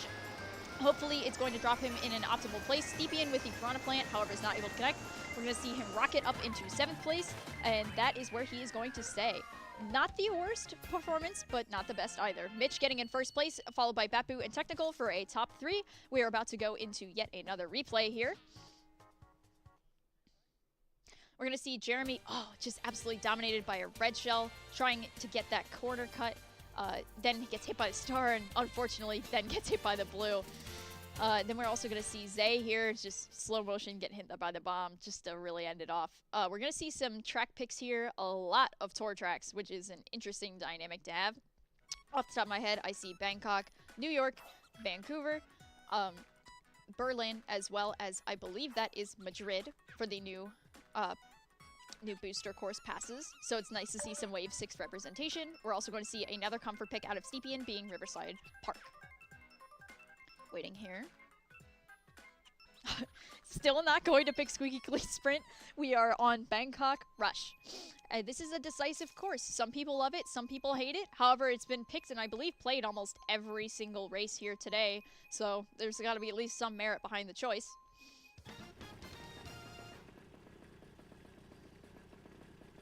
Waiting to get started here. Hopefully everybody is doing well. We're going to get the countdown and we are off. Bo does unfortunately spin out. That's going to put them at the back of the pack. We're going to see Zay in 5th place pulls a red. Nice move. It immediately obliterates the Peachette player. And now it's Bapu, Mitch, and Zay for the top 3. Oh, Bapu gets a misinput, goes veering off to the side. And now it is up to Technical to keep the Kutztown top 3 spot. Zay does not exactly pull an item. Red comes out on the side of Technical to Mitch, but he does deflect it. Zay opting up for the double. Smart move. Pulls a mushroom in 3rd. Excellent. And 3 greens is able to use that as defense. Coming back down very close. If he can snipe. Oh, breaks his own green shell. Unfortunate. Does not land the snipe on Technical or Mitch either. Trails his next one. Trying to use it wisely. We watch Mitch get trailed by Banana. Technical in 1st place. Zay in 2nd. If he can line this up perfectly, he can probably get a good hit on the Technical and slide into 1st place. However, he's using the rear view and opts to back it. Very smart move. We're going to see Jeremy's for 2nd now. Wow, Shock already out on technically the 2nd lap, but not bad. We're going to see Jeremy get bigger pretty quickly, is able to try and pull some powerful items back here, is ultimately going to get, single mushroom and a star is not optimal for what he wants to get done. Blue shell has gone out, is probably going to strike Technical any second now. Hits and is connecting, I believe that is Stepien, hopefully fighting for 1st place now. Jeremy, unfortunately, back in 11th. However, he is starting to pull some more powerful items. The bomb goes off, hits at least 3 people. Excellent move for him. Uses the star quickly, hopefully not trying to lose it. There is a bullet behind him. And, Technical gets redded out by his own teammate, Bapu. Now we are in the top 6 part of the pack, just trying in vain to get something done here. Oh, Fire Flower pull from Jeremy is pretty powerful as long as he doesn't hit himself with it, and he is successful. Pulls a mushroom and is now able to rocket forward once he is able to touch the ground. A little bit of a misinput here, trying to get the double. We're going to see Zay in 2nd place. Stepien able to block the red shell to confirm the 1st for Kutztown, and another excellent race for Zay. Getting in 2nd place, a very strong showing. We're going to go to a quick replay here, watching Jeremy rocket past these 3 people who got hit with a bomb. Unfortunate for them, very fortunate for him, and he is able to then use the star in pocket. Getting a little bit of a live look in room here. Vibes are looking pretty solid. Everybody is clearly excited to be there. We are getting a first look at Zay right now, and it looks like he has picked Bowser's Castle Mario Kart Deluxe version as his track, so whether it actually picks, we will not know.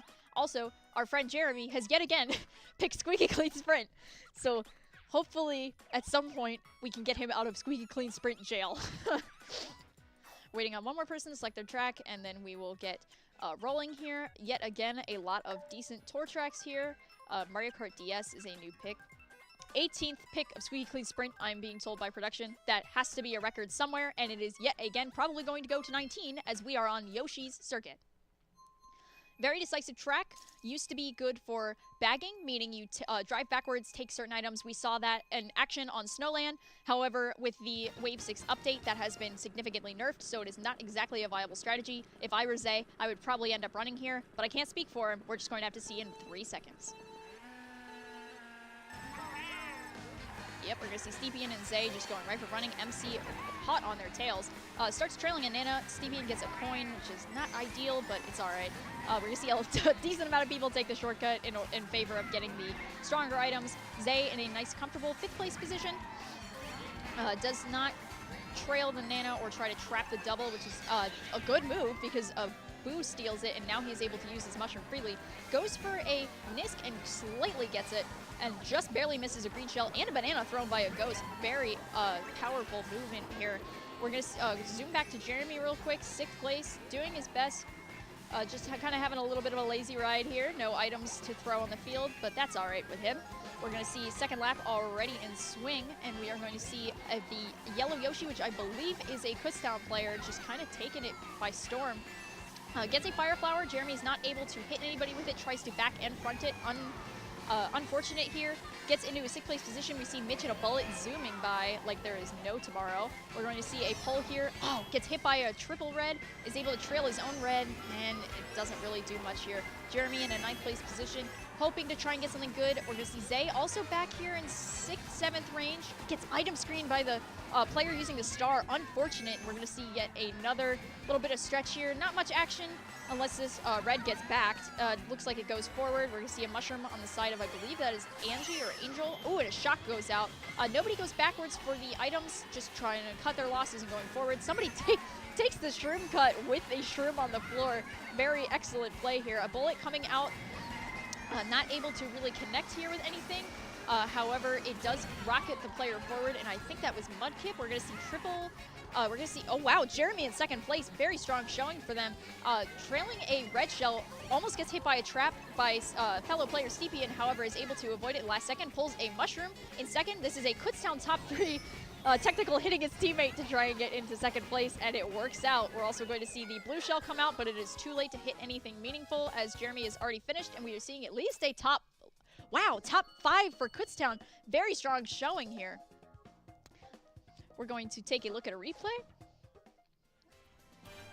And this is Jeremy getting hit by fellow player Technical right at the finish line. It's not a true team camaraderie if you can't hit each other with reds when it matters most. Hopefully we get to see some different track picks here. If I am looking right, we are yet again having a 19th squeaky clean sprint. If we are lucky, it will finally pick it. Otherwise, it seems like a lot of players are picking comfort tracks or tracks they know they can do well on based on their position, as we discussed with Bo earlier here in the room. We are waiting for one more person to get their map selection in, and then we will go to the map selection pretty soon. A lot of good vibes in the room. Kutztown all laughing. We're also going to see a double Waluigi Stadium pick, which is very interesting. I believe this is Madrid. Please tell me I'm correct. It is. Okay, we are on the first tour track, Madrid Drive. Very decisive track, but a lot of people seem to agree that it is one of the highlights of the additions from Mario Kart Tour. This is our 7th race, so we are already over halfway through, and I will give you an update on the positions after this race. Countdown coming through. Ooh, Steepian burns out. Unfortunate, not able to keep the breath. Technical hits the wall on this view. I don't know if that actually happened. Jeremy gets item screened. It is kind of falling backwards a little bit, but is able to catch a draft off another player and rocket up into 5th place. Being in the top half of the pack is what he ideally wants to do. Taking a little cruise past the Wiggler here today, and now we are trying to, almost gets item screen again, however is able to get a single instead of a double, better than nothing. Gets triple Lanas though, not exactly what you want to see immediately thrown out. And Jeremy is kind of in the back of the pack, unable to take the mushroom cut like Zay was able to, who also has another mushroom that was in pocket, and now he's able to take the double, rocketing forward, getting a single mushroom and a banana. Trailing banana, mushroom in pocket, very good position to be in. Batboo, however, has a mushroom in front of him, trying to hit anybody with the banana snipe, and seems like it does not connect. We are seeing a top 3 for Kutztown here. Rocketing forward to get the double, gets a triple nana and a red in pocket. Not a terrible combination to have as long as you can use the nanas effectively. We're going to see multiple tricks come out. Bo gets absolutely destroyed by fellow player Batboo. We're going to see the cut in between the tables. Very nice. Here, we're going to see a red on Bo to get into 3rd place. And wow, double mushrooms. You don't see that every day in 3rd place. Technical not far behind. Batboo not far ahead. Hopefully is able to make something happen here. Gets a nice trick off the glider and is going to, yes, take the very, very long cut here with the mushroom. Gets into 2nd place. Immediately read it out. Unfortunate, but is able to use the mushroom to get out of the grass patch. Technical rocketing forward. And gets back green by Batboo. That is not the play you want to see. Is able to get the double in 6th place. Gets a mushroom and a piranha plant in pocket. Not ideal, but is able to cause some carnage as he rockets forward. We're going to switch to Jeremy, who has triple nanas and triple mushrooms in pocket here. Getting rid of the bananas to try and make some magic here. Ooh, gets hit by Boomerang. Unfortunate, however, has a blue in pocket. This could really shake up the front part of the pack. MC with a bullet, just absolutely causing some carnage here. Throws blue to try and get something done. Gets a double box here. Ooh, but Shock comes out just after the set. Unfortunate, somebody does dodge. I believe that is Nitro. And Stevian also dodges. And I think Bo is also dodged. So not ideal for our friend Jeremy here, but I know that he is going to be able to finish on a high note here. Zay, however, already does. The blue shell must have disrupted just enough for him to sneak into first place, and we see Batboo in second, MC in third. Top 5 here, Mitch, Steepy, and Batboo, Technical, and Zay, and we are going to go to a quick replay. Oh, Zay getting hit by this red, but having the mushroom in pocket means it does not stop him as much as it would hope, but hopes and dreams are squandered with that green shell from Batboo. A very nice placement. Getting some look at the room here, looking again, I believe, at Zay. Our friend Birdo is also out of focus in the corner.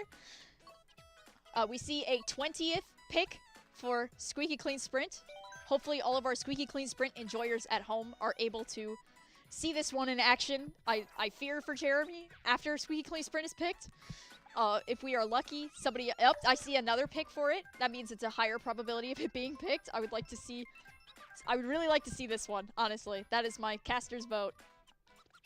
Oh, unreal! We're gonna see a DK Summit pick come out. A very strong track for people who know the famous double shortcut, which can be done streamless on 150cc if you are cool enough. However, I know there are some people, including me, who are not exactly good at it, so we may see some divide here in the front and the back of the pack, depending on the skill of the room. We're going to get the countdown, and we see nobody burn out. Excellent start. Jeremy in the back of the pack, hoping to pull some powerful items, and unfortunately gets item screen. Trying to get a nice 6th place here. Somebody does get hit out by, I believe, a backed red shell. So he is in 5th place now. Zay getting hit by an item.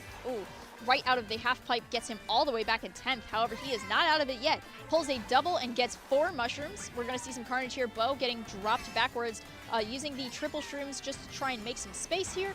Zay is going for the ill-fated double cut. Not exactly the best alignment, and gets hit by a red. Unfortunate, however, has mushrooms to get back to top speed.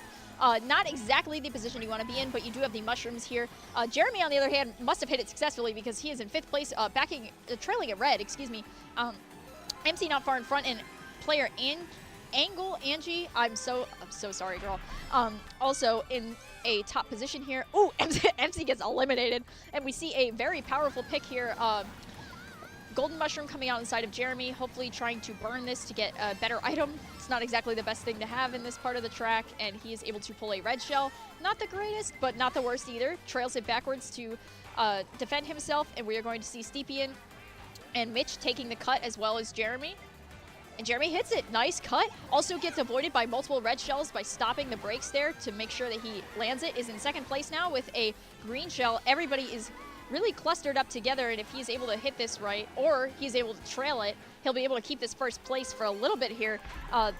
Carnage. Oh, a Boo takes it before it can hit the Yoshi player, Technical, and he is probably trying to hit his teammate here. Does not connect, is able to keep it in pocket, backs it, but does not connect there either. Oh, unfortunate. Jeremy gets a coin, was not hoping for an item like that, and has to hop through the snowbanks, giving the 2nd place up to Mitch. We're going to look at Zay back here, trying to pull some powerful items. In 11th place, gets a bullet and a Golden Mushroom, uses the bullet pretty much immediately. Very smart move. I did get a bullet stolen from me and a ghost in the semis, so nice to see there. We're going to see somebody trying to take the cut. Don't know if it was successful quite yet. We're going to see Jeremy, however, in 3rd place. A very stylish finish. Technical in 1st and Mitch in 2nd. A very good run for Jeremy, and we're going to hopefully see a good run for Zay as well at the end here when we get the results. Zay is able to get up to 8th place. Not bad. We're going to have a quick replay here.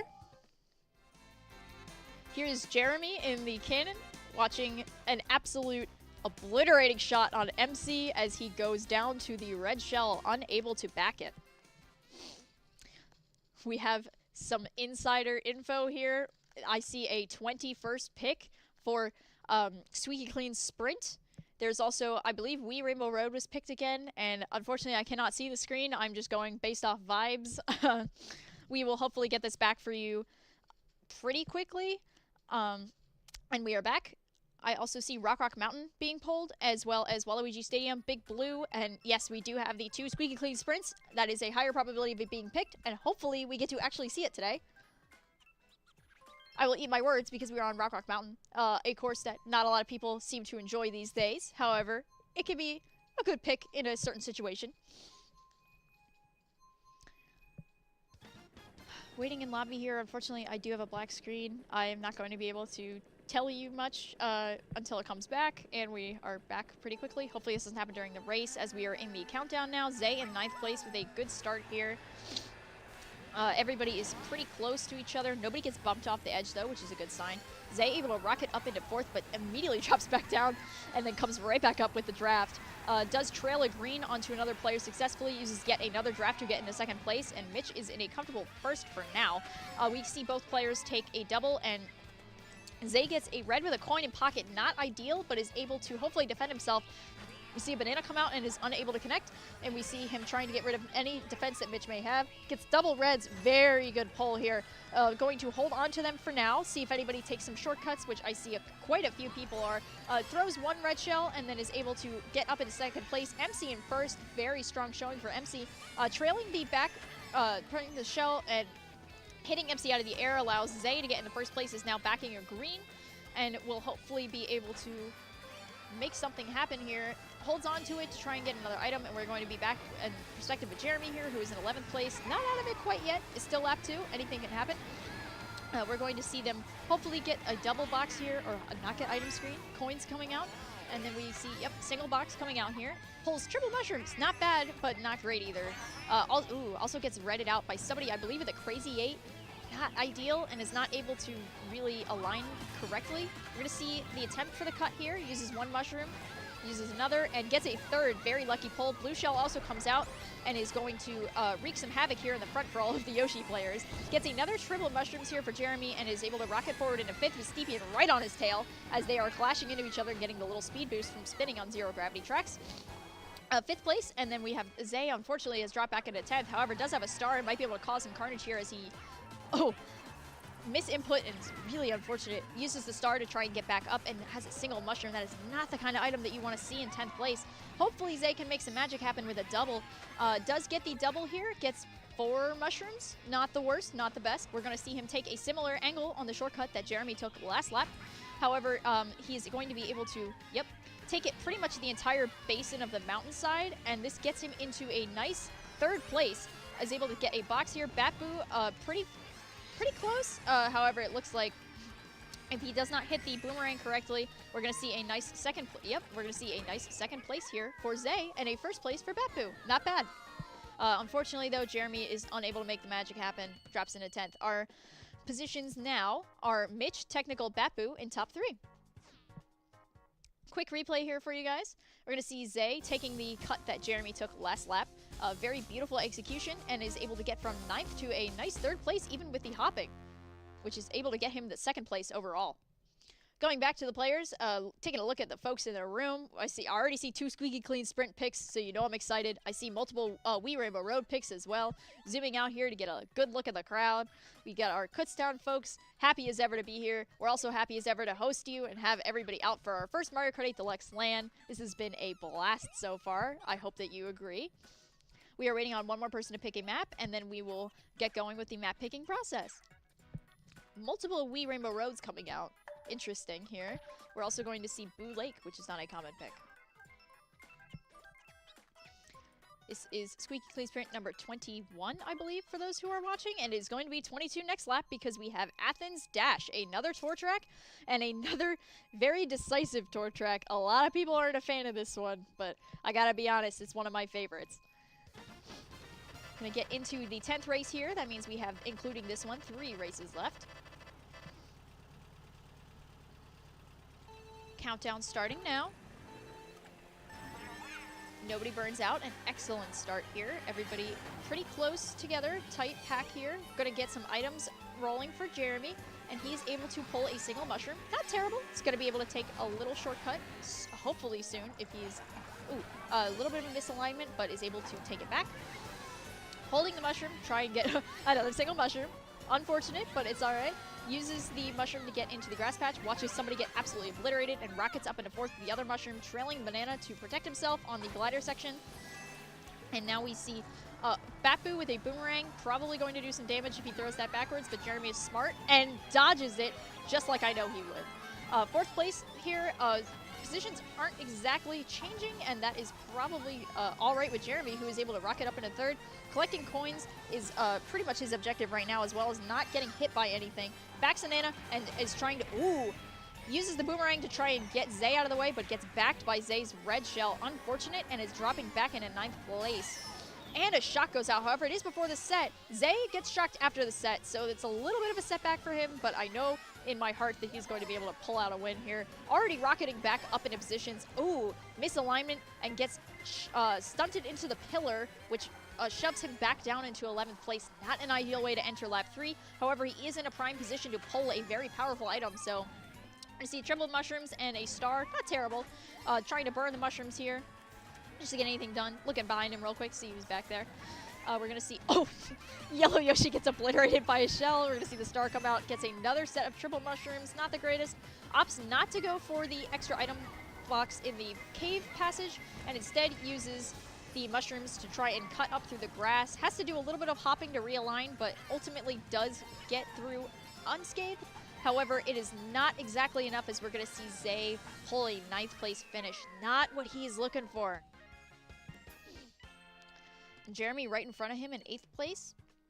We also get our first 100 plus with Mitch, and we are going to get a replay of Jeremy hitting this boomerang. Excellent, however, just too late, as Zay is able to back the red shell, and they hit a little bit of an equilibrium as no one's moving.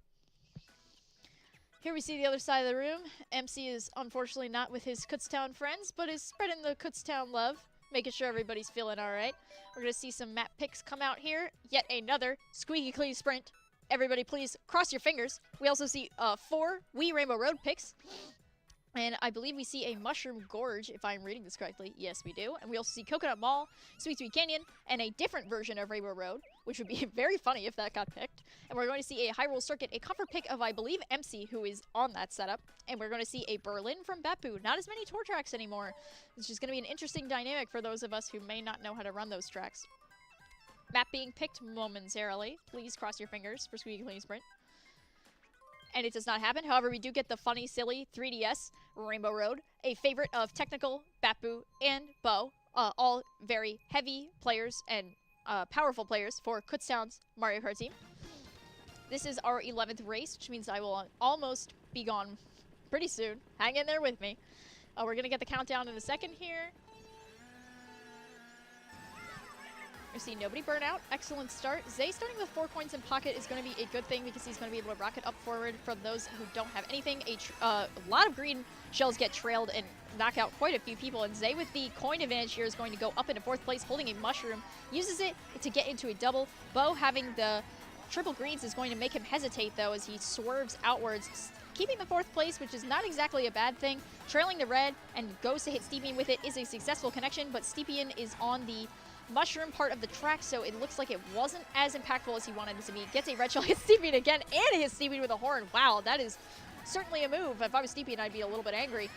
Merrily avoids a green shell by using the backup camera. Very smart playing here. We're going to get a nice 3rd place. Bloober comes out. Doesn't really do much, as bloopers are known to do, and we are going to see it immediately get cleared by the booster panel. Misses a Nana that is tight for the trap, and we're going to see a triple mushrooms and triple shells in pocket.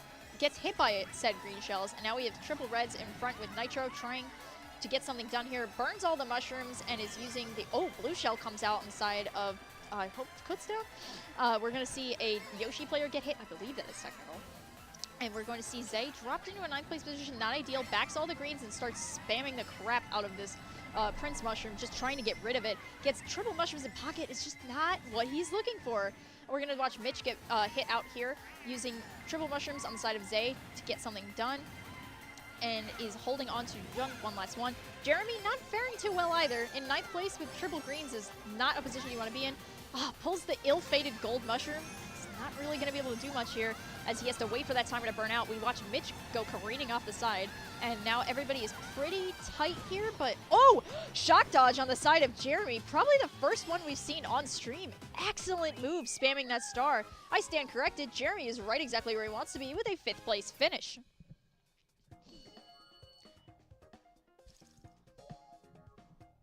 We're going to look at a quick replay here. Jeremy excellently hitting that star, pretty much frame perfect, exactly where it needed to be. If he wasn't spamming that golden mushroom, it wouldn't have been enough, and he gets a 5th place finish. We are also taking a look at Technical, who is seemingly going through it a little bit. Very focused on hopefully picking Squeaky Clean Sprint if we are lucky. This is the last possible chance for Squeaky Clean Sprint to be picked, which also means I believe that is the 22nd or 23rd time it has been, the 24th time it has been consecutively picked by our best friend, JK8. Hopefully it can make his day and it gets picked. I do only see one on the screen though, so I don't know if it's going to come out. Everybody cross your fingers. We do see BC3, Bowser's Castle 3, excuse me, a couple of tour tracks, and yet again, Rainbow Road being triple represented. Yes! Oh, what a great way to finish it. Number 24 was the one that he needed. We're going to see Squeaky Clean Sprint for the finals. Our top positions are Technical first, Mitch in second, and I believe it goes to Bapu for third place, which was pretty much everybody who Kutztown predicted to be in the top 3. So this could be a very decisive finals. Zay in the back of the pack here, about to start the race. 4 coins in pocket again, might be able to make some magic happen. Oh, unfortunately, someone burns out. I was not able to see who it is. I believe it was a Yoshi player. 9th place here, 5 coins, and is able to pull triple greens. Can cause some carnage here, running into everybody. And we're going to see trailing. Jeremy is now in 3rd place, because we're with Jeremy now. Trailing a green, just trying to get some magic to work here. A lot of green shells are pretty typical on this course, so they're flying all around, trying to hit stuff. We're going to see triple nanas on the side of a green Yoshi player. Is not able to really connect, but does connect on a Jeremy. Unfortunate. His backed green does connect onto someone else, though, so he is not exactly losing positions. Bonks onto the wall, but gets a relatively clean mushroom pick, and then is able to dodge a green shell. We see somebody fly out of the glider. Unfortunate. Oh, and Jeremy gets hit by a backed bomb as well as a Daisy player and quite a few folks. Is able to hold on to the mushroom, though, to take the cut. Everybody is pretty close. Usually we see a front runner in this track, but maybe not with the skill in this room, which is probably a good thing. We see Jeremy in 6th place pulling triple mushrooms, which makes this blooper irrelevant once again. Holding on to his doubles, trying to get something happening here. A lot of triple mushrooms are out on the field. Quite a few, in fact. We're going to see a single mushroom and then, Fire Flower in 4th place. In 3rd place, excellent pull. Spams it and, gets hit by another back bomb. Unfortunate. Goes down into 5th place, but might be able to get something happening here if he's able to get some items. We see some stars on the field, however, they don't last too awful long. Gets the double here and is able to pull 4 mushrooms, taking the more favorited top path. However, he does have to be careful of this player with a star and is able to avoid it. Going for a little bit of a awkward glider situation, but is able to pull it back. Now we see Technical front running, as he is known to do on this track, and the blue shell is not even going to make a dent in his run. Jeremy pulling a star in 4th is a testament to how powerful of a player Technical is. We're going to see Zay with the golden mushroom, just spamming it to get rid of it, and then we see quite a few bullets coming in the back of the pack. Zay in 3rd place with mushrooms and is probably able to pull another power item, gets a red shell. Not exactly bad, not exactly great. We see Ella Flair, who has not exactly been in the top 3, which is a nice appearance to see.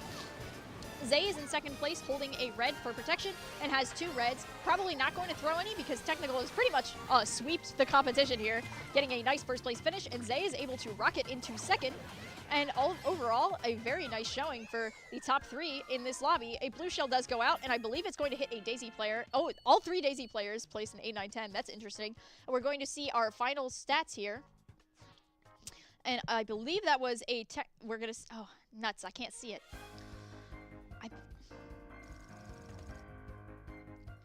Okay. So we're going to see a... 1st place, Technical. 2nd place, Mitch. 3rd place, Bapu. We're going to see 2 players also break 100 in the lobby, which is a very impressive finish. And overall, these were exactly the top 3 people that everybody predicted to be in top 3. So good job, Kutztown, for knowing enough about the game to accurately predict who was going to be in at least the top 3 positions. That was an excellent grand finals and an excellent way to end for this Kutztown Avalanche.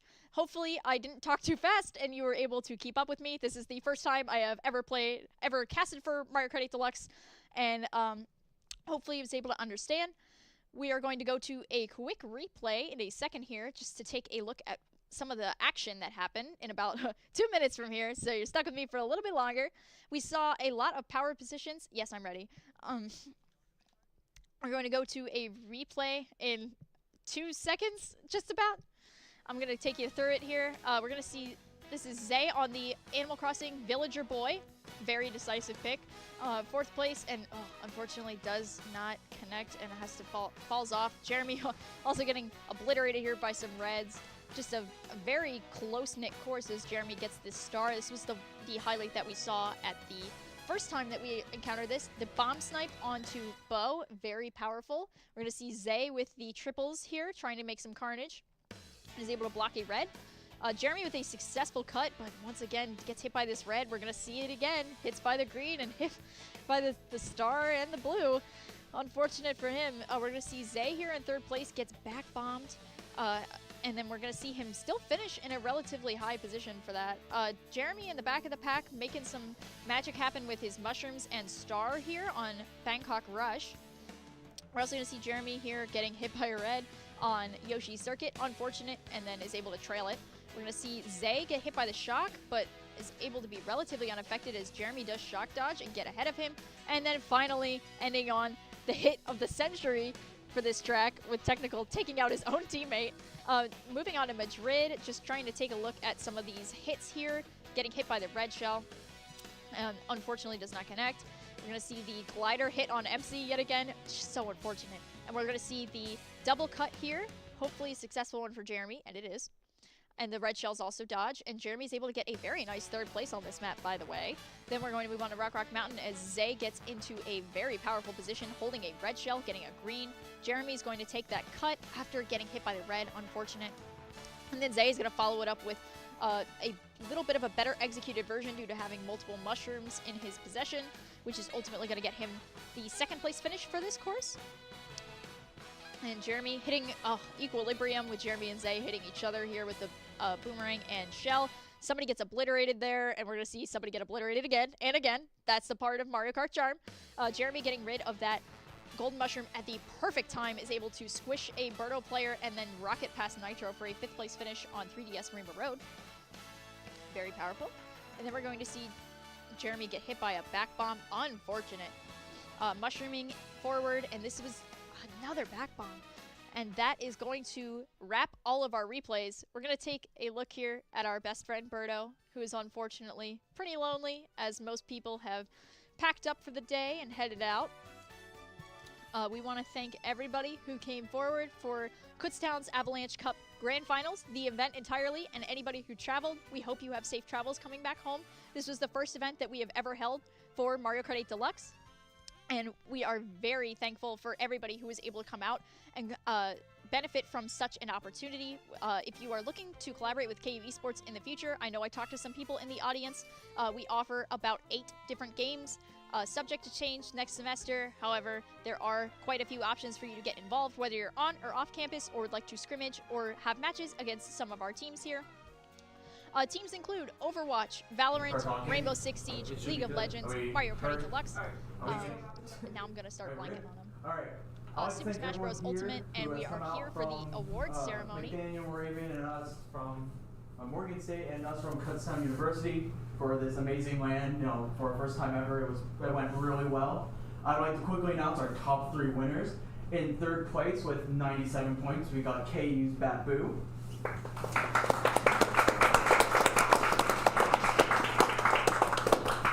In 2nd place with a score of 113, we got our LVC Mitch.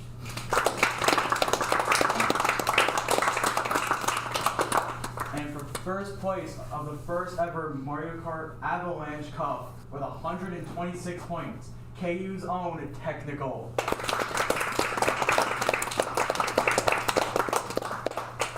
I'd like again to thank everyone who came out today for this amazing LAN, and thank everyone at home for watching us. And I really hope to see you guys next time for our next Mario Kart Avalanche Cup.